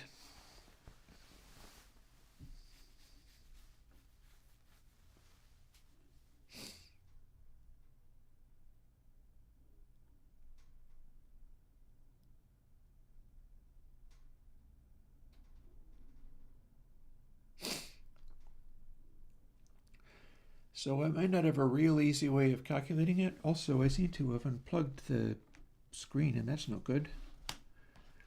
Let me put my power back on. It actually didn't change the output, but my screen went dim on me because it had not been connected to its power strip anymore.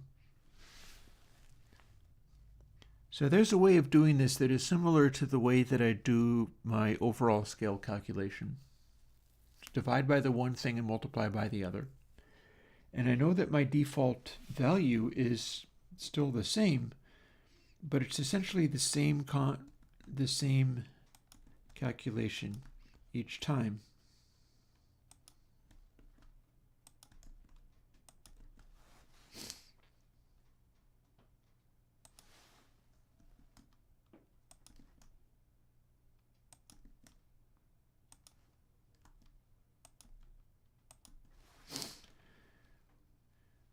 This kind of thing. So, for example, if we wanted it to be the same thing again, divided by essentially itself, and then times itself. If it is already 0.707, that divided by 0.707 gives me 1. 1 times 0.7 puts it back. So I get the resulting ones, the remaining ones, by doing this same thing, which will give me literally 1 again. And then times whatever they're supposed to be. And this is following the assumption that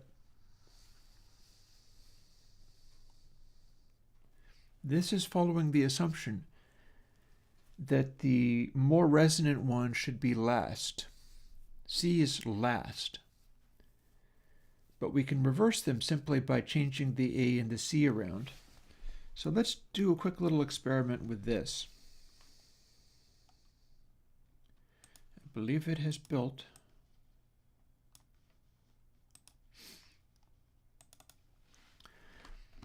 If this works, we then have a very steep little filter using the same parameters as we had before. Low pass.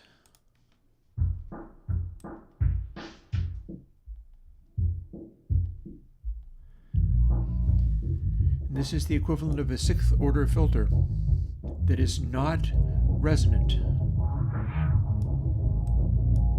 That's assuming nonlin is not present.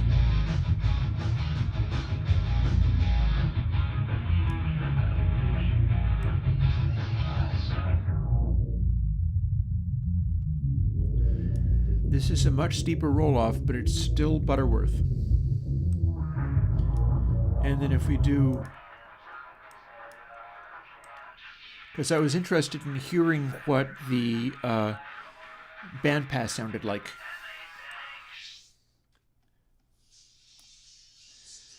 In fact, since this is still biquad non-lin, we can test to see whether this is still working.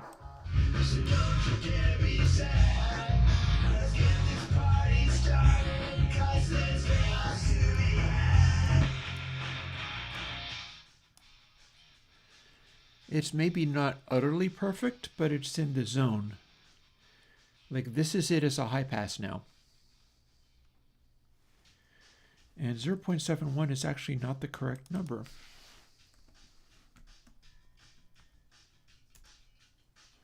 No, it forced it to be 0.71. Okay.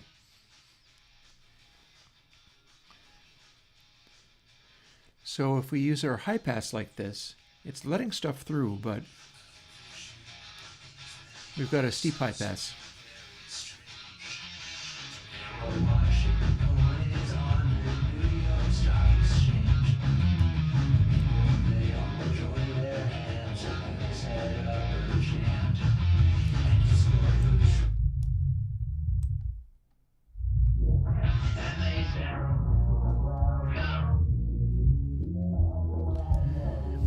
It's a pretty beefy 6th order Butterworth.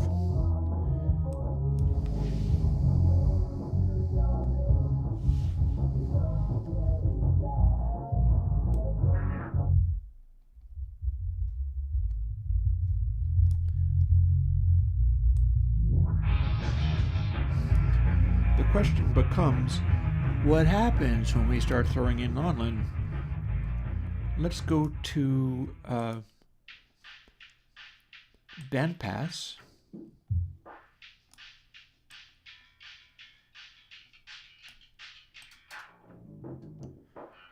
Okay, it's more resilient than I thought.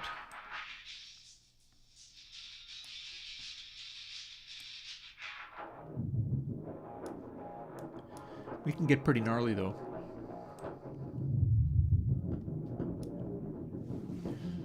See, this is more non-lin than you would really want or use. It's kind of crackly.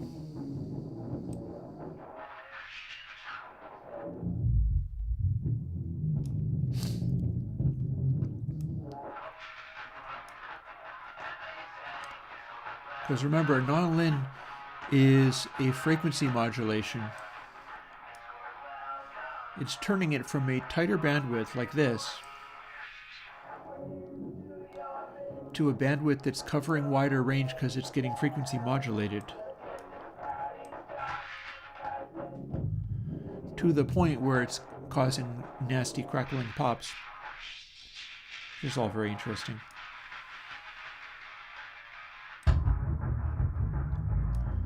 There's a big pop when I did that.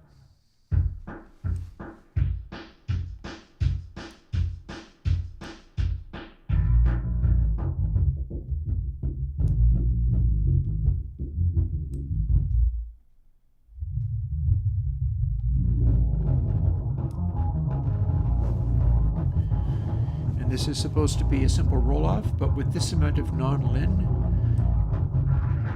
it's crackling big time. So what happens if we start dialing it back?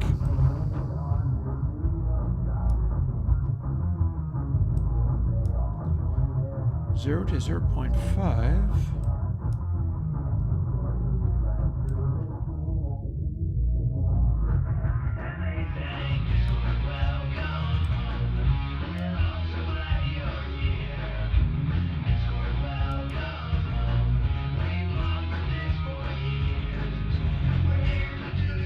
I think I approve of that overtone.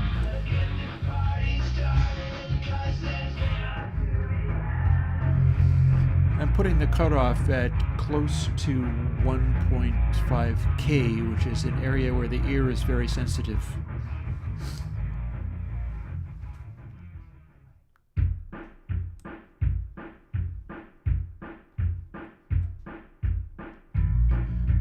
the other question becomes, what happens with our cutoff? And for this, it might be time to start busting out other kinds of measurement. For instance, a effect stack and noise and span.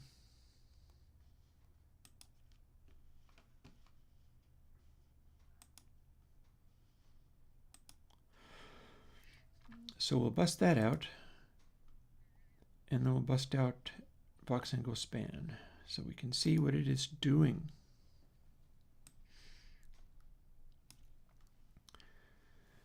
And I'm thinking I'm going to just turn down my volume for this one.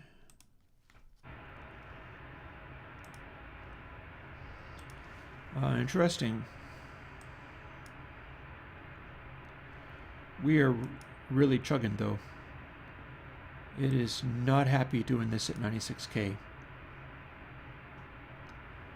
But that's okay.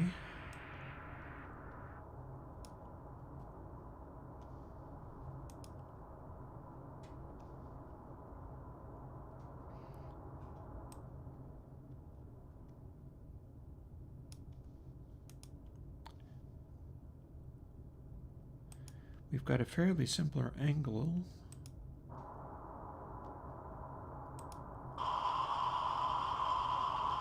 That's a sharp little noise.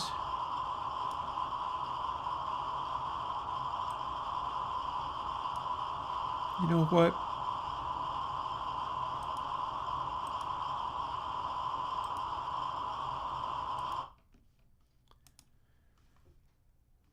Let's save this.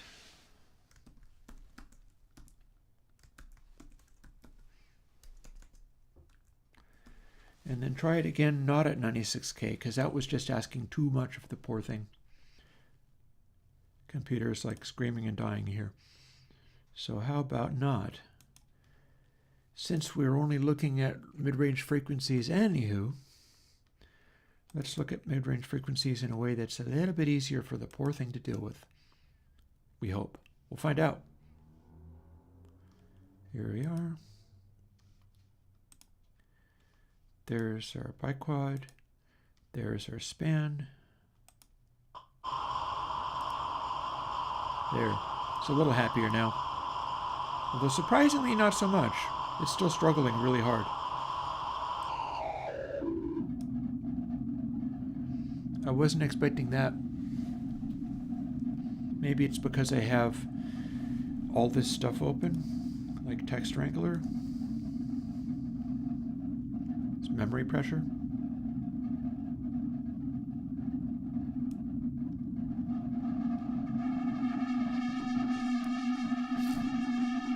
That's extreme.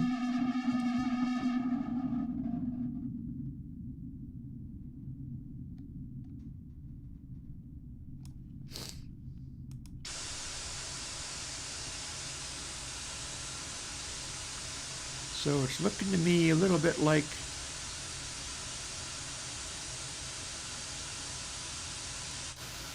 yep, as expected.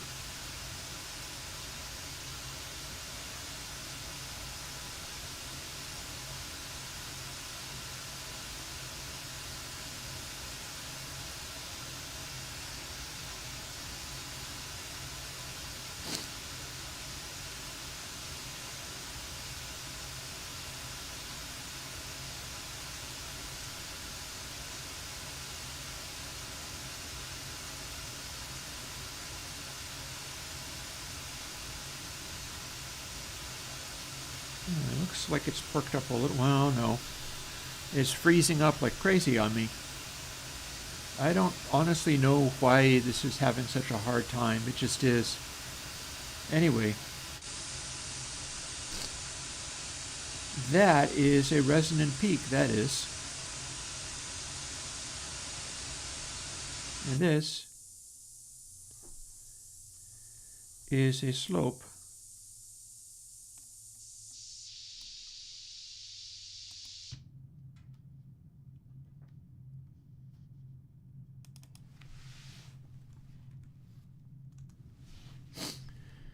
So this should be roughly Butterworth, but the slope should be steeper. And it does indeed look like this could have its usefulness.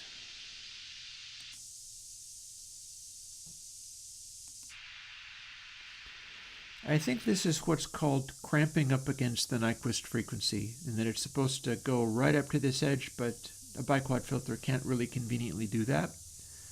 That doesn't worry me so much. I'm basically fine with that. Just part of how it works. However, when we start doing nonlinearity, things might get a little weirder.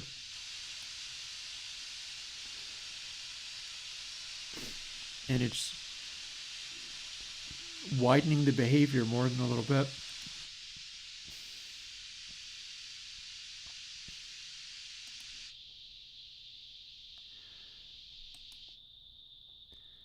We can make the Q be very, very sharp indeed. Then when we put in nonlin, we start getting weird additional things happening.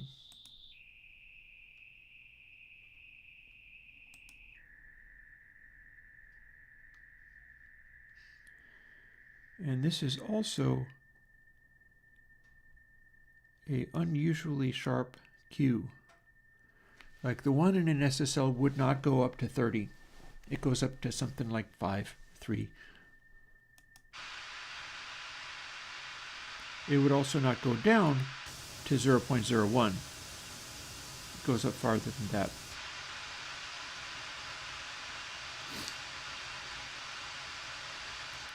Like I think 0.5, this is as broad as they come. And that's what it sounds like with no nonlin. And then when we start using the nonlinearity, it starts going a little crazy. But only when we really start bringing it in. So here's a question. Are we looking at our magic number again?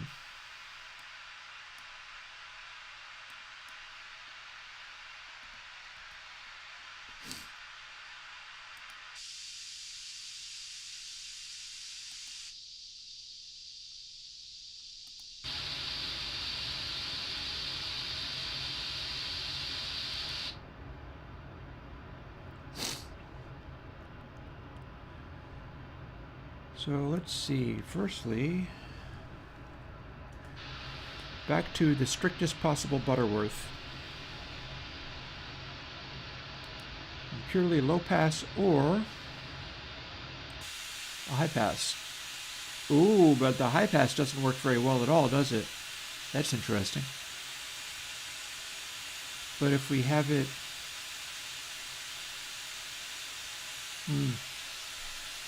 You know, it's still not that good, even.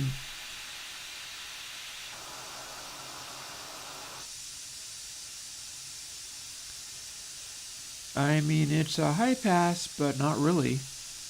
That's interesting.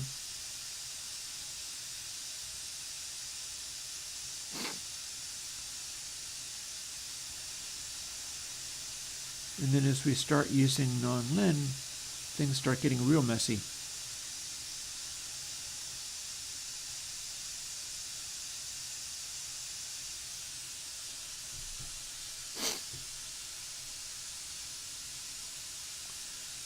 That is not the best of high passes, I must say.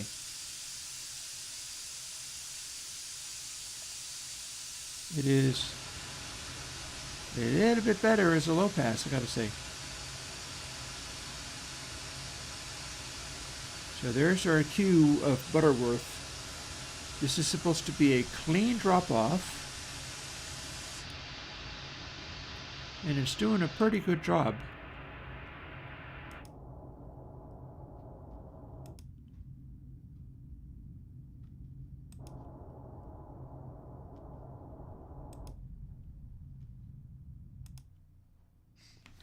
Pretty accurate. The idea is this could work as a crossover of sorts. That said, as soon as we start getting non-len in there, something else is happening. But that's because we've intentionally made something happen.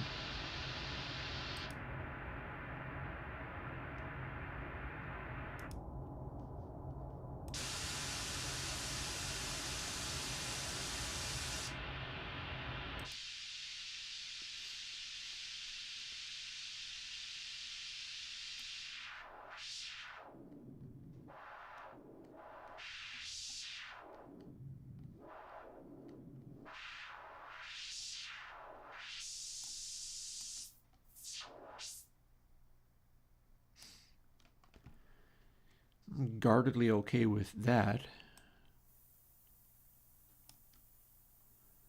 If we take this and put it back, yeah, no non-len, it doesn't sound like anything. I'm also noting that I'm finding a golden ratio for non-len as being a basically functional setting. It's a little more than 0.5, but that said, still seems to kind of work.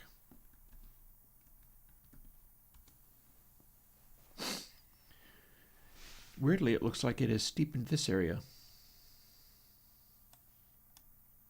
No, not really, but most of it is behaving about the same way. So if I did have it be 0.5,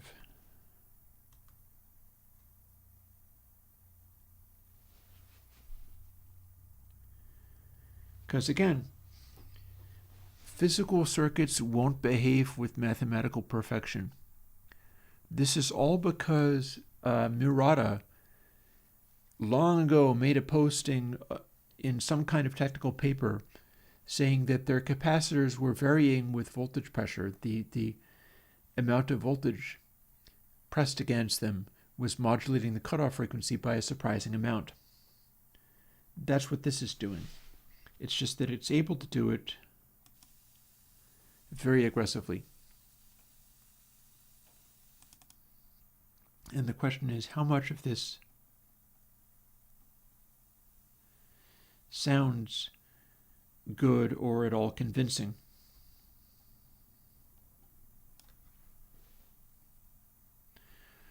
Also,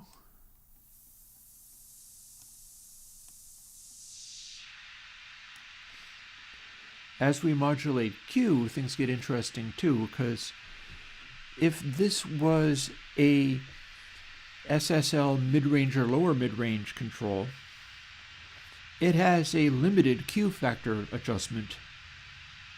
And this is now doing a Q factor adjustment that is a funny shape. And you could make it broader.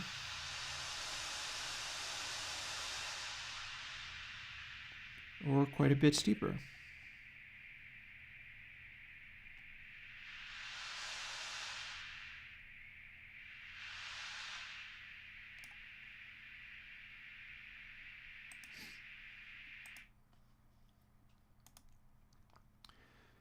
And we do actually still have the previous biquad non-len, one instance of the same thing. So I want to now compare these. We'll shut off stack, turn on non-len,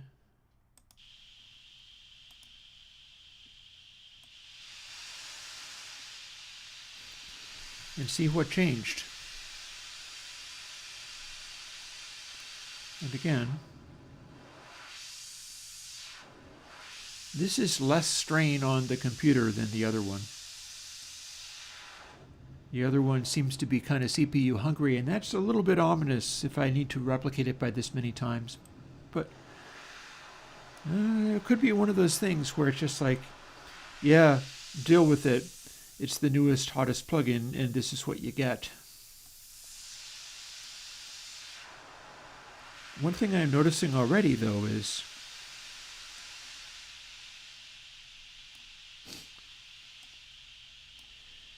see this peak?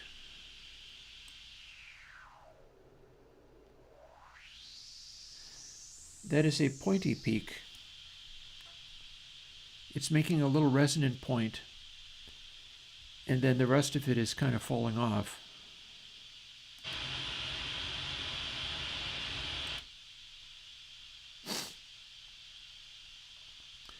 If we add nonlin to that, it's not really doing anything very much.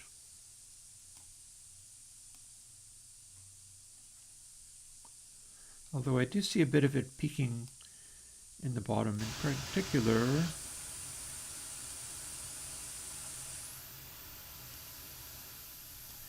We can easily see a big change here. Oh, and this is as much as it would normally roll off. That's useful.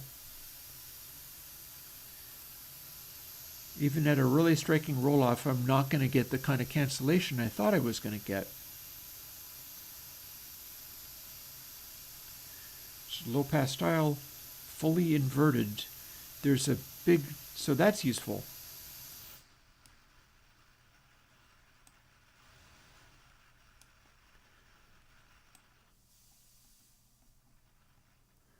Oh, I see what's happening. If I distort it too hard, I'm getting distortion out of my interface, that's all. Well, no harm done there.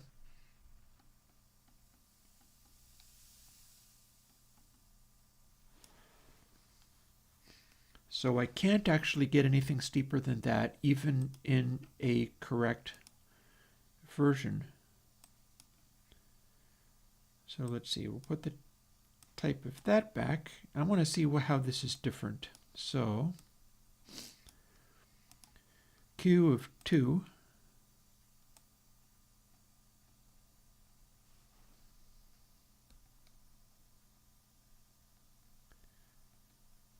Identical Q, identical lack of nonlin. Oop, I'm clicking on things I shouldn't be clicking on. However, with the stacked one, it goes a lot steeper than this one. So then if I pull the Q back, can I replicate it? Kinda.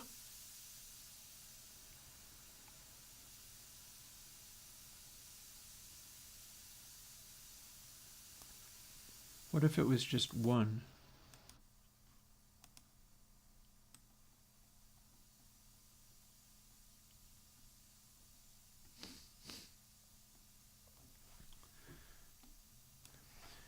So frequency of 1, Q of 1, nothing has actually changed. But if I go between stack and nonlin, I have a bit of a striking difference here.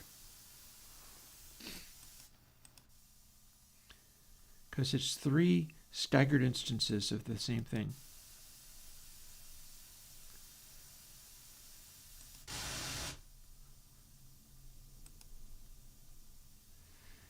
Let's pick a different frequency. How about that?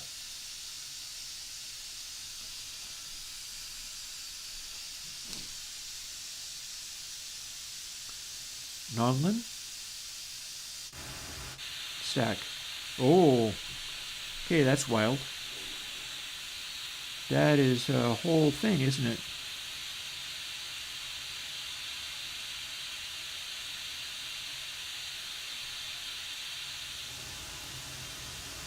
Flap, roll off.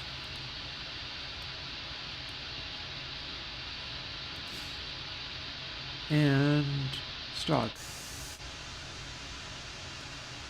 Okay, so that's what's happened. This is what is happening with the cascading 3 different ones, is it's doing this. Get way more roll off than this. Hey, Jess.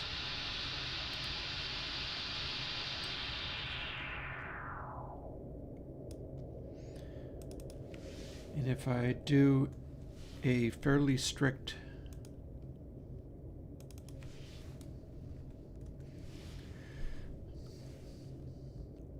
we are now doing a fairly strict I want to say householder, but that's not the right answer at all. Butterworth. So a fairly strict Butterworth at this frequency. We're at, let's call it 0.3.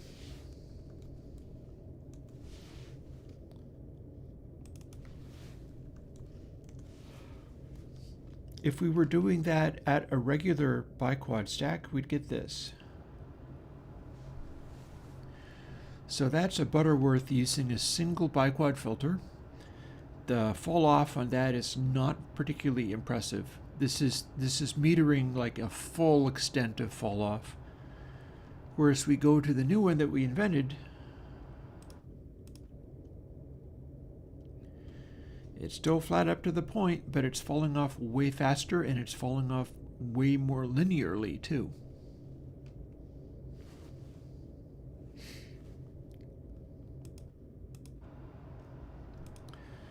And then if we start using nonlin,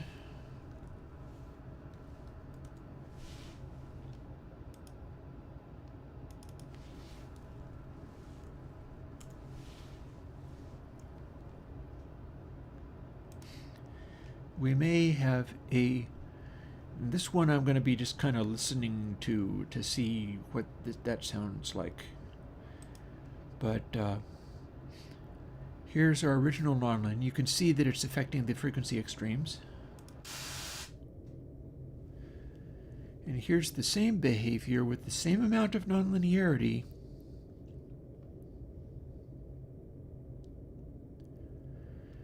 This honestly sounds fairly much like a analog filter to me. I'm not sure whether I would actually need it to be 0.5 or whether I have found another accidental case of, because again, if we put the nonlin too much, it freaks out a bit.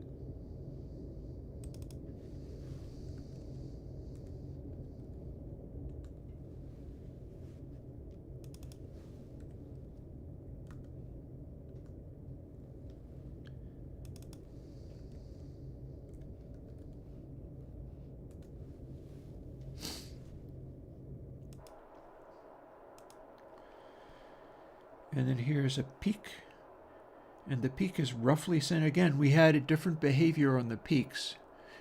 Observe the behavior of the peaks as I do this.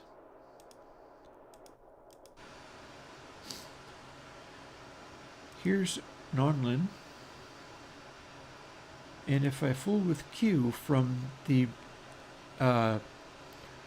this would be Butterworth as one stage.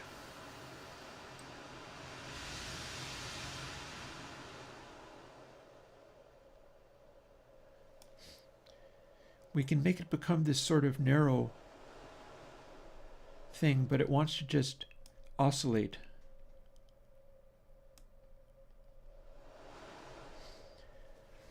And it makes this spike, which is just poking up at that frequency, but then it stops having its isolative power beyond that point.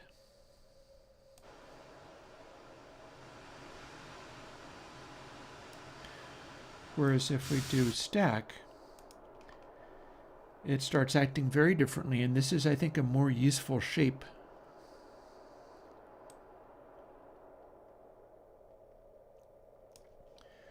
It's not just a note, it's just kind of focusing in on this area. So if I could identify what the output of the SSL filter is trying to produce at each setting, I could make it kind of match.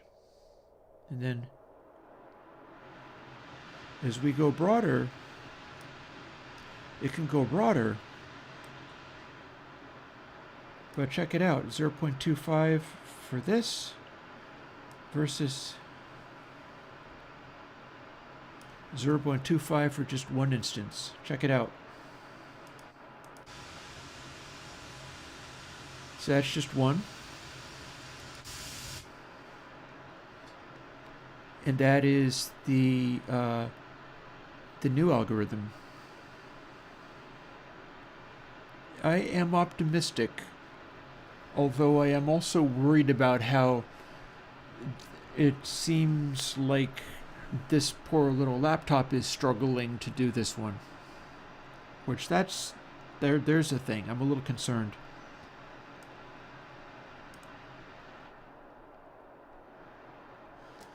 But I feel like put this on some knobs.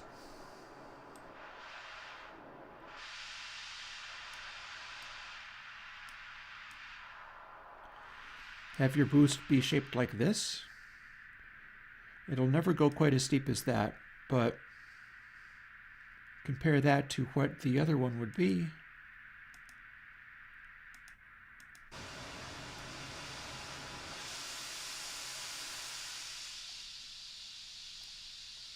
Let's see, 0.441.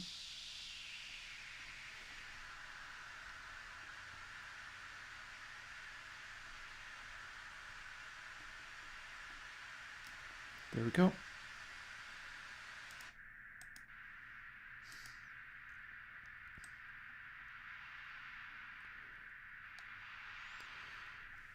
See how that is narrowing and widening?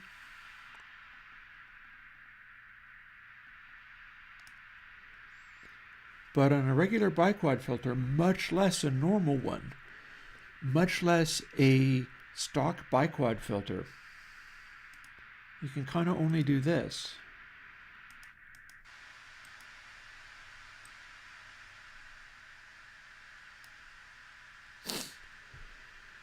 To see it's pointy and then it slopes down and then it's still got lots of everything else. But that's going to be a lot more useful in mix. It's like rejecting stuff that's not part of the band real effectively. And the idea also is I should be able to... Oh, wrong one. Ooh, interesting how it's kind of canceling out the edges. I wonder if that's similar. Should be able to notch too.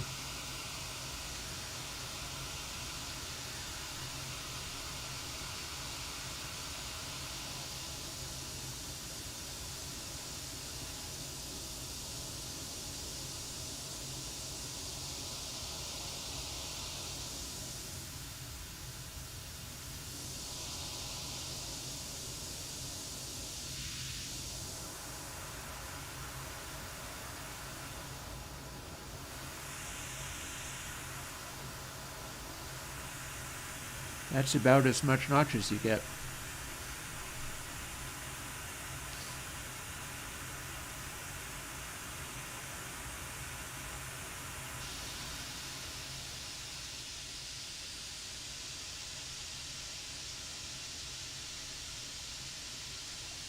Actually, that should be about as much boost as you get for plus 15. So let's see if it goes to plus 15.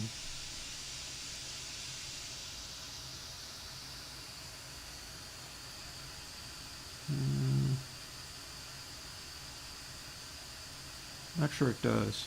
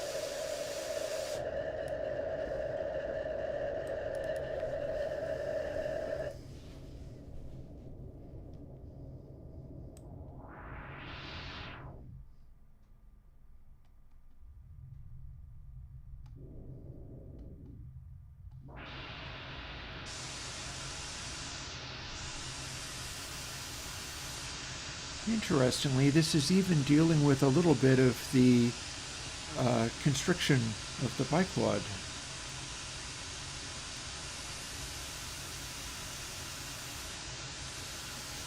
Because apparently this is how the cramping thing works, is the idea is you're supposed to not like it that the biquad doesn't deliver Nyquist frequency really loud if the filter slope goes up to that point. That said, I'm not sure that's a concern, but non-lin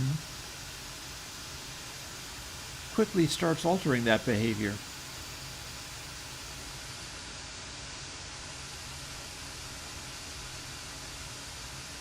To the point where I wonder, is there a setting of it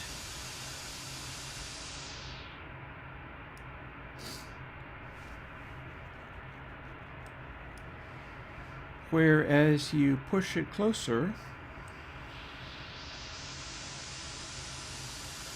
it starts stretching out more?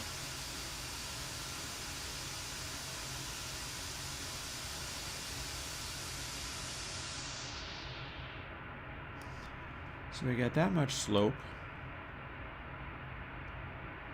We can do this much with it. Let's go to that magic number setting. You gotta love the magic number settings to see if they do anything useful. And then as this slope starts to approach Nyquist, does it still cramp or is it doing something else?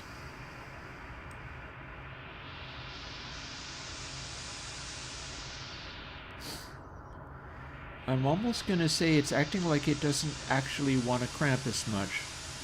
You can go up to here, and what it's doing is it's sort of overlapping.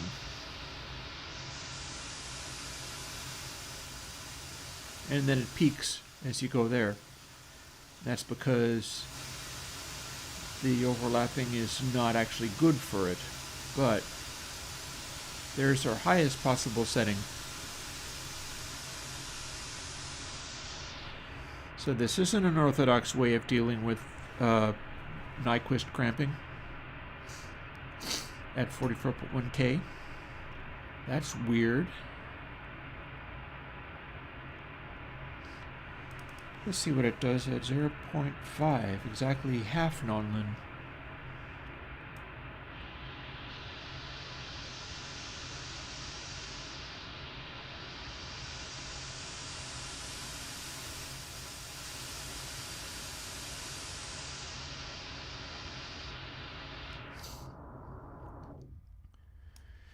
So what I'm doing here, which is a pretty novel technique, because this is all kind of weird mojo stuff. I've also got an experiment I have yet to try, so what I should do here is stop this, save this where I'm at,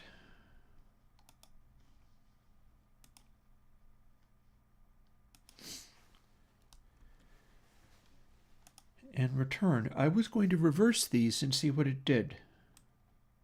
And now that I have something to actually compare it to, seeing as I have, I'm doing this by doing the low resonance first, but these are in series. They go one after the other. And the nonlinearity is independently operated for each. What I'm now wondering is whether this nonlinearity behavior at 44.1K is going to help me dial in a really useful setting for that by using the biquad cramping as it gets near Nyquist. Because I'm observing that, and it's producing a behavior where it starts to act like it is effectively not doing the cramping anymore. It's doing that through doing the wrong thing. Like, it's not supposed to be doing what it's doing. But if that is taking my white noise and doing a useful thing, I want to dial in on a magic number for the non-lin factor. Get it to work perfectly with the white noise, and then see what that sounds like on actual audio, on actual musical sound.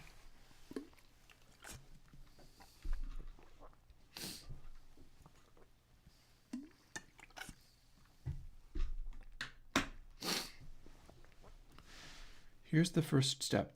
All of this has been with the most flat, the least resonant filter first. But if I instead reversed that, and of course there's also the possibility of doing it with the one that was correct first and then these other two in sequence. But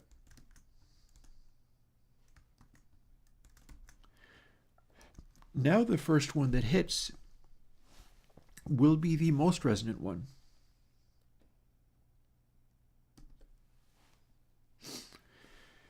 Technically, there is an additional thing that I could do just to do it on the fly. I've got all these sliders here.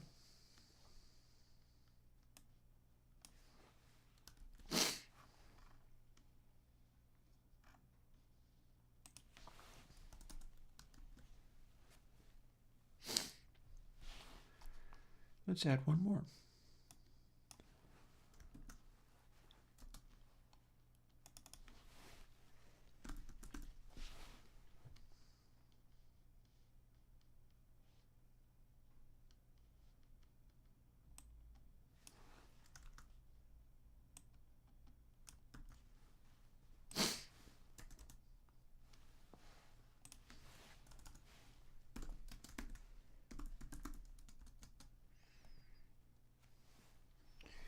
I shall reverse the things.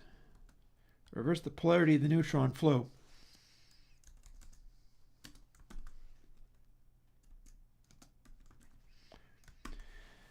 This might all sound very silly, but you know, if it works.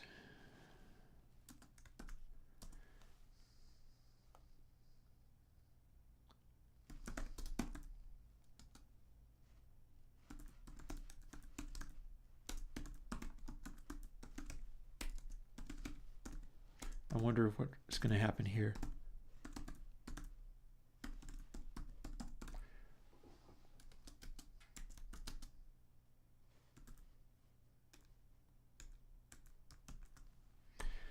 Let's find out if it dies.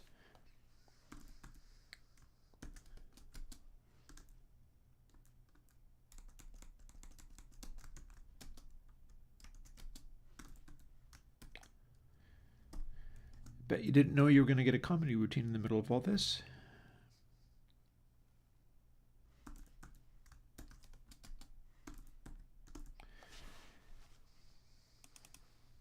Might be too long of a token.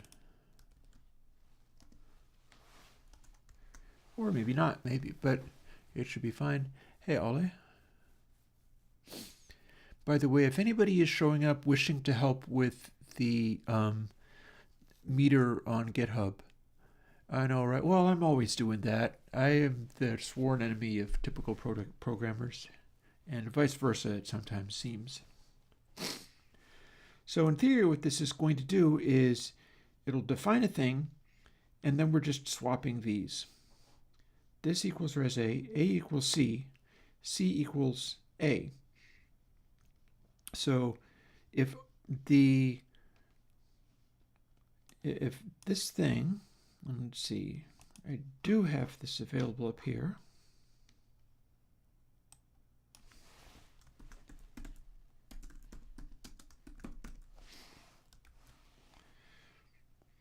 Ha ha ha.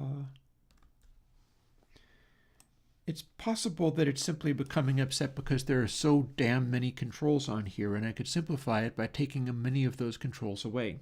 I do know that it's having some issues running, but it might be just because it's got 26 controls built in, and we shall see.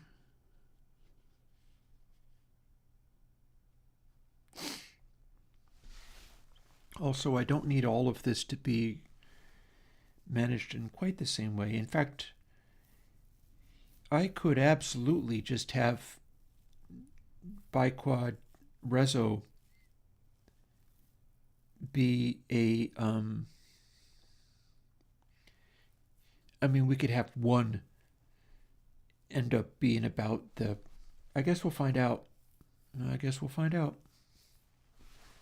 I'm going to want to work out what would be the actual, it's got to label what is essentially peaked, because the peakiness is the thing. That said, as much of a struggle as all of this is, I have good feelings about where this is leading. It's just a question of,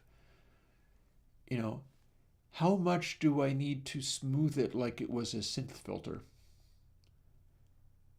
That might be excessive, because this is meant to be a filter on, and you're talking about, can I model faulty electronic components? Yeah, well, if I do this and it's not smooth like a synth filter, there will be zipper noise as you adjust, and we can call that the sound of a crackly pot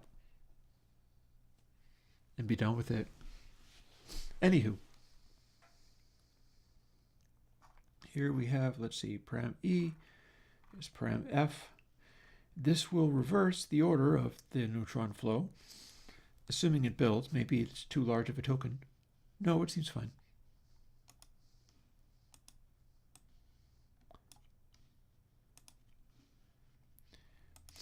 And we're going to have a little glimpse at what might happen from this. Boom.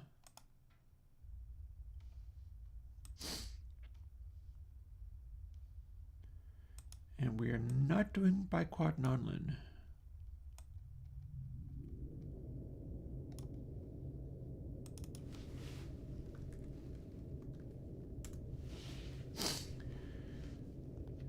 So here we are with a pretty smooth sounding thing. If we reverse the polarity of the neutron flow,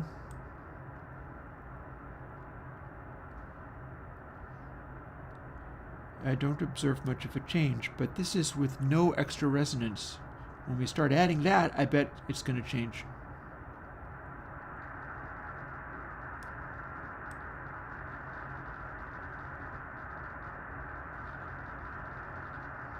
And indeed, we have a change, to the extent that I think what I'd like to do is dial all this back a bit.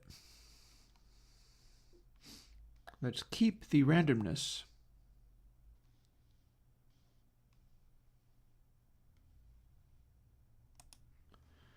But let's get a lot quieter. Then we can hear what's happening without it crackling and distorting quite as much.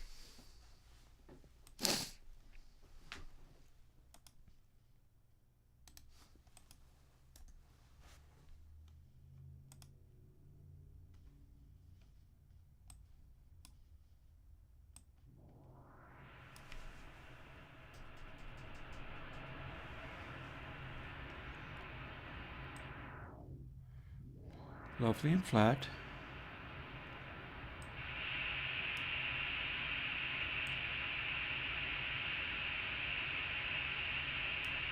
More nonlin, I think.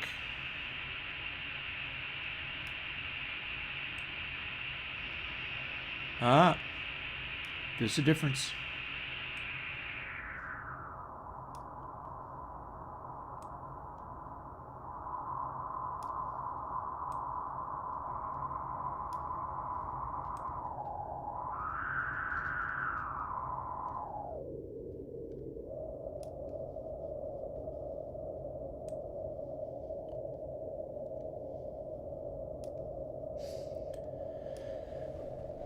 So there's a difference between these two polarities. If we do the one that is most resonant first, it's more sensitive to nonlinearity. My question is, what does that sound like, and can I tell the difference between the two sounds and prefer one to the other? Which we're currently doing by kind of listening to it sing.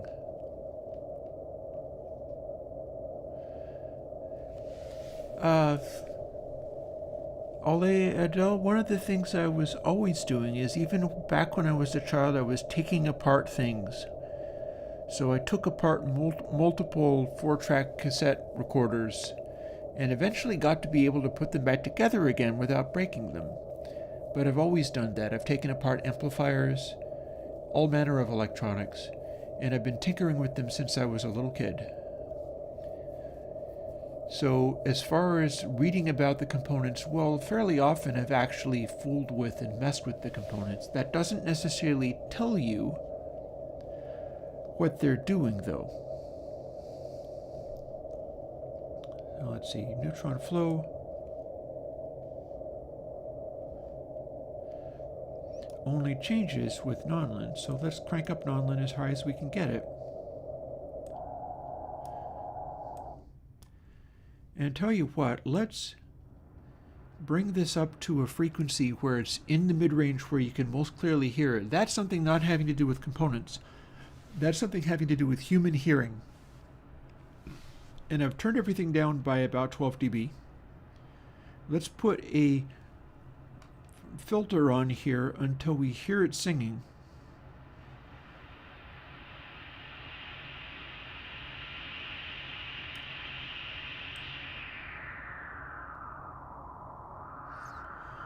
Human hearing is most sensitive about 1K. That said, the artifact that was showing up was kind of like at double or triple. So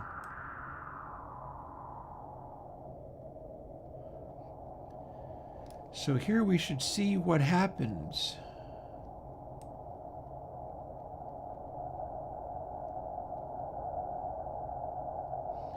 With this little dot, because that is not present. Unless you reverse the polarity of the neutron flow. And when we reverse the polarity of the neutron flow, we have the same angle, we have the same filter, we have the same cumulative effect. But nonlin is taking more of an effect because it's hitting its resonant peak first. And it does this.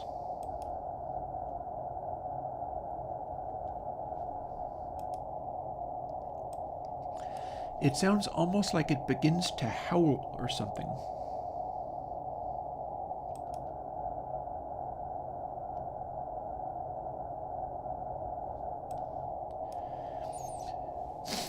The original arrangement is more resilient, but there's something to this reversed one. This reversed one, where I hit that little extra peak jumps in. It jumps in at exactly the frequency that the ear is most sensitive, so you can kind of hear it. Excuse me.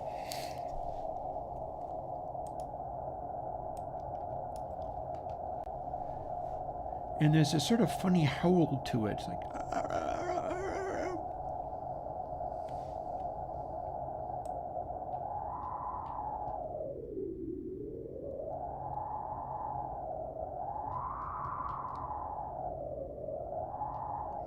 And that little crackle in there is clipping. So if I go up louder, it's a little bit too loud.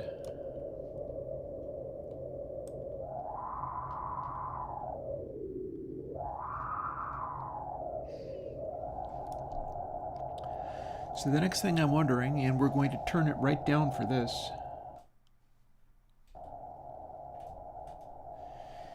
is that cramping at the Nyquist frequency part. Because remember, we can set it to be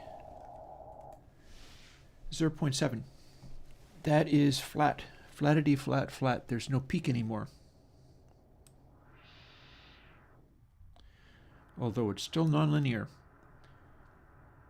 Now we've got neutron flow reversed. You can't really tell as easily, but it's still a thing. So as we start approaching the Nyquist frequency, normal biquads, this shape, which you can't see very well, so I'm going to reverse the position of these things, because there's no controls here that we actually need to deal with. I bet that's why the program is getting tired, though. It's reading like 26, and this is not a new enough computer to be able to process all of this. All this stuff, it is reading all of these and simply not using them. But this is my test bed for, can you make this many sliders? And sure enough, you can make this many sliders. I could do all kinds of experiments using this. But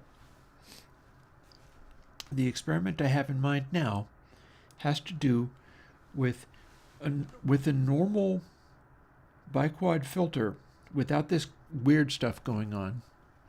If you slide this up like this,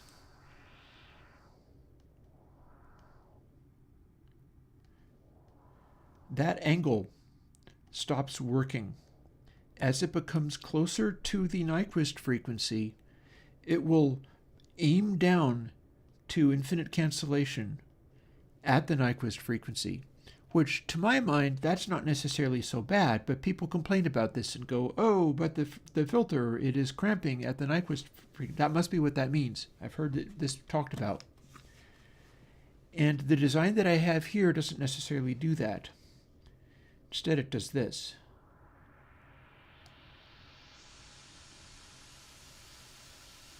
It's actually boosting at the Nyquist frequency. It's doing the opposite.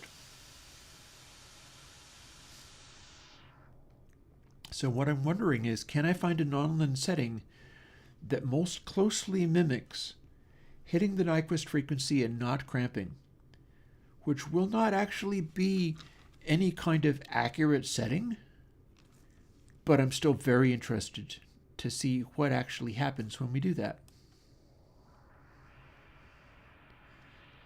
So you can see it's sort of trying to cramp, but then not. And it is actually boosting more at the near the Nyquist frequency. It's anti-cramping.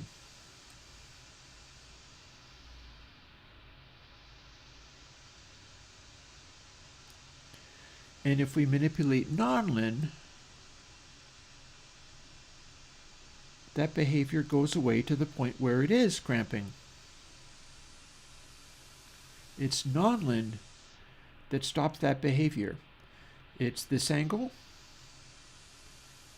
until it's this angle. This is cramping at the Nyquist frequency. This is the filter steepening as it gets closer to that point. So the question becomes, what setting do we need to optimize this behavior? And I should be able to just simply dial this control.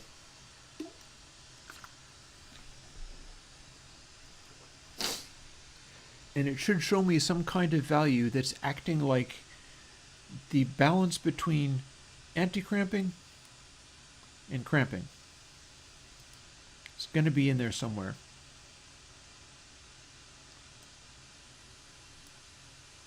So let's see what we're looking at.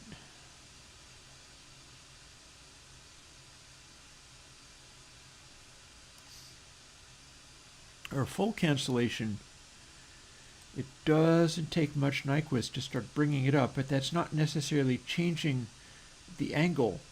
It's just bringing in extra stuff. So I'm thinking maybe this is too high up, and I should be looking at a lower frequency to give me a clearer idea of where I would want it to be.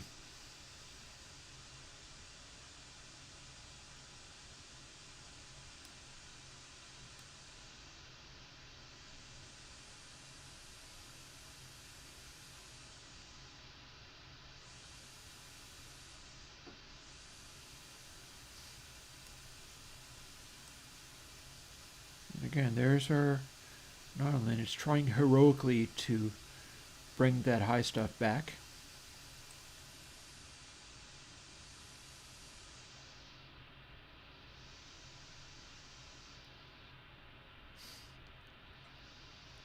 Maybe what I should be looking at is the bottom edge of this measurement, because when it gets up higher, it's never going to really be correct. It's at this angle, but it's starting to kind of steepen as we hit here. But then that shows back up again. Maybe our old faithful... Ooh. So here's a couple of different parameters we can think about. We can think about it being the golden ratio. That's always fun. But What if it is a echo of the frequency used to get Butterworth roll-offs, the frequency where there is no peak, namely 0.7071.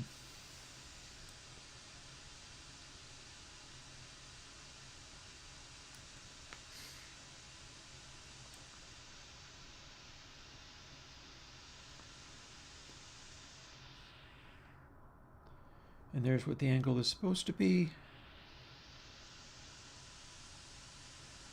And now we've got an approximation, but we are resisting the cramping. Actually sounds kind of nice too. And then all the way up here, we're going to the zone where we're clipping.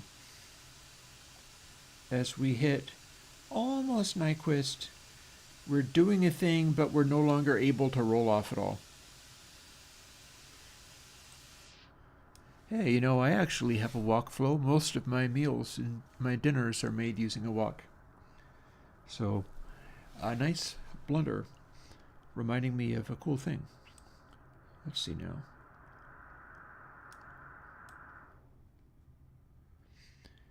Here's part of our stuff.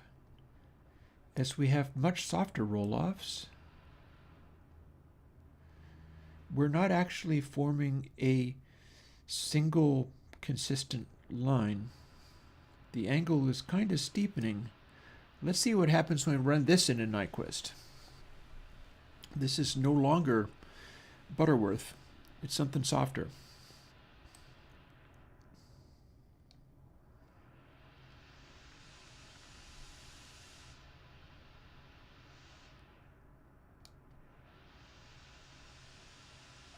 Yeah, that's kind of acting like the something softer.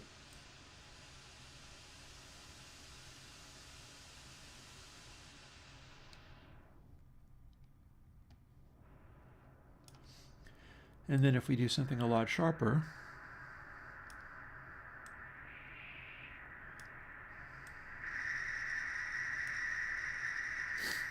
we can get a really sharp thing here.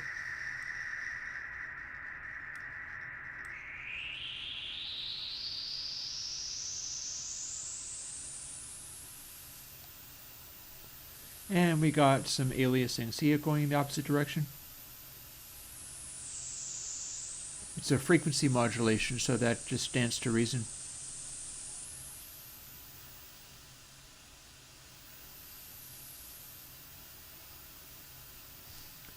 That said, that's a neat sounding peak.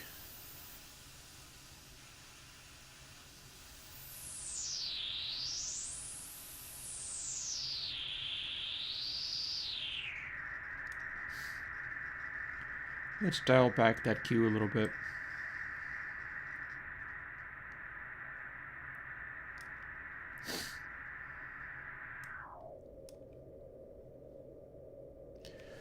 Do I do analog component tinkering still? I have hopes of getting back into that. DIY builds that I do are often more like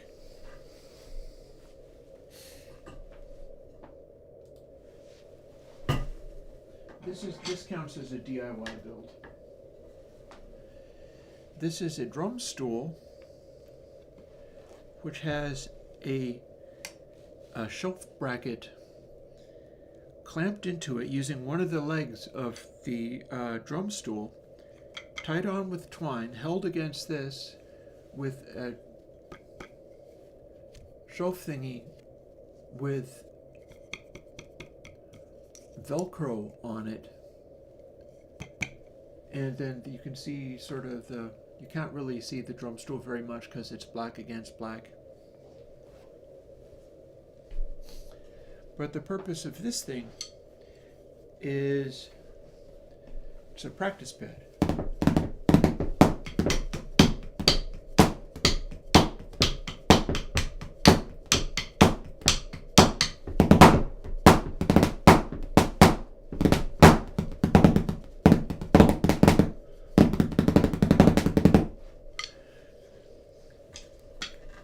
that's the kind of DIY stuff I'm doing lately.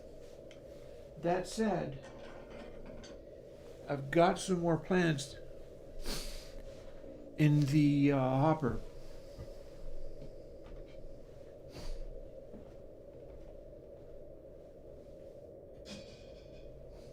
I'm bringing one over to show you.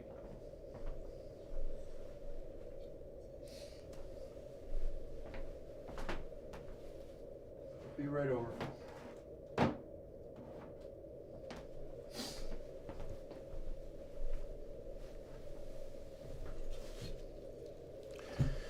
This is a bunch of Bastel castles all hooked onto perf board. This pair of wires here is a USB cable and an audio cable.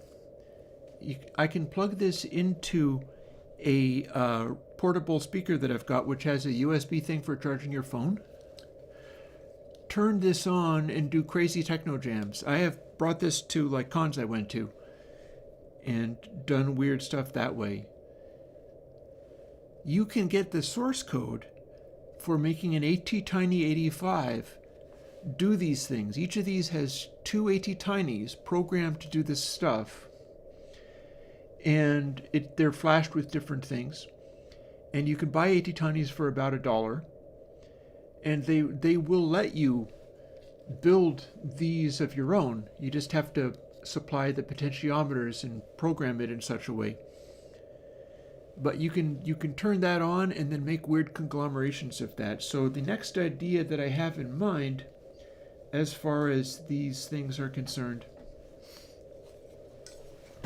is to take this, which was a concept for making a Eurorack out of perf board slots, so that you could use those and not have to buy Eurorack panels. But it turned out that what I could do was reverse the ends here. These L-shaped ends were originally the rack mount ears, and they pointed the other direction. But it turns out you can simply reverse them and put them on, and they go this way. So I could take a big expanse of perf board, install it across the top, take another big expanse, install it across the bottom, and that's additional place to attach electronic wiring, and make my giant Bastel Castle ATtiny influenced crazy techno synth on an unimaginable scale, like a really monstrous one. And I have not yet done that. But as you can see, I've done some of the things leading up to it. It's just that I have a lot of programming to do. This is a lot of work.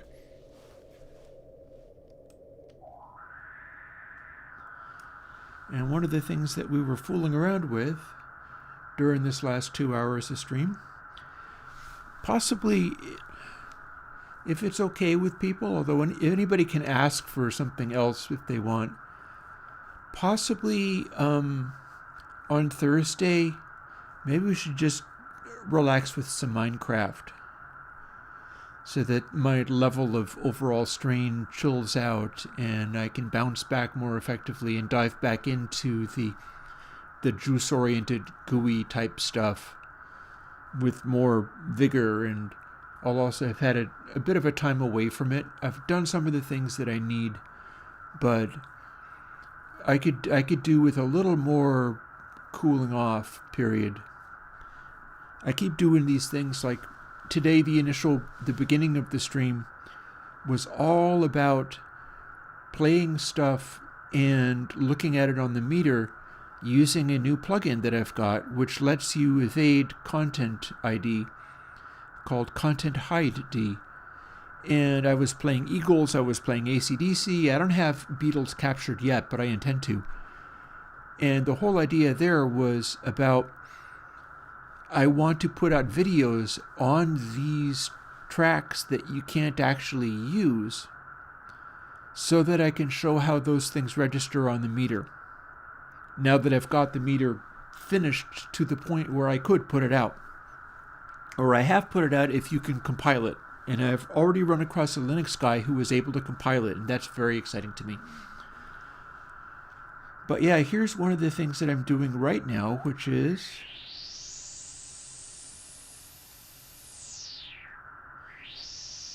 can I make this stuff? And it's weird to me that this is not actually changing the angle above the steepest angle I have available. But I am able to get a pretty steep angle here at a Q of 1.27.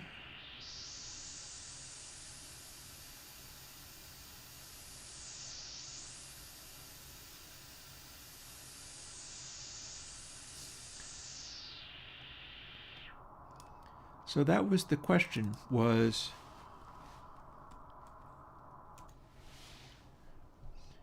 and this is weird. Oh, I know why it's doing it. I know why that's doing it. This is now set to a exponential ratio between 0.01 and 30. Doesn't have to be. So I literally can't set it to exactly 0.707 because this doesn't go from 0 to 1, does it? So, well, that's interesting. Let us take a moment to return to this, open the SSL thingy, open the channel strip,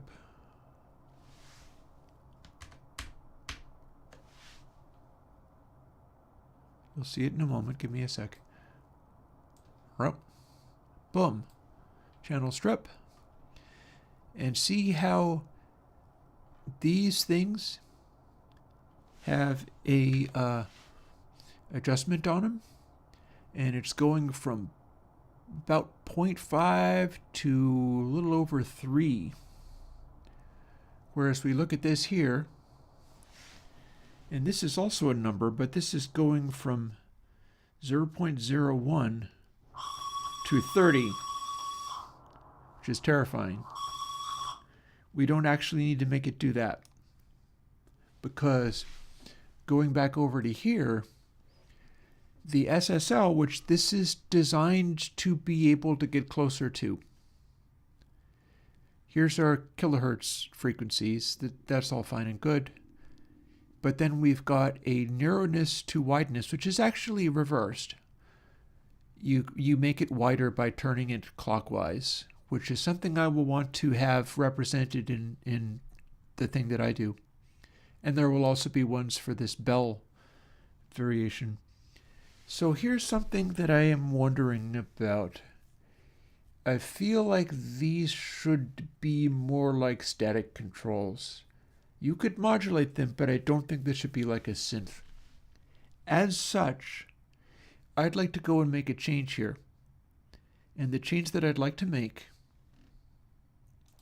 is to take out the parameter smoothing. I don't want that there anymore. This isn't really a synth filter. I shouldn't be doing that with it. And we've discovered nice things about, like, reversing the polarity of the neutron flow clearly is actually the correct thing. And it's going to complain a little bit and ask me to change the document. So I shouldn't need to be doing this. I shouldn't need to be doing this stuff.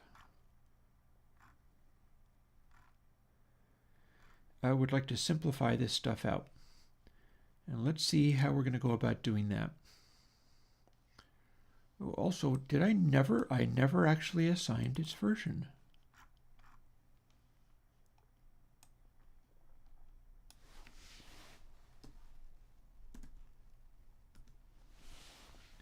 Biquad stack. There we go. It has been wanting that change this entire time, and I never noticed. While we're at it, let's take away a bunch of these dumb, silly additional things. the program will be a little happier from that.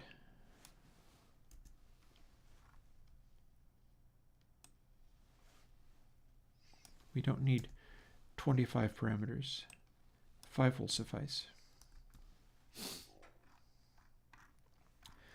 I mean, this is a test bed, but all the same.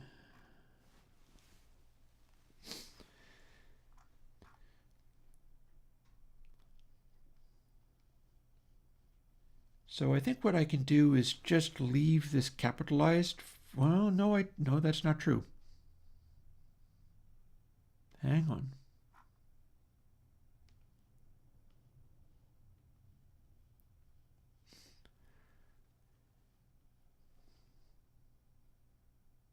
Don't mind me kind of pondering what's going to have to happen.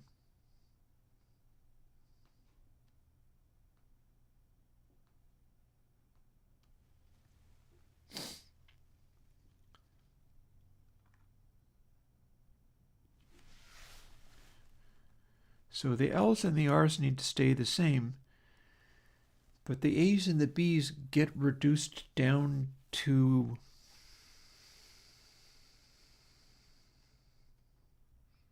I could make it be just the A's and the B's, or I could simply delete that part. Let's give that a try. So if all the capital A's went away,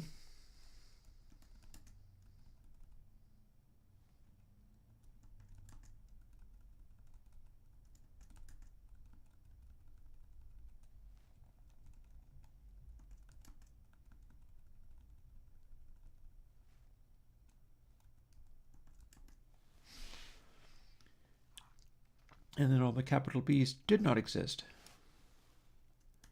Bye-bye.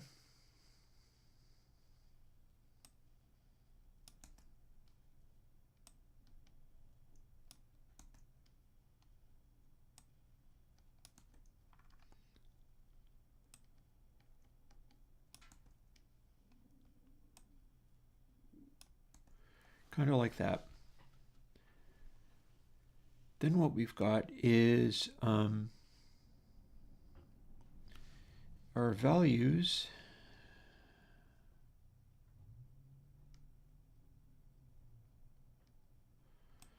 more appropriately arranged.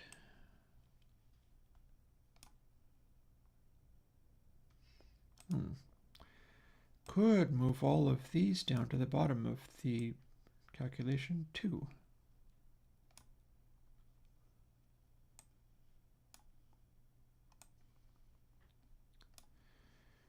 And then if it was only set up like this, well, that's going to still work. I just need to go in and take out all of the interpolations. So let's see what we get out of here. It's a 3-stage, which is simplified. Boom. So now I got to go into here, and before even dealing with this, I've got to take out some of the unused parameters, because we're not using 26 parameters any longer. I'm very proud of this little computer for handling itself so far so good, but I'm asking too much of it. So let's undo that nonsense. And we're trying to simplify this down into a form that is a lot more efficient.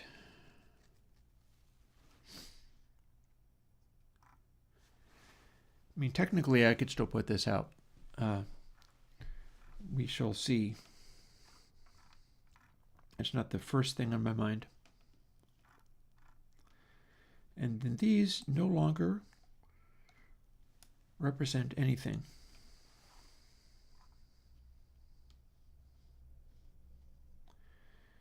We don't necessarily need that either.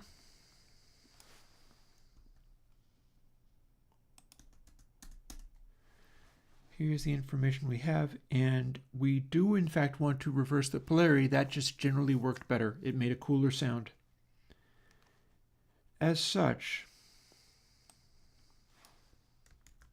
we'll simply rename it from the start.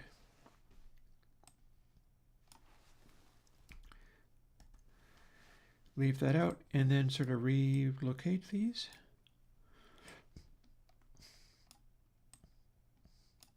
And eventually we're going to just build this into the calculation.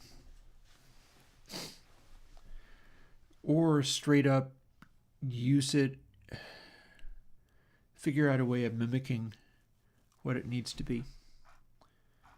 But also we can go into here and let's not have this be as extreme.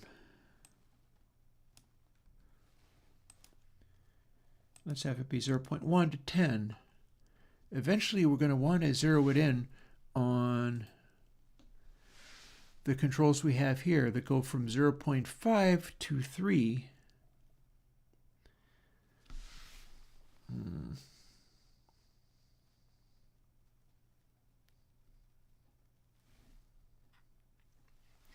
I'm not sure what I'm defaulting to, so I can look that up.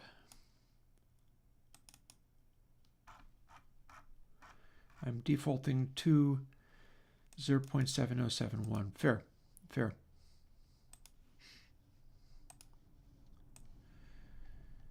So here what I can do is leave out the logarithmic. Here's where we specify what the max value is. So as long as that is not in excess of what we're doing, I could have it be 0.5 and I could have it be 3. So instead, let's not have it be a logarithmic value. Let's just have it be a generic, regular, ordinary old value. And it needs to go between these, which should, in theory, amount to acting kind of like the... It's just a question of how close are we getting to this channel strip. And then that is going to be a factor of what this calculation is. It cannot actually be less than 0.001, so we're not going to worry about that. That's just a safety control.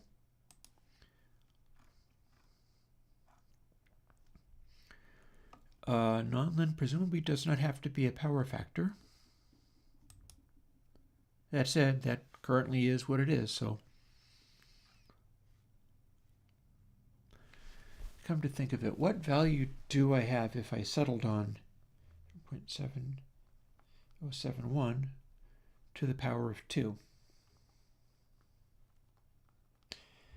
0.7071 to the power of itself becomes almost exactly 0.5. Alrighty then. Interesting.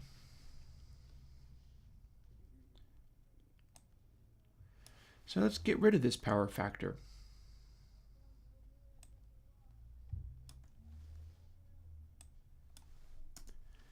We're settling on a useful number, so we'll have it be a number that is typically, it's going to be hovering around 0.5. We're not going to keep it, we're just finding a way of setting it so that it does the right thing with the frequency cramping. Because I'm assuming that's going to be the correct answer. And 0.5 might actually end up being its happy place. And here is where, let's see if we, boom.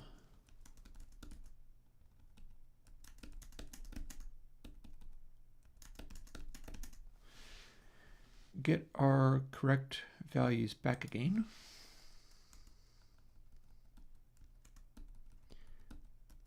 That should work just fine.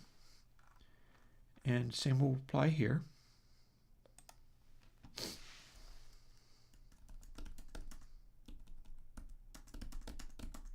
Only having to do this once per buffer is going to be way more efficient.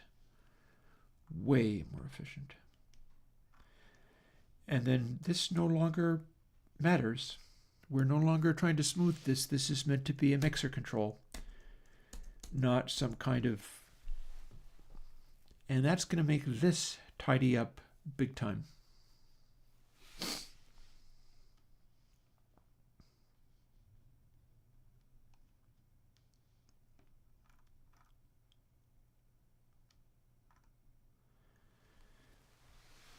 So, cleanup squad.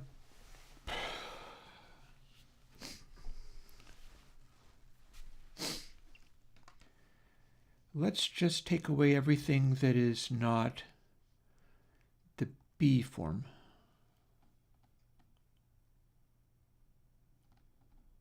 Kind of like this. That's within a paren.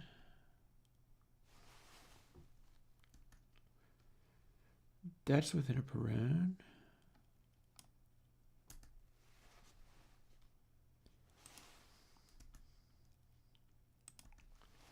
There.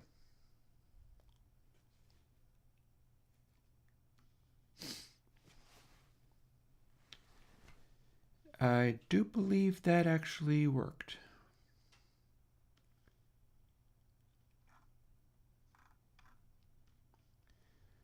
Same with this arrangement.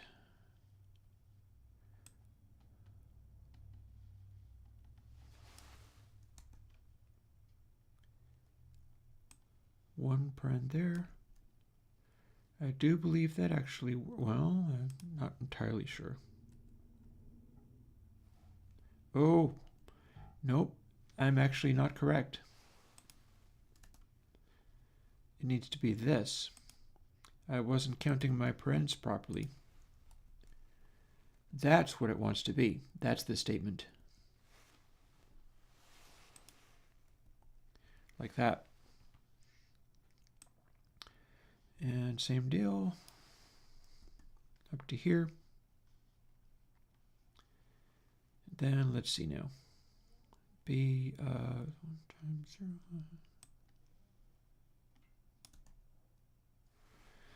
Alrighty. Yep. Okay, so I've now fixed that one for each of these statements, at which point I can now just take out the B, and I have the correct value. Half an hour or two thawing out food for dinner. Oh, and I have failed to update this thing, so here we go. We're moving towards being able to replicate the thing that you saw. Also, I can put this back to where I can see how many chatters are there.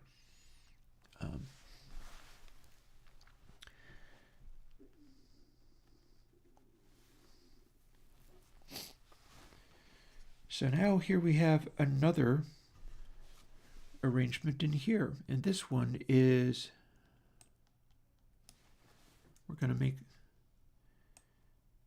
these be the correct number. We're going to make these be the correct number.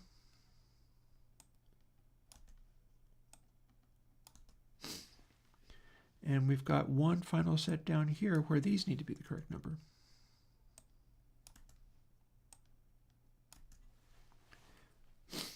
And then we're done. So let's do this one step at a time.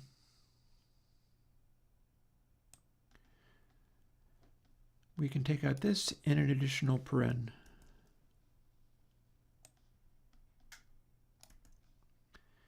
And that's because we're going to take out an additional paren over here.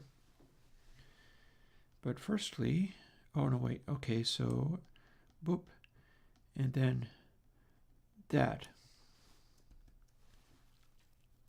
And now we have a superfluous one here,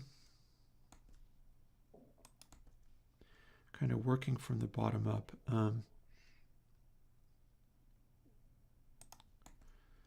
So if we do that, temp sample times, we get there. And there we have, let's see, that, and temp sample times goes directly to there. So now we've got the bottom one solved for each of these. And this is going to be a negative temp sample times. So we're going to do this, and then how many of these must it do? It needs one of them left over. That should have done it. Okay, so this bungs right up against the one that is left. And we've one left over. Boom. And this goes right up against the biquad, and then this goes up to have one parentheses left. Okay, coming along, coming along. I'm very interested to know whether this will be scrunchy when I actually manipulate it, because we are simplifying a lot of this down real effectively. And that is pleasing to me. I'm happy about the fact that we're simplifying it down. So let's see. So AL1 equals input sample times A1. So this is also going to bunker it up against this. And then we're going to have 1 paren left, I believe. Looks like it. If even that, I'm not sure I need even that.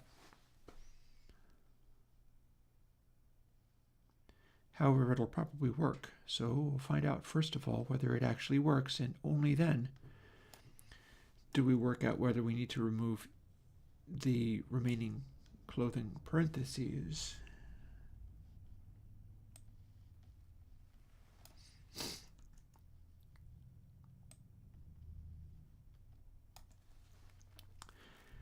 I bet I can. So let's see, let's space this stuff out, and we can indeed remove that. Oh, we are going to need a, hang on. Oh, no, wait, nope. And I'll tell you why. That's not really where that leaves off.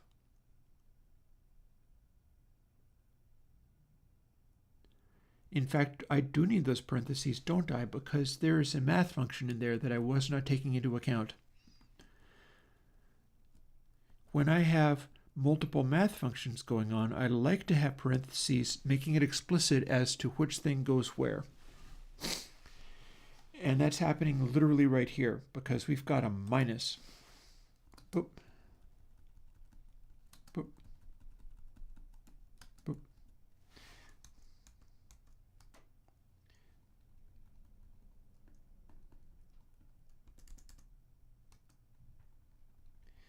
We're returning to the original formulation. That's how this thing usually looks.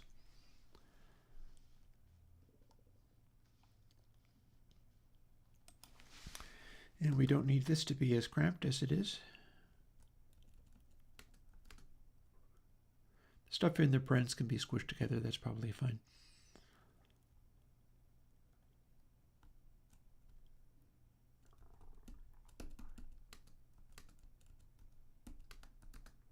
Let's uncramp some of these things while we're at it.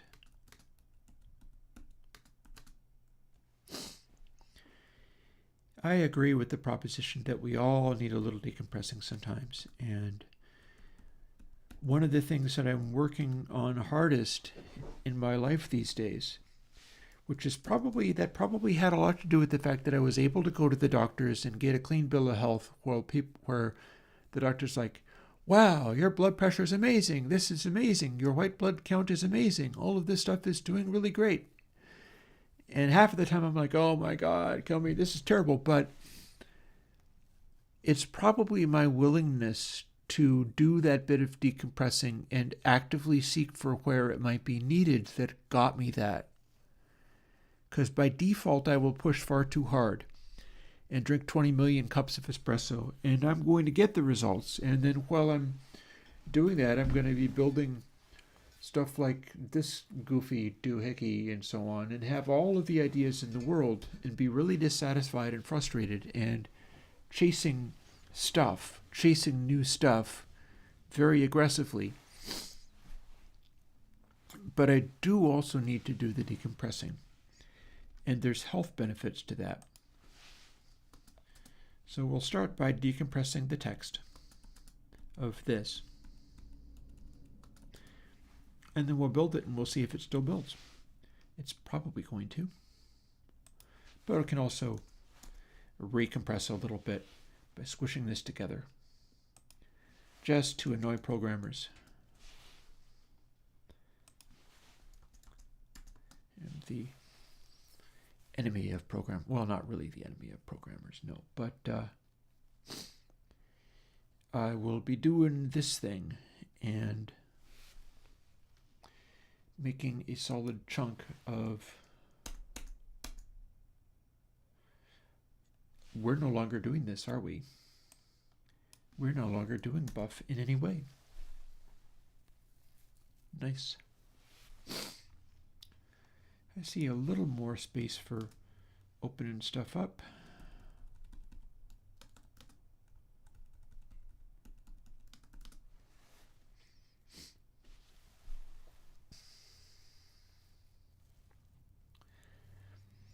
I'm just contemplating squishing some of this stuff together because I see a place where I can make a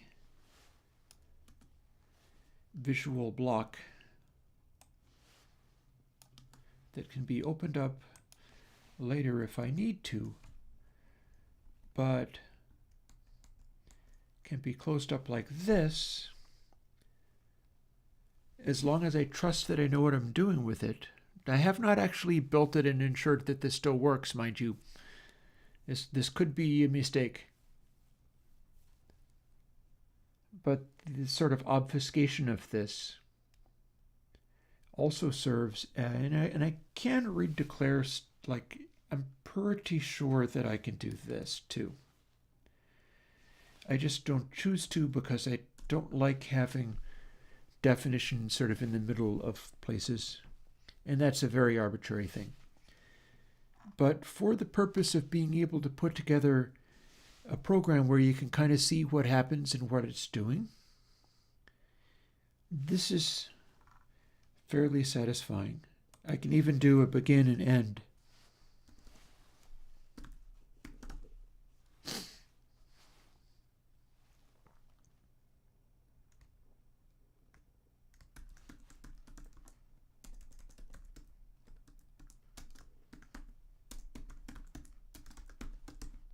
With reverse neutron flow. Maybe I'll just leave that comment in there because you gotta have fun with things.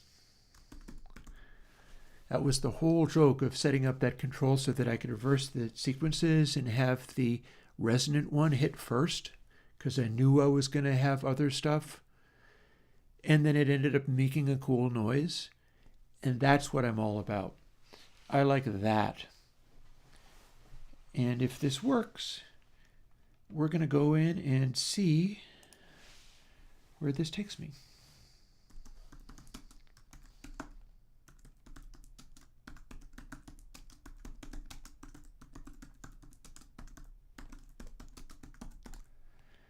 And I'm not above silly jokes, so that'll be a silly joke. There really isn't a reverse neutron flow in it. It's just a joke that I was making when doing it. Hey, Bruce Wayne. It's getting better and better. I think it has helped a great deal by the fact that I'm not hammering myself against juice at the moment. As valuable as that is, it's really strenuous, and diving back into the audio coding and getting something out of it, it's still strenuous, but I'm in my home, I'm in my happy place, basically. And I don't know whether I was trying to lift something too heavy or whatever, but the backache that I was having that was really messing with me in the beginning of the day, I took a couple of ibuprofen, but that's all. And I think I've relaxed a little bit. And so the day's looking up. It's getting better. By the time I have my tacos made, it'll be looking splendid. I assume I have remembered to defrost I think I have remembered to defrost the things I need to defrost. Give me a moment, because I'm going to go and look. I think I remembered the thing, but...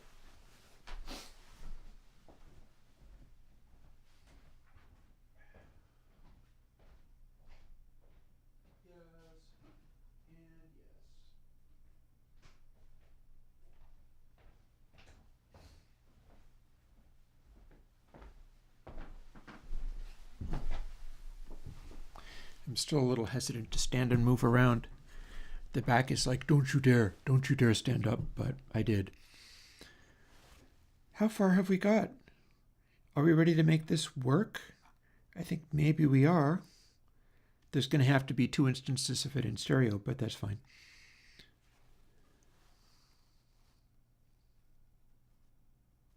I might be able to interleave them in an amusing way so that we only have to calculate dia 0 and dia 2 and stuff. Well, no, wait, I'm going to have to recalculate it anyhow because they are, but I might be able to work out what nonlin is as a fixed value variable.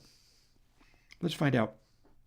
Let's find out what the optimal nonlin is, because all the rest of this is now adjustable, and we have tried to make it mimic these controls. This, of course, being the SSL channel strip.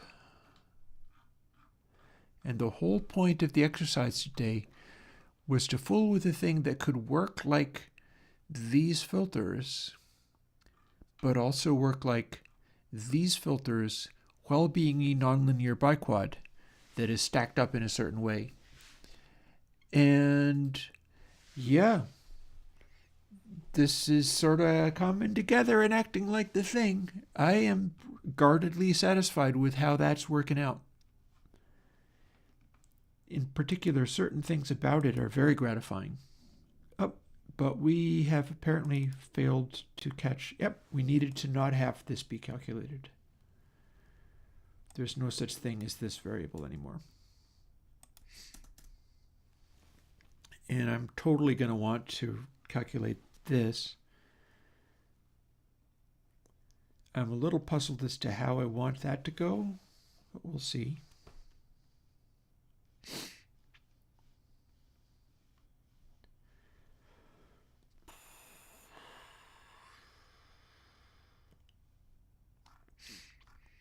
Do I need biquad freak and biquad reso to be part of that array? I don't know. Especially if it's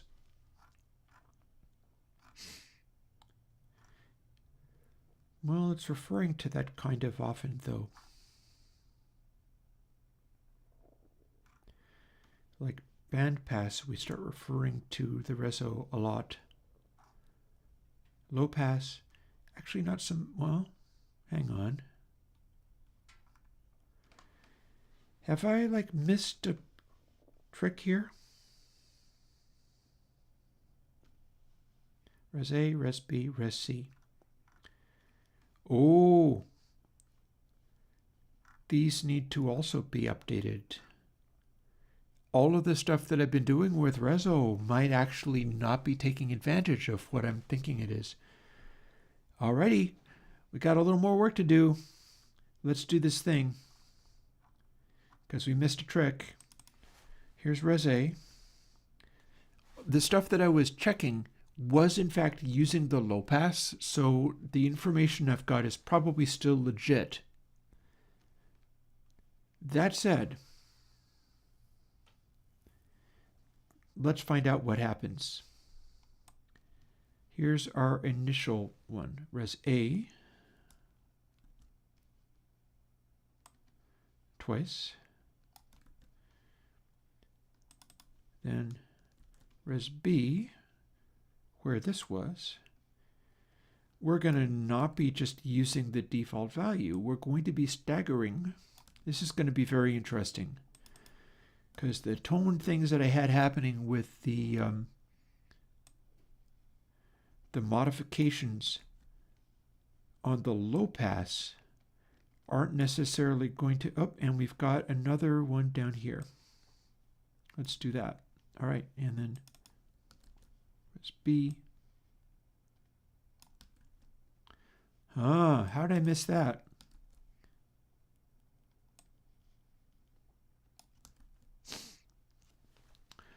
We could end up reversing the polarity of the neutron flow if this doesn't work out, or not. But yeah, that is a tidy little chunk. These can be a tidy little chunk based on what they need to be. Like this is our low pass form. And this is our bandpass form.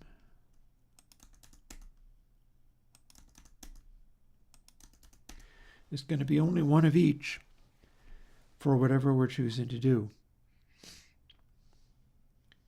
And then I'm going to need to determine, yeah, if type equals 1.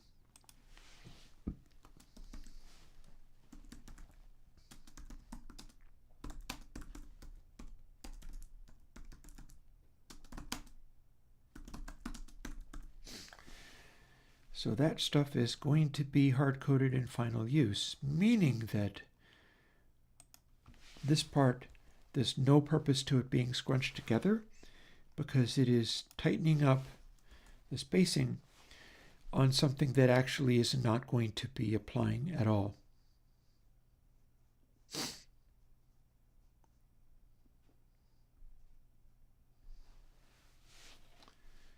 So these things will be hard-coded in final use, each place that occurs.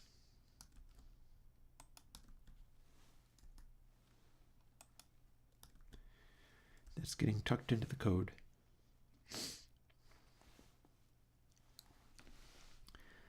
And then we go from there, which is that's three less logic comparisons that have to happen for the final versions, where it's either a fixed slope, and it'll be interesting to find what the real low pass setting needs to be.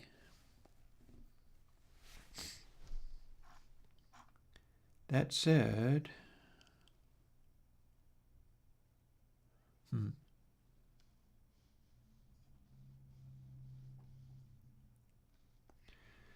let's apply this here.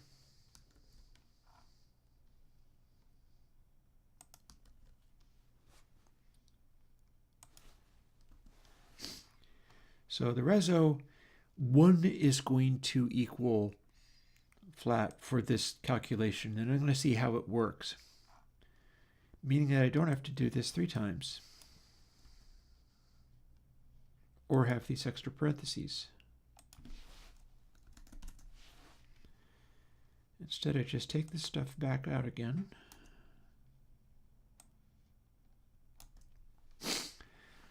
I fear I'm stressing out a little bit again, but it's fine. We'll get there. We'll get there. So, build. Let's see if it builds. Looks like it did. Cool. Now let's see if we can make this stuff work again. And it's also going to be interesting to experiment with how the sound works out. So what's our most recent effect? This is it. There. Effect stack is our new biquad stack. And here we are. It kind of moved down. And here's something we can do. Oh, the Q thing isn't going to really work, is it? We can do a little quick calculation. Here you can see both of these now. And if I move this down, I can get access to this. And then we can move this to, let's move nonlin to just, we'll obscure a little bit of it. It'll be fine. And now we can C-span.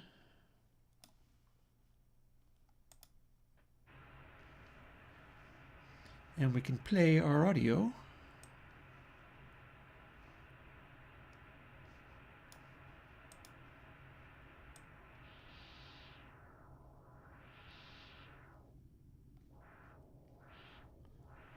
It's definitely not moving as smoothly as nonlin.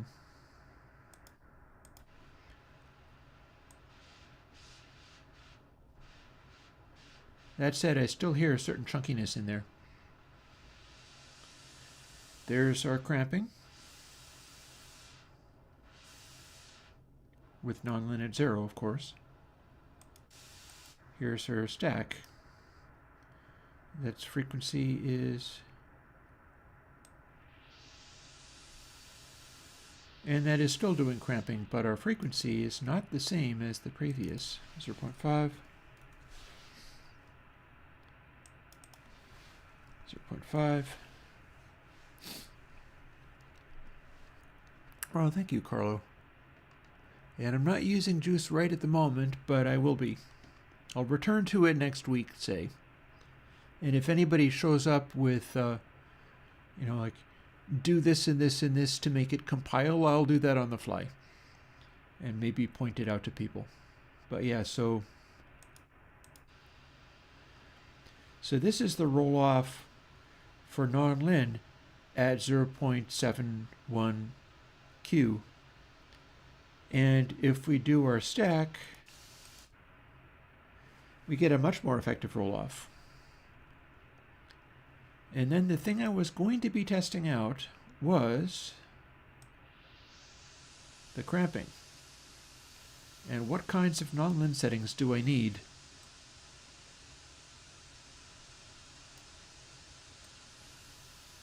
Do we need to do stuff like that?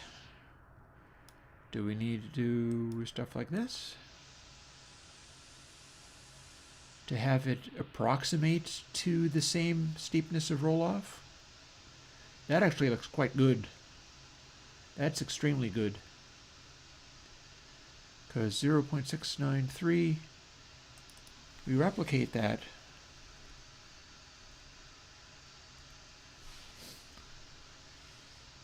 Oh, well, hang on though. If we replicate that with biquad non-lin, it's completely different because they don't have the same slope, so never mind. But this is the one I'm interested in. Also, I have not yet checked out what this gives me. And maybe that will give me nice results. We haven't heard it yet. We haven't heard that applied to... We've just heard three... like the way this is working, only this implementation of it, the low pass, has the staggered effects, whereas the resonant frequency has not been using that yet. So that might be very interesting to explore. Alex, if my work on Juice is helping you do that, then rock on. I would like people to be able to do this kind of stuff. That is the goal. That's the dream. So let's see. As we start bringing more of this up, we start getting into this zone where... Yeah, here's the point where we leave off. And it's supposed to be this angle, but it'll start losing, but then it'll start getting back again.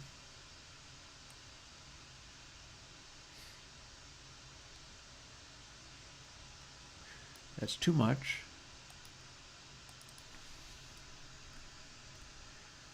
Yeah, the 0.5 might actually be about the right frequency for being able to work with this stuff.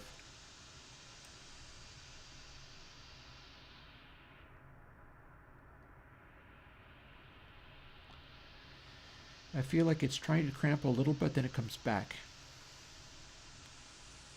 Because it's really supposed to be a slightly steeper cutoff than that.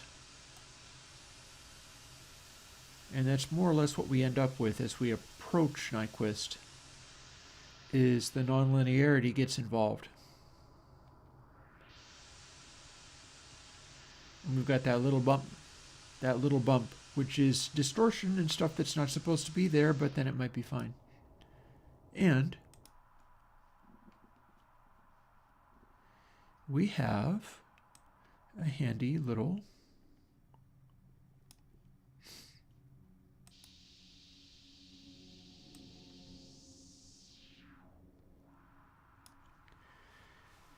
and this is with the, let's see, let's duplicate it. 0.377. We're still at 0.707. We'll use the non-lin though, because why not? If we were doing that with just one stage,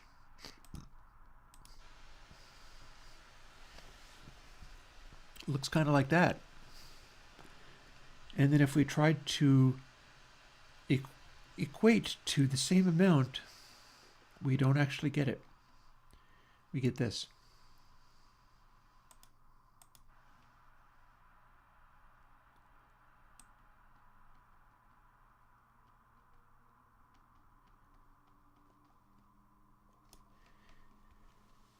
See how the angles don't get as steep? Like here's a pretty steep frequency.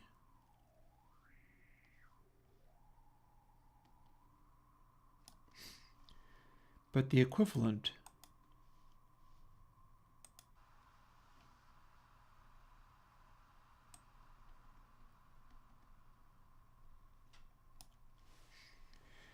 see how it's got a pointy center to it?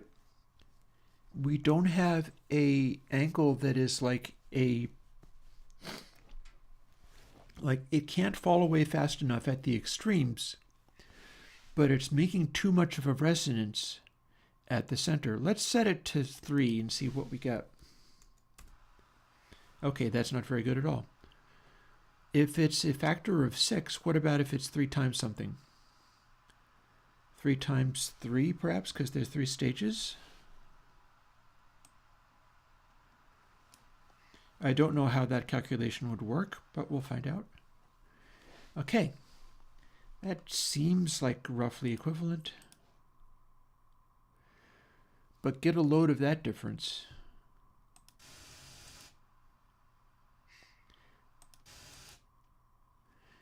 You can have that as a somewhat resonant boost at its maximum setting of 3, which is probably tighter than it's ever going to need to be. Or you can have roughly the same amount of singing frequency feedback with all this extra stuff poking through. I feel like the one that I have just made is by far the winner here. And we haven't even fooled around with checking out what it sounds like on musical content.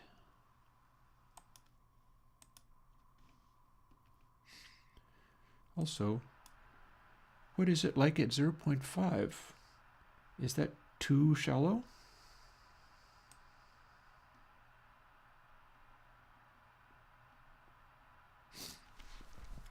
What's the cube root of 0.5? That might give me the value.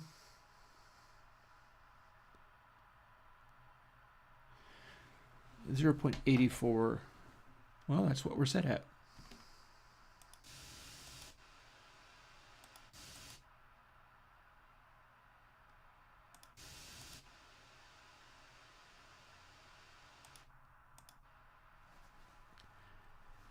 Interesting. This is all doing a way better job of isolating. That said, give me a second. I'm going to leave this sitting there. This is sort of quiet rushing of sound while I go off and get my stuff ready for defrosting, because it will be dinner time in an hour. And I'm telling you, I'm going to let myself go and have dinner in an hour.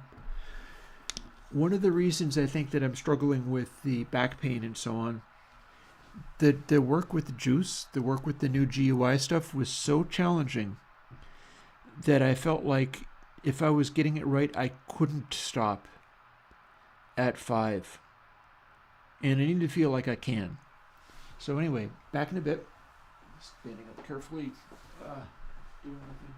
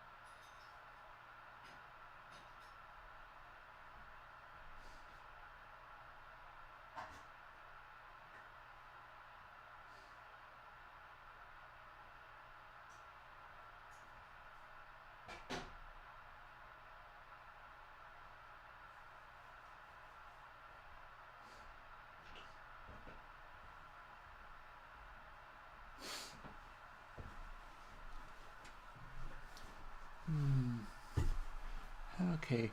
Yeah, I took an extra minute to put away my coffee making stuff without making any more. And my dinner making stuff should be ready.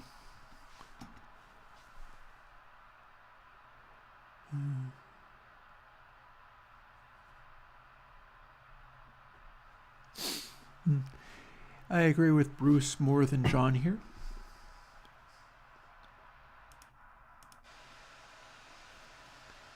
So here we have a queue setting that is supposed to be roughly equivalent.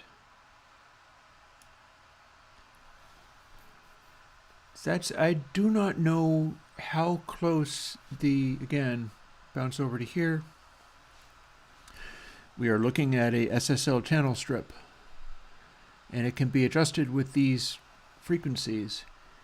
And you know the way this stuff works out, I think even some of these notes, they're keeping the slopes down. Their midbands don't have as much sweep range, stuff like that.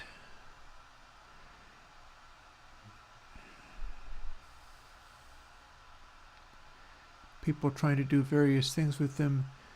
The real deal devices don't necessarily match what you think they would. It's going to be labeled to say certain things, but that doesn't mean it necessarily. Like, here's a whole bunch of commentary on SSLs.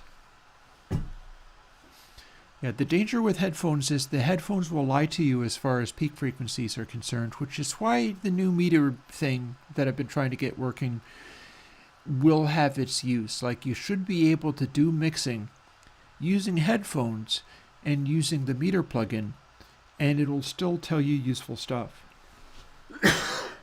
Yeah, excuse me.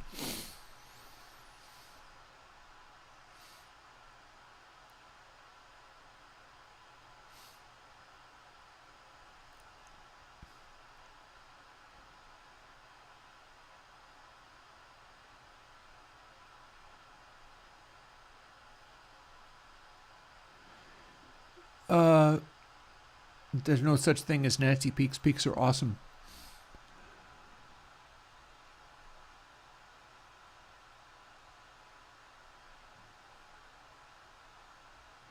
I'm just reading what this person is saying about SSL.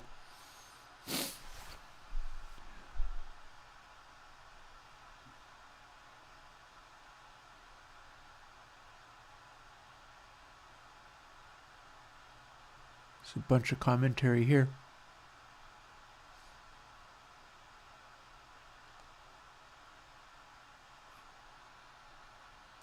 A lot of observations. Oh, and this is this plugin. So peaking queues from about 2.5, I've got 3, to about 0.5, which is wide. And this is an override, so you got a queue of around 2 for set to bell, whereas if you, okay, so low shelf set to bell, high shelf set to bell, differences in the queue, which I believe is still tunable. Let's see, here's that, and then here's this. So they're talking about this.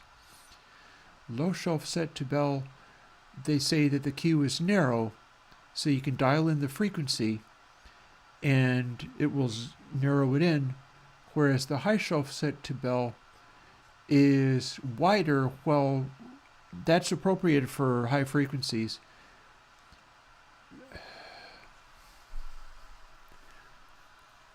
I still feel like that range is a range where you could have it simply mimic the mid bands. You should be able to just dial in the appropriate width rather than just saying, does it have bell engaged or not?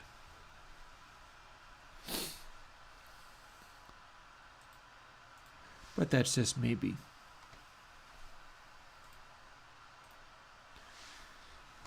What we're doing here is replacing this, which is a variation on single biquad filter, where you can do this or this. Observe the behavior of the edges of it. what it's doing like around here. And what we want is more like this. Observe the behavior of the edges of it.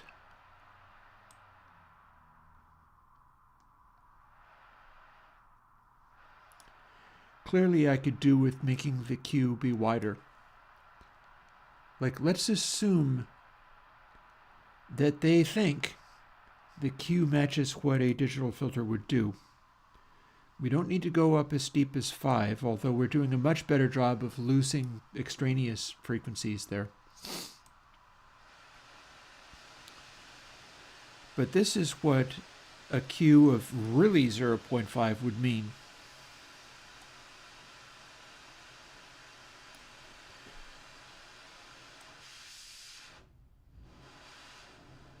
That's what a real 0.5 queue would be.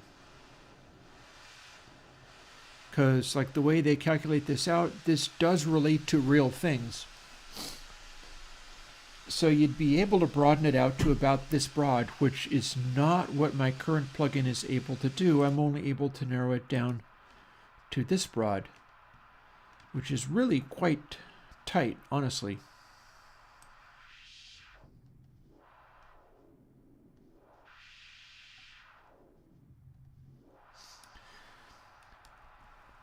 Oh, and I've got some changes in place, which I don't need to keep. So we're going to figure out what the reso actually would need to be, because it's going to be a consistent amount, but it sure needs to be a value less than this.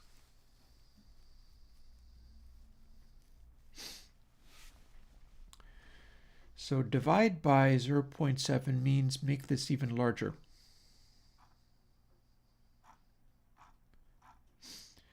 And we've got one that goes from 0.5 to 3, which is commensurate to what it would actually want to be. So what if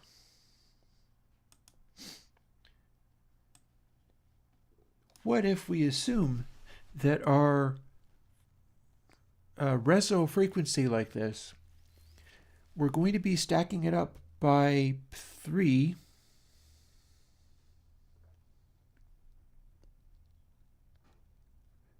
Oh, fair enough. You don't use peaks only to identify peaks of whether your track is going to be clipping. Yeah, it is a balance thing, but it's not going to do anything as far as whether it's clipping or not clipping. It is a pretty decent, it will make stuff that is mixed inappropriately jump out. So that's fair. Yes, I thank you for finding use of the thing that I made. I'm glad about that. One thing to bear in mind about peaks only is that is not talking about the peaks that I'm doing with the metering. Peaks only is largely keying off of RMS loudness. What it's doing is largely highlighting volume fluctuations that will register as RMS loudness. It will show up as the gray area on the meter, and peaks will highlight what's going on there. Whereas the inaudible quote-unquote peaks, peaks only is going to hide that quite a lot, really. Anyways, 1 divided by 6.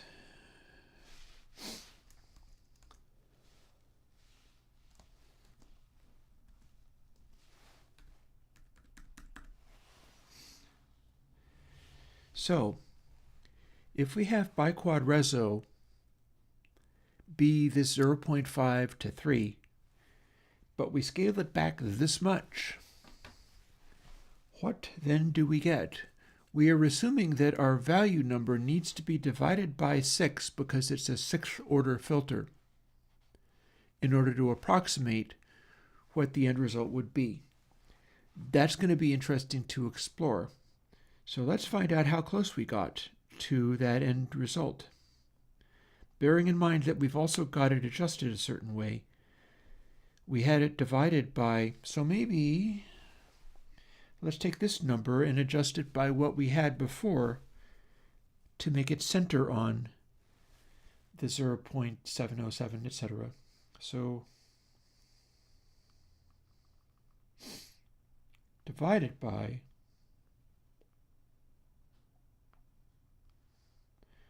1.6. And instead we'll have this number.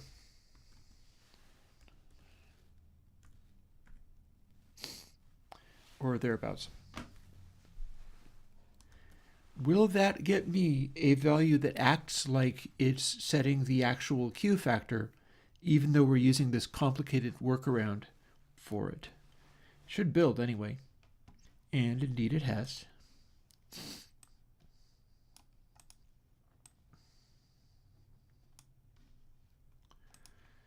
Put it in component.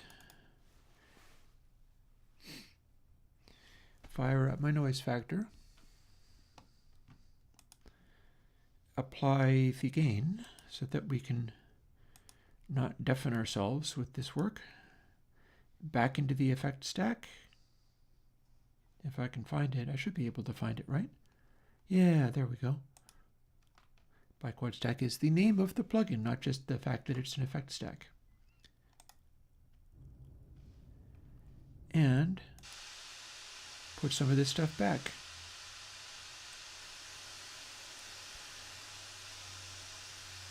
So if we have a frequency of about 0.5, like this, and then the Q is actually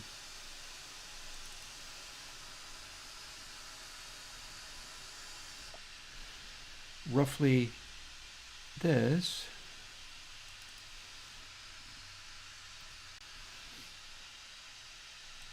we'll make these be roughly equivalent to. So this should give me roughly if the calculations are correct, this is going to be about the same. Let's find out if that's true. Interesting.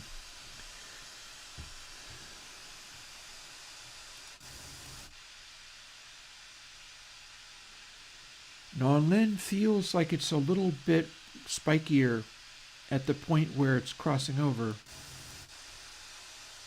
This feels wider. Now let's take the new one and narrow that, because this is supposed to be the widest possible. Oh wait, no, I have it set to 0.5. What am I doing? Hang on. What am I even... Well, let's just make it match then. Okay, so this is supposed to be about the same sound.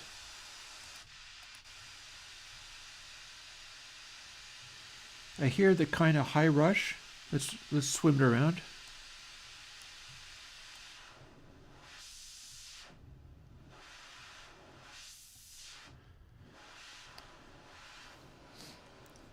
So this is definitely on the wider bandwidth for an SSL style.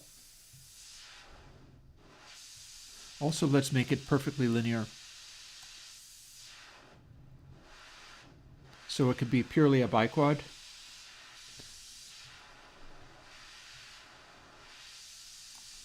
Then the stack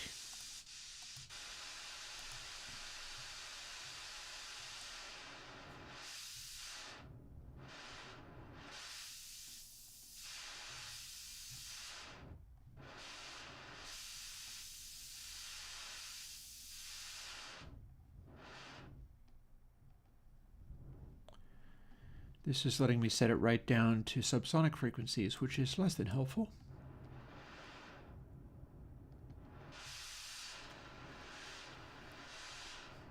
Although for such a wide bandwidth, this is giving me some useful frequency zoning.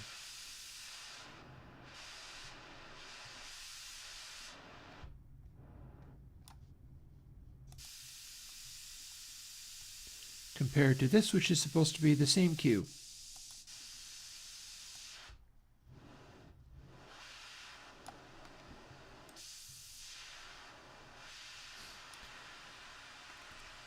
Now let's set both of them up to like 1.5 or so. What's the center of the control? Give me a second while I look at that. The center of the control appears to be 1.5. And 3 is on the far counterclockwise. And then wider means turning it up. So 1.5 is the middle of the control setting. That's neat. Let's do that.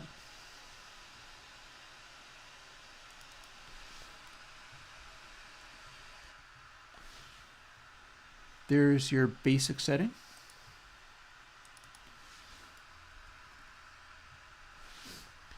We can set both of them to that. So here's biquad non-lin set to lin, meaning this is pure digital filter.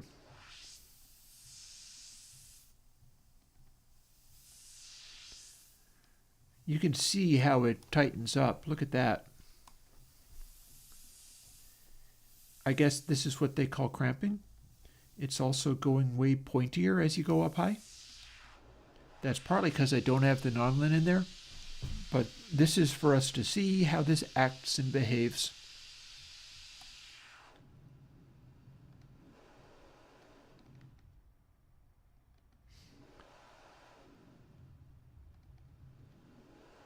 You can hear the texture of it.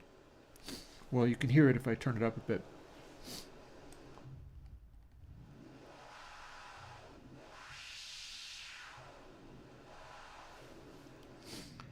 Sounds a bit like one of those old wind machines made out of canvas and wooden slats at 1.5.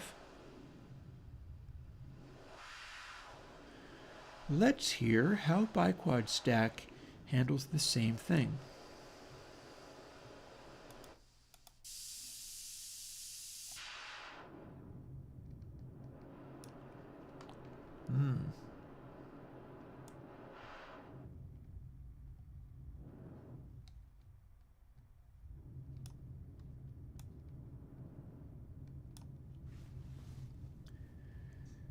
Well, this sounds cooler.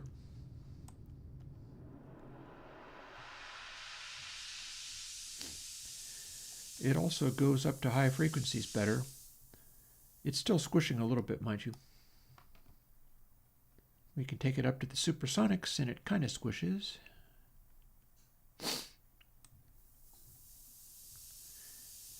Take it a little ways down and you compare it to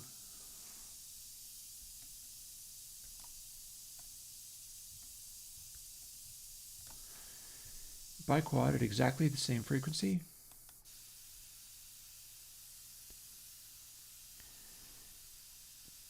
That does not sound as good to me, I gotta say.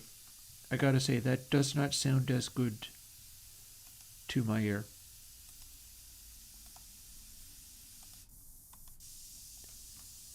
As that for a sound.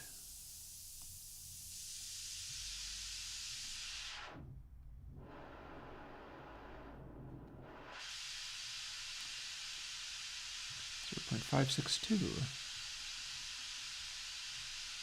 Thereabouts.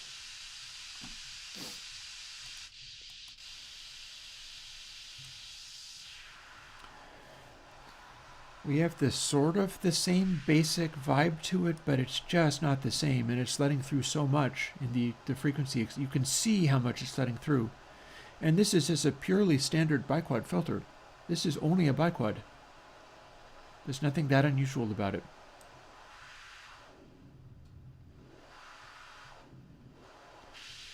Here's your DAW filter right there. And here is Airwindows replacement.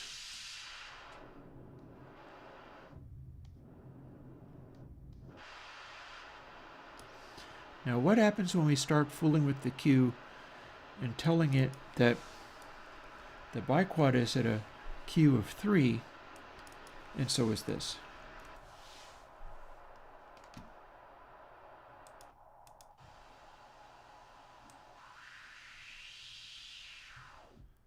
Well,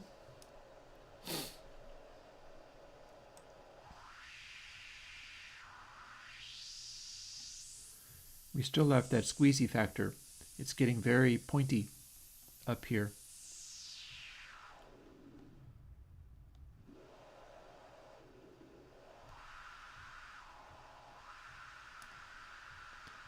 You got that versus this.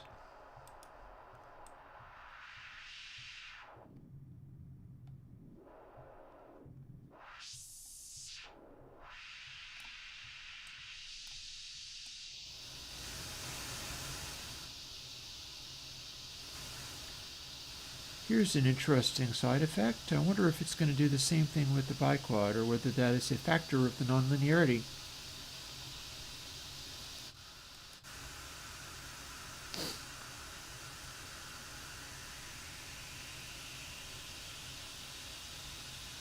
I think it might be a factor of the nonlinearity. We've got equal amounts of background and effect here. But something interesting is happening.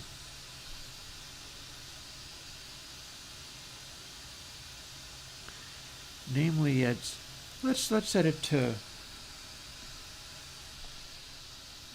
golden ratio for laughs. This is going to be more in line with what it will sound like to take the audio and add the frequency or subtract the frequency that we've generated using this technique. So if you were to do that, if you were to take the background sound being just blast of noise,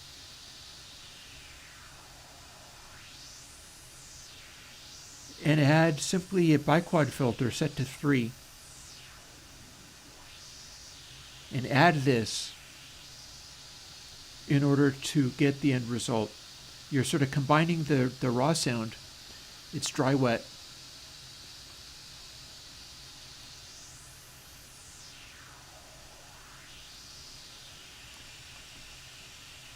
Whereas the one that I've just made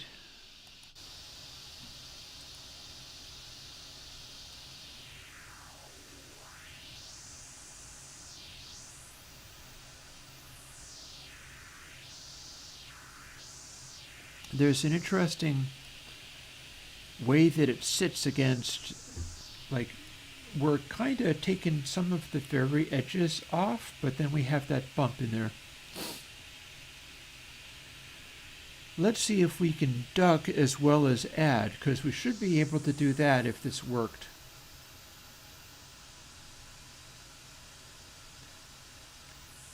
We're doing a pretty good job of sneaking up here and having this part work nicely.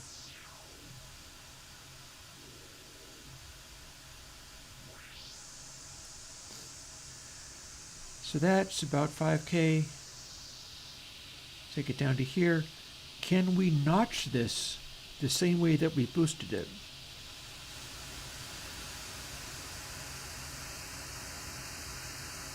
Kind of. What happens when we start fooling with the Q? 3 is a pretty tight notch. And remember, inv means adding to full volume dry.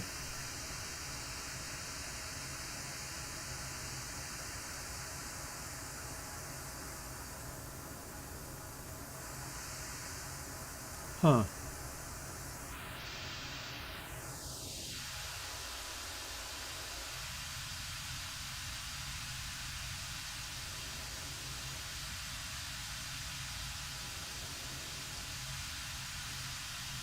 I think it works okay as a notch. I think as a boost, I'm going to have to add more, but I think it works okay as a notch.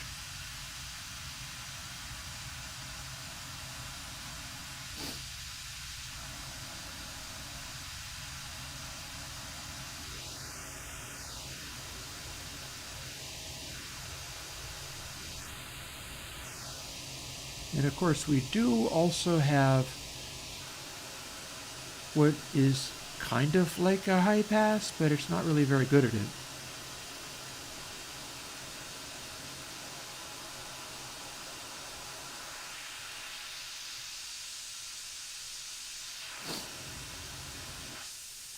I feel like I'd have to cut the non-lin in order to make it be a properly good high pass, which maybe that's fine. Like,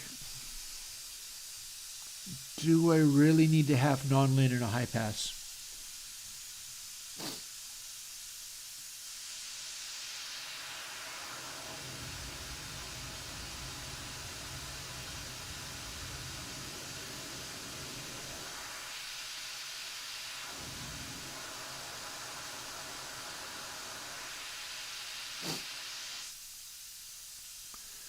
The way our order of operations is working is a little weird.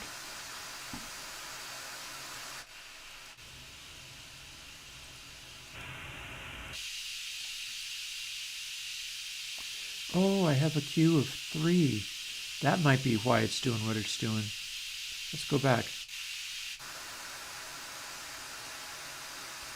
Yeah, if we were going to be doing a high pass,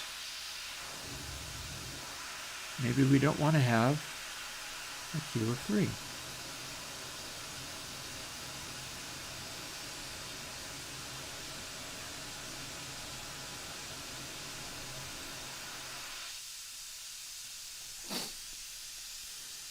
That said, it feels like that's still not that steep.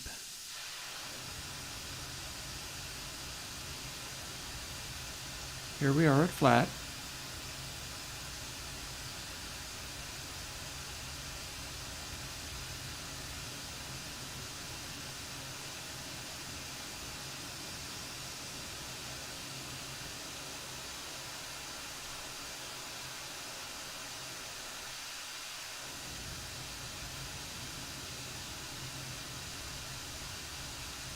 We don't really have a lot of lows in this, though. Oh, also,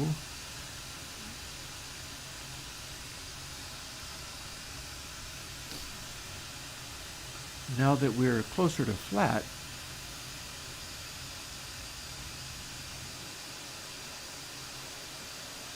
oh, I see. So if we have non-lin, what basically is happening is that it doesn't want to admit that it is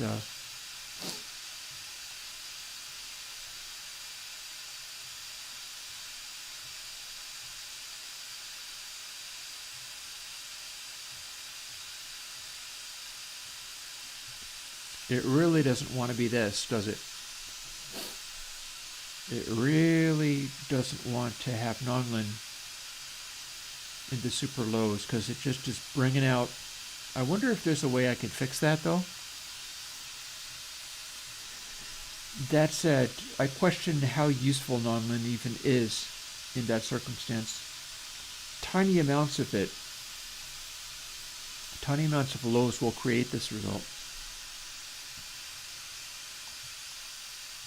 And it can as easily be made to go away.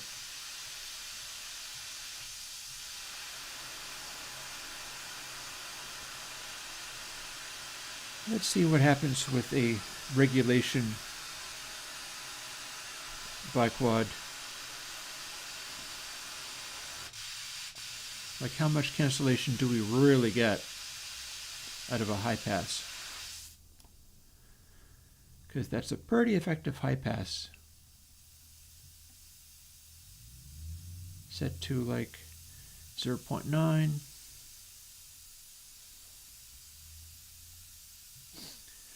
And there's no actual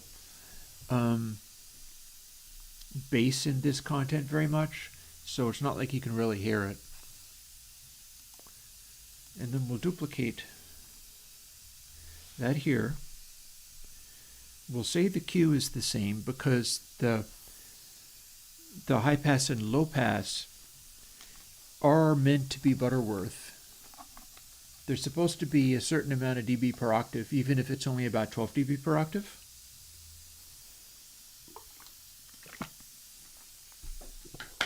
I wouldn't mind having steeper. But this is meant to be effective high pass. This is not nearly as effective a high pass. So that's interesting. Frequency is just as high.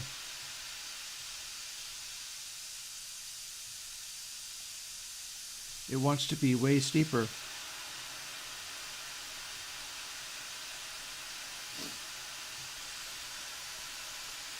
Yeah, I think the high pass was working better with the single non-lin, so I don't think this is actually my design for the SSL style.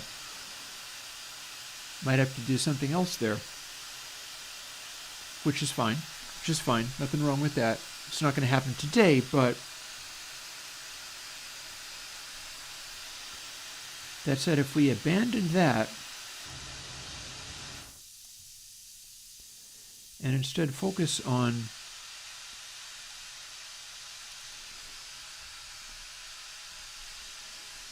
or maybe call it the SSL mid style.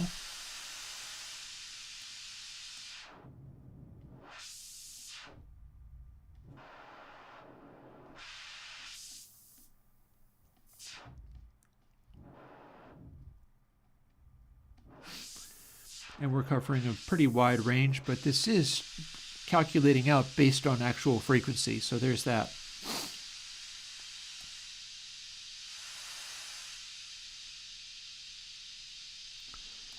Here's as tight as we can get.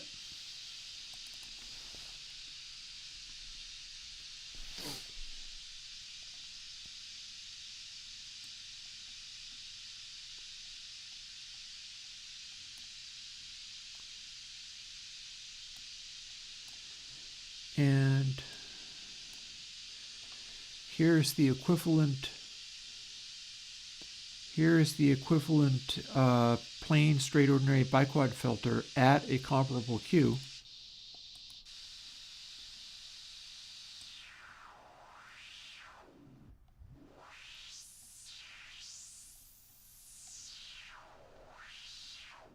Digital filter and faux SSL.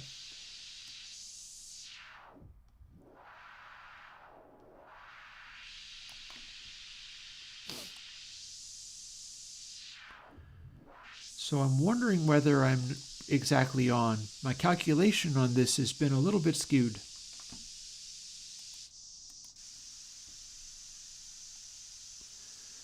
I got a roughly equal volume and frequency emphasis.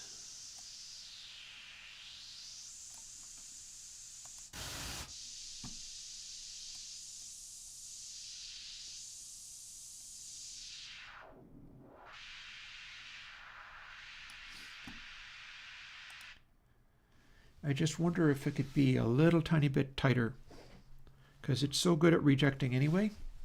Oh dear. Don't mind me, I'm just trying to remember what I'm doing and remembering that I have in fact adjusted that. So if Reso is going to get steeper, it would be slightly more than this, but it shouldn't be much more than this because it's kind of in the ballpark. So let's say it's about a quarter.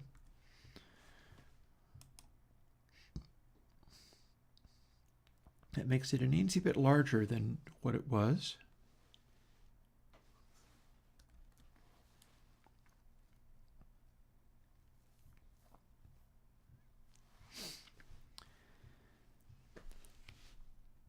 And I'm already thinking about how I can go about making it work like the actual control, as in plus and minus 15 dB, ability to notch, ability to dial in that stuff. And we have not yet fooled with it on sounds yet. So let's move this out of the way so that I can see this part and then put it over here. Let's make some comments because I'm going to need to do another version of this just so that I can have we're going to have to redesign it. And possibly only 2 stages because it feels like this particular method of doing it is too intense. Let's add some further commentary.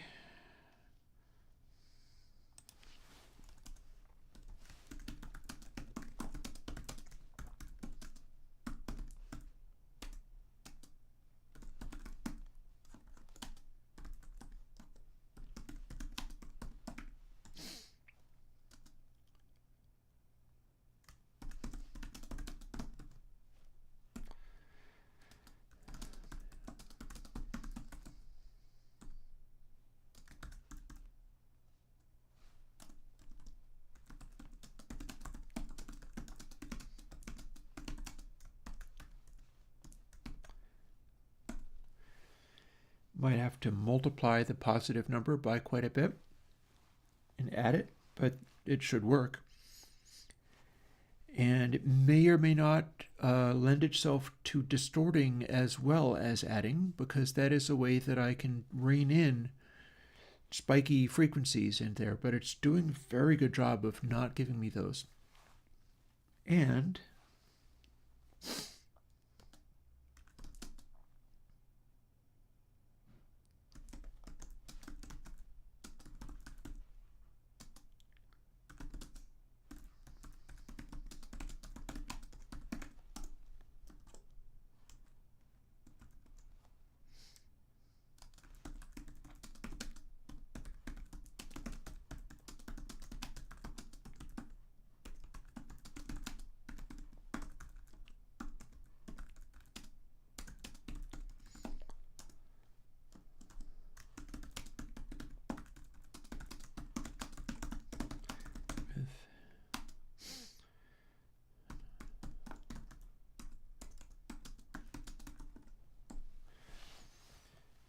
so we got to figure some of this stuff out.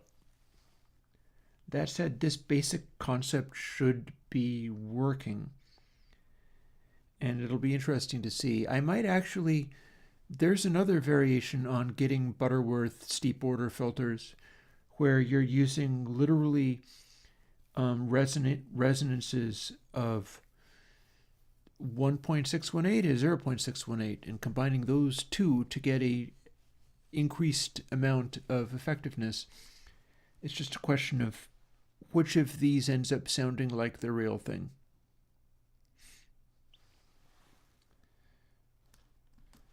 So for starters, let's just do that.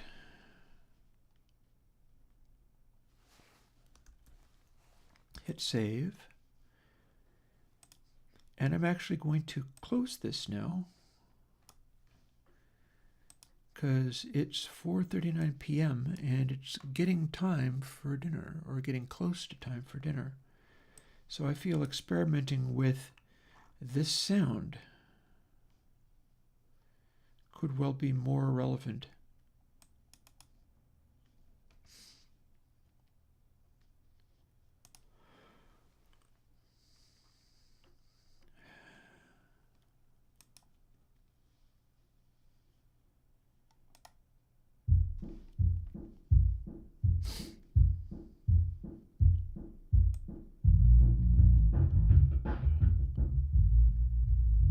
And this is still our pure low pass, so here's our mid sweep. Or here almost is. Ah, it's mean, it's nasty.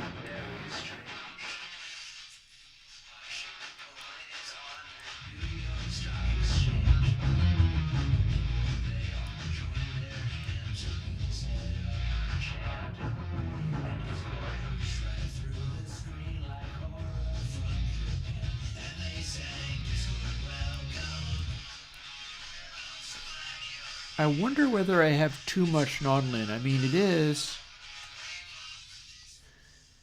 filling in the concerns, but I feel like I might have too much of it. I wonder. Speculating.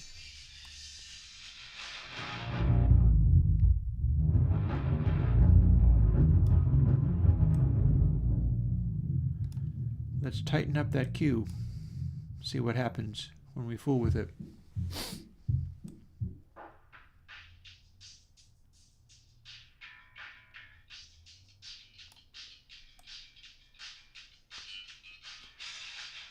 That's our mid setting.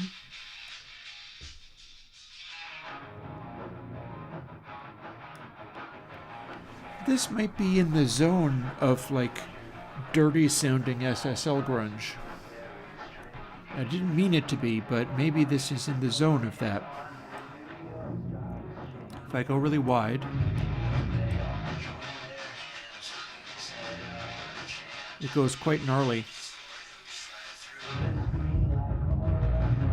You can get a lot of distortion that way.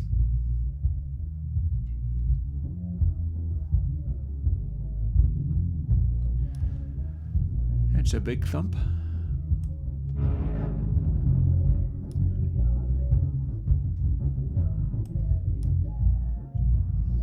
Take the nonlin out, and it's very well behaved, but we can make it not behave real effectively.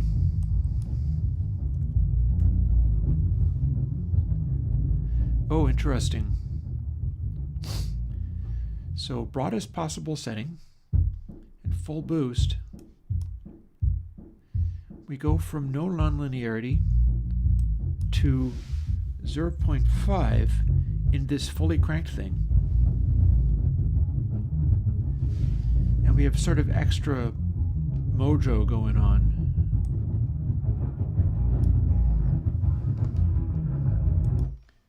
Here's what I should do. Let's cut it down and then boost the mids back up and see what we get.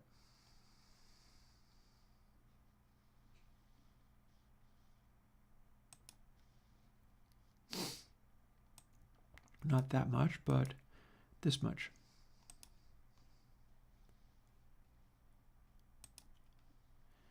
Now, when we do that thing,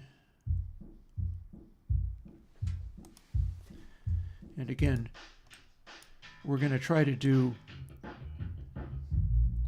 something that is acting like the sweepable mids or a bell.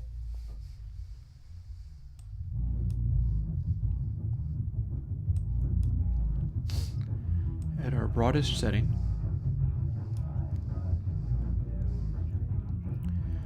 Now we kick in nonlin and see what changes to the sound.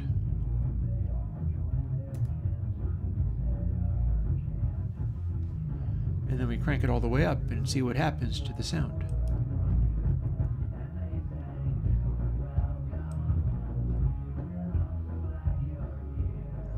Pull it back until it's not clipping anymore. This is causing sort of spikes in energy.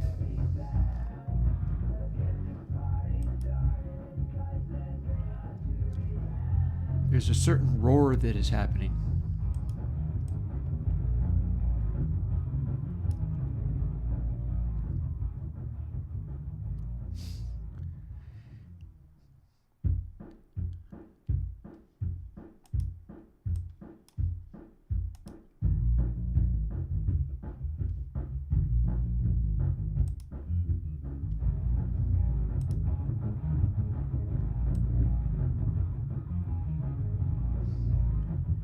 It does seem as though we can take it down to here to have it be less abrasive, but the character is very there.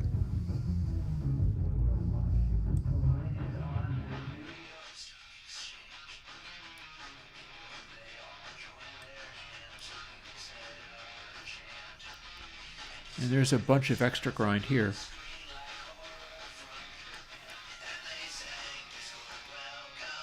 No grind?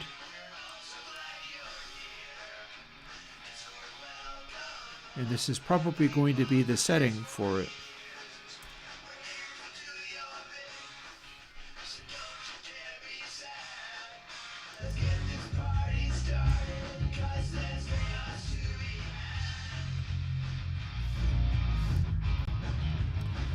So here's where we have no setting. I'm going to let it wrap around again. And remembering, of course, that we can also use the infwet.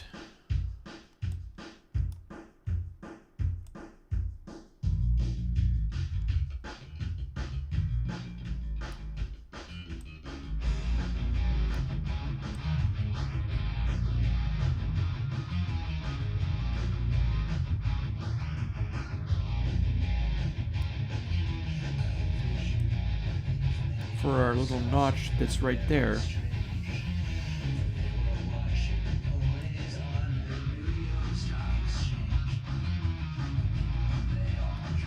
We do seem to be able to do a notch effectively this way.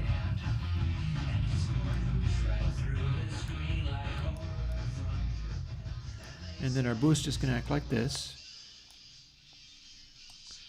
It's just going to have to be multiplied a great deal.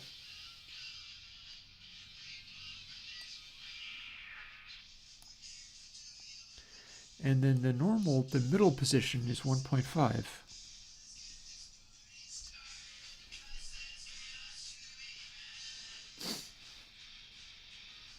And that's really got kind of a lot of character, like voice elements jumped out when I did that. At a boost of around 3K. So this is a 3K style boost. Up higher, down lower. Areas of power.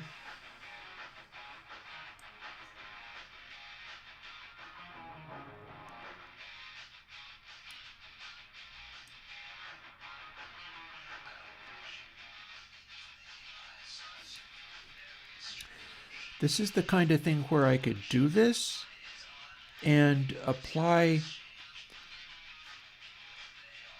the bass and high frequency ones, design them very similarly.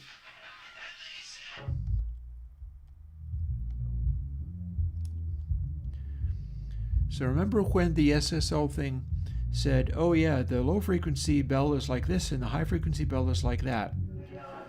What they were saying is the mid-ranges could be this kind of thing. The low frequency bell was more like 2. So you'd sweep it around like this.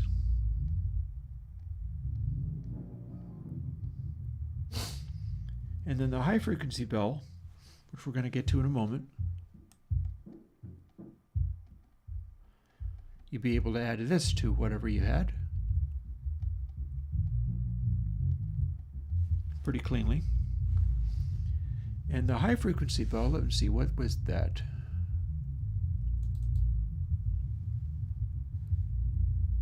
I am looking to find what it said. Guessing that's not the place. Turnover frequencies. Yeah. So the low setting, the low shelf, would be, I think it said 2.1.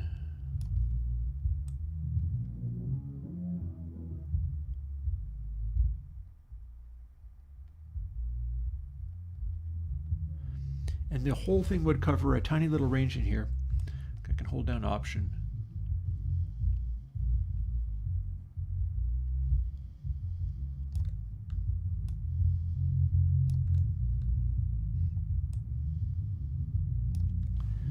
So you'd be dialing in low frequency boost kind of like this.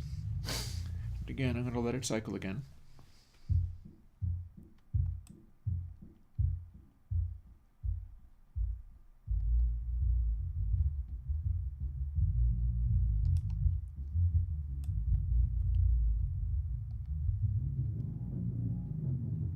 Possibly as high up as like this. Whereas the high frequency bell was a wide Q around 1. Well, that's actually not all that wide, but if we did it,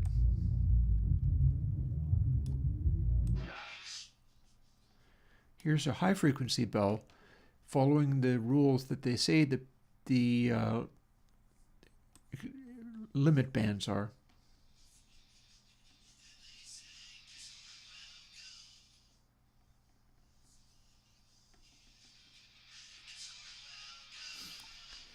And it would go up from probably low, high frequencies like this, up to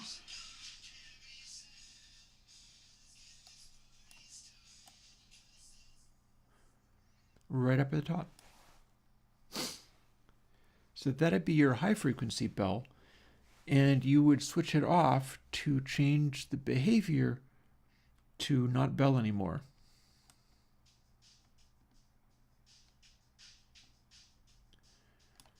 Which would be kind of like setting the Q lower, but not. And then if we set the bell, high frequency bell, even tighter,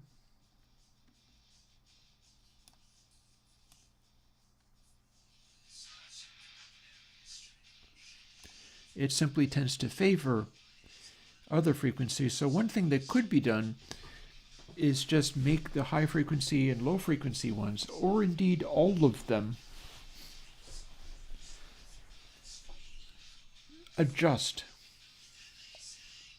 Like high frequency bell centers around 1, and you can make it be tighter and you can make it be wider. You can't make it be crazy tighter necessarily. Whereas your low frequency never goes this wide, but it can probably go even tighter than 3.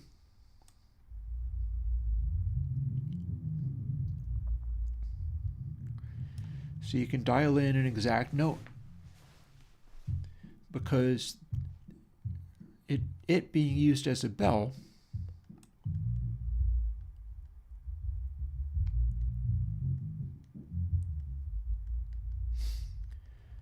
and isolating just a frequency like that to add to it,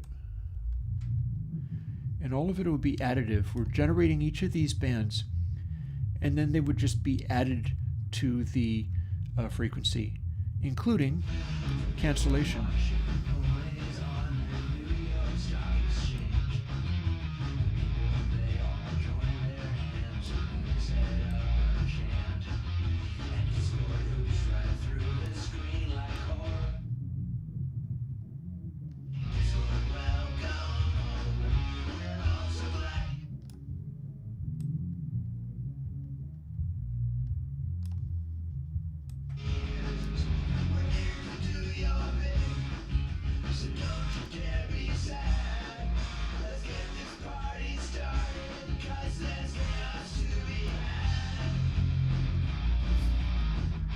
I think that would actually get you in the zone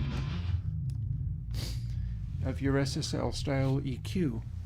And it's going to become a matter of figuring this out, getting 4 of these going, because they're now simplified and not as tricky to work with, and dialing in the relative controls so that they can go into full cancellation.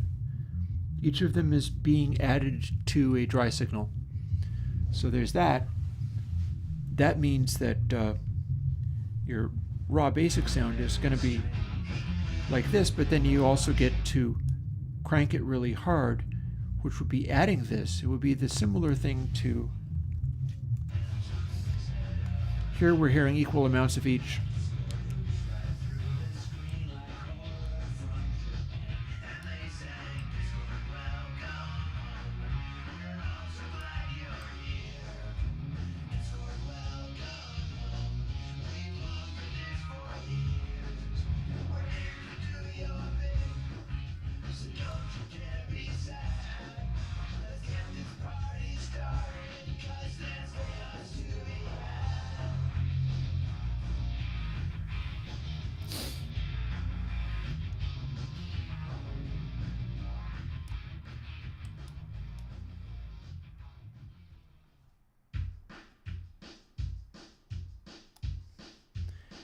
And it's just a matter of how much boosting you want to do.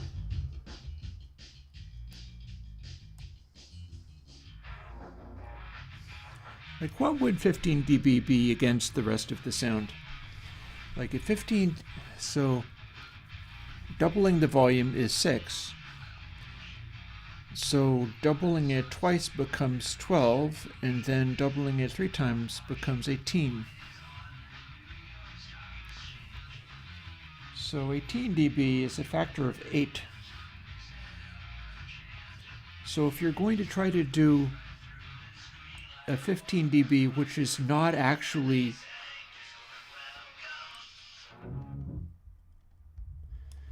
if you're doing a 15 dB boost that was not actually just full crank and not letting any of the dry in, then the dry level would be 1/8 of the wet level. So given that we can go to full wet, given that 0.5 is full dry and no wet,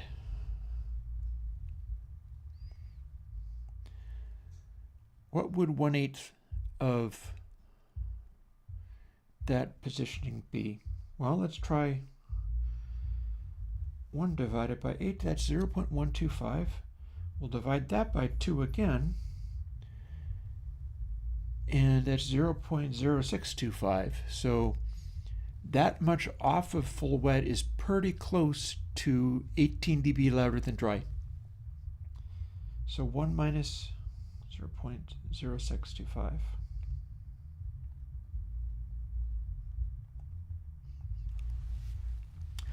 .9375.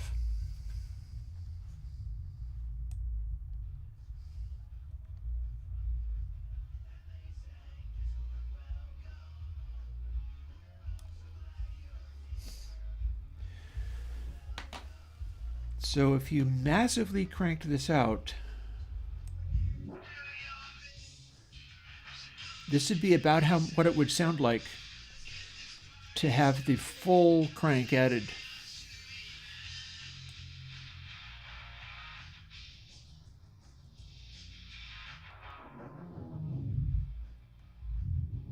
For whatever frequency it would be. So that's interesting. Let's save the stack as this. Quickly run it on something else, like, I don't know, Alien Kittens or something. Because this is what that band sounds like with a little bit of wet in there. This is what it would sound like cranking it up as far as it would go.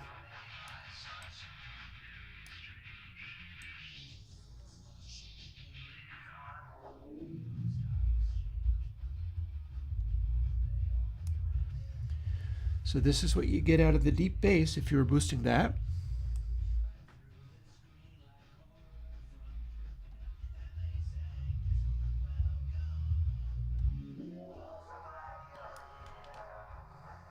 This is a very narrow mid-range boost, although we can go broad too.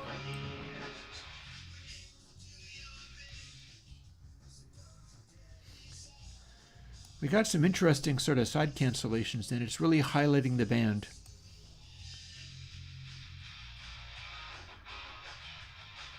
And we're hearing that grunge. It's hiding the grunge a little bit, but we're still really hearing that grunge.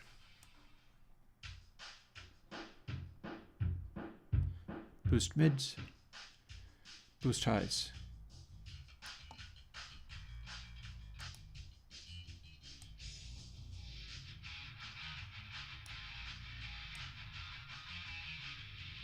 Tight little boost.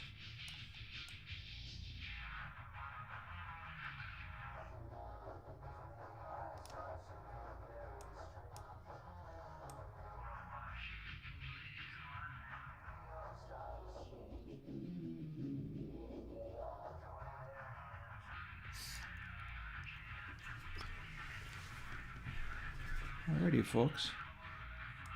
Actually did not load another song or anything like that because, you know what? We've successfully got to the end of the day. We might just be doing Minecraft on Thursday. We'll see. But this is not a bad day of work for getting this stuff done. I'd like to thank you folks for showing up, even if it is sometimes a little bit grueling. We can get some stuff done, I'll tell you.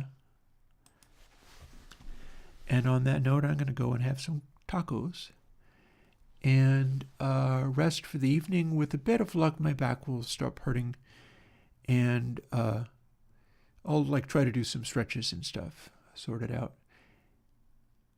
Talk to you folks later. Bye-bye.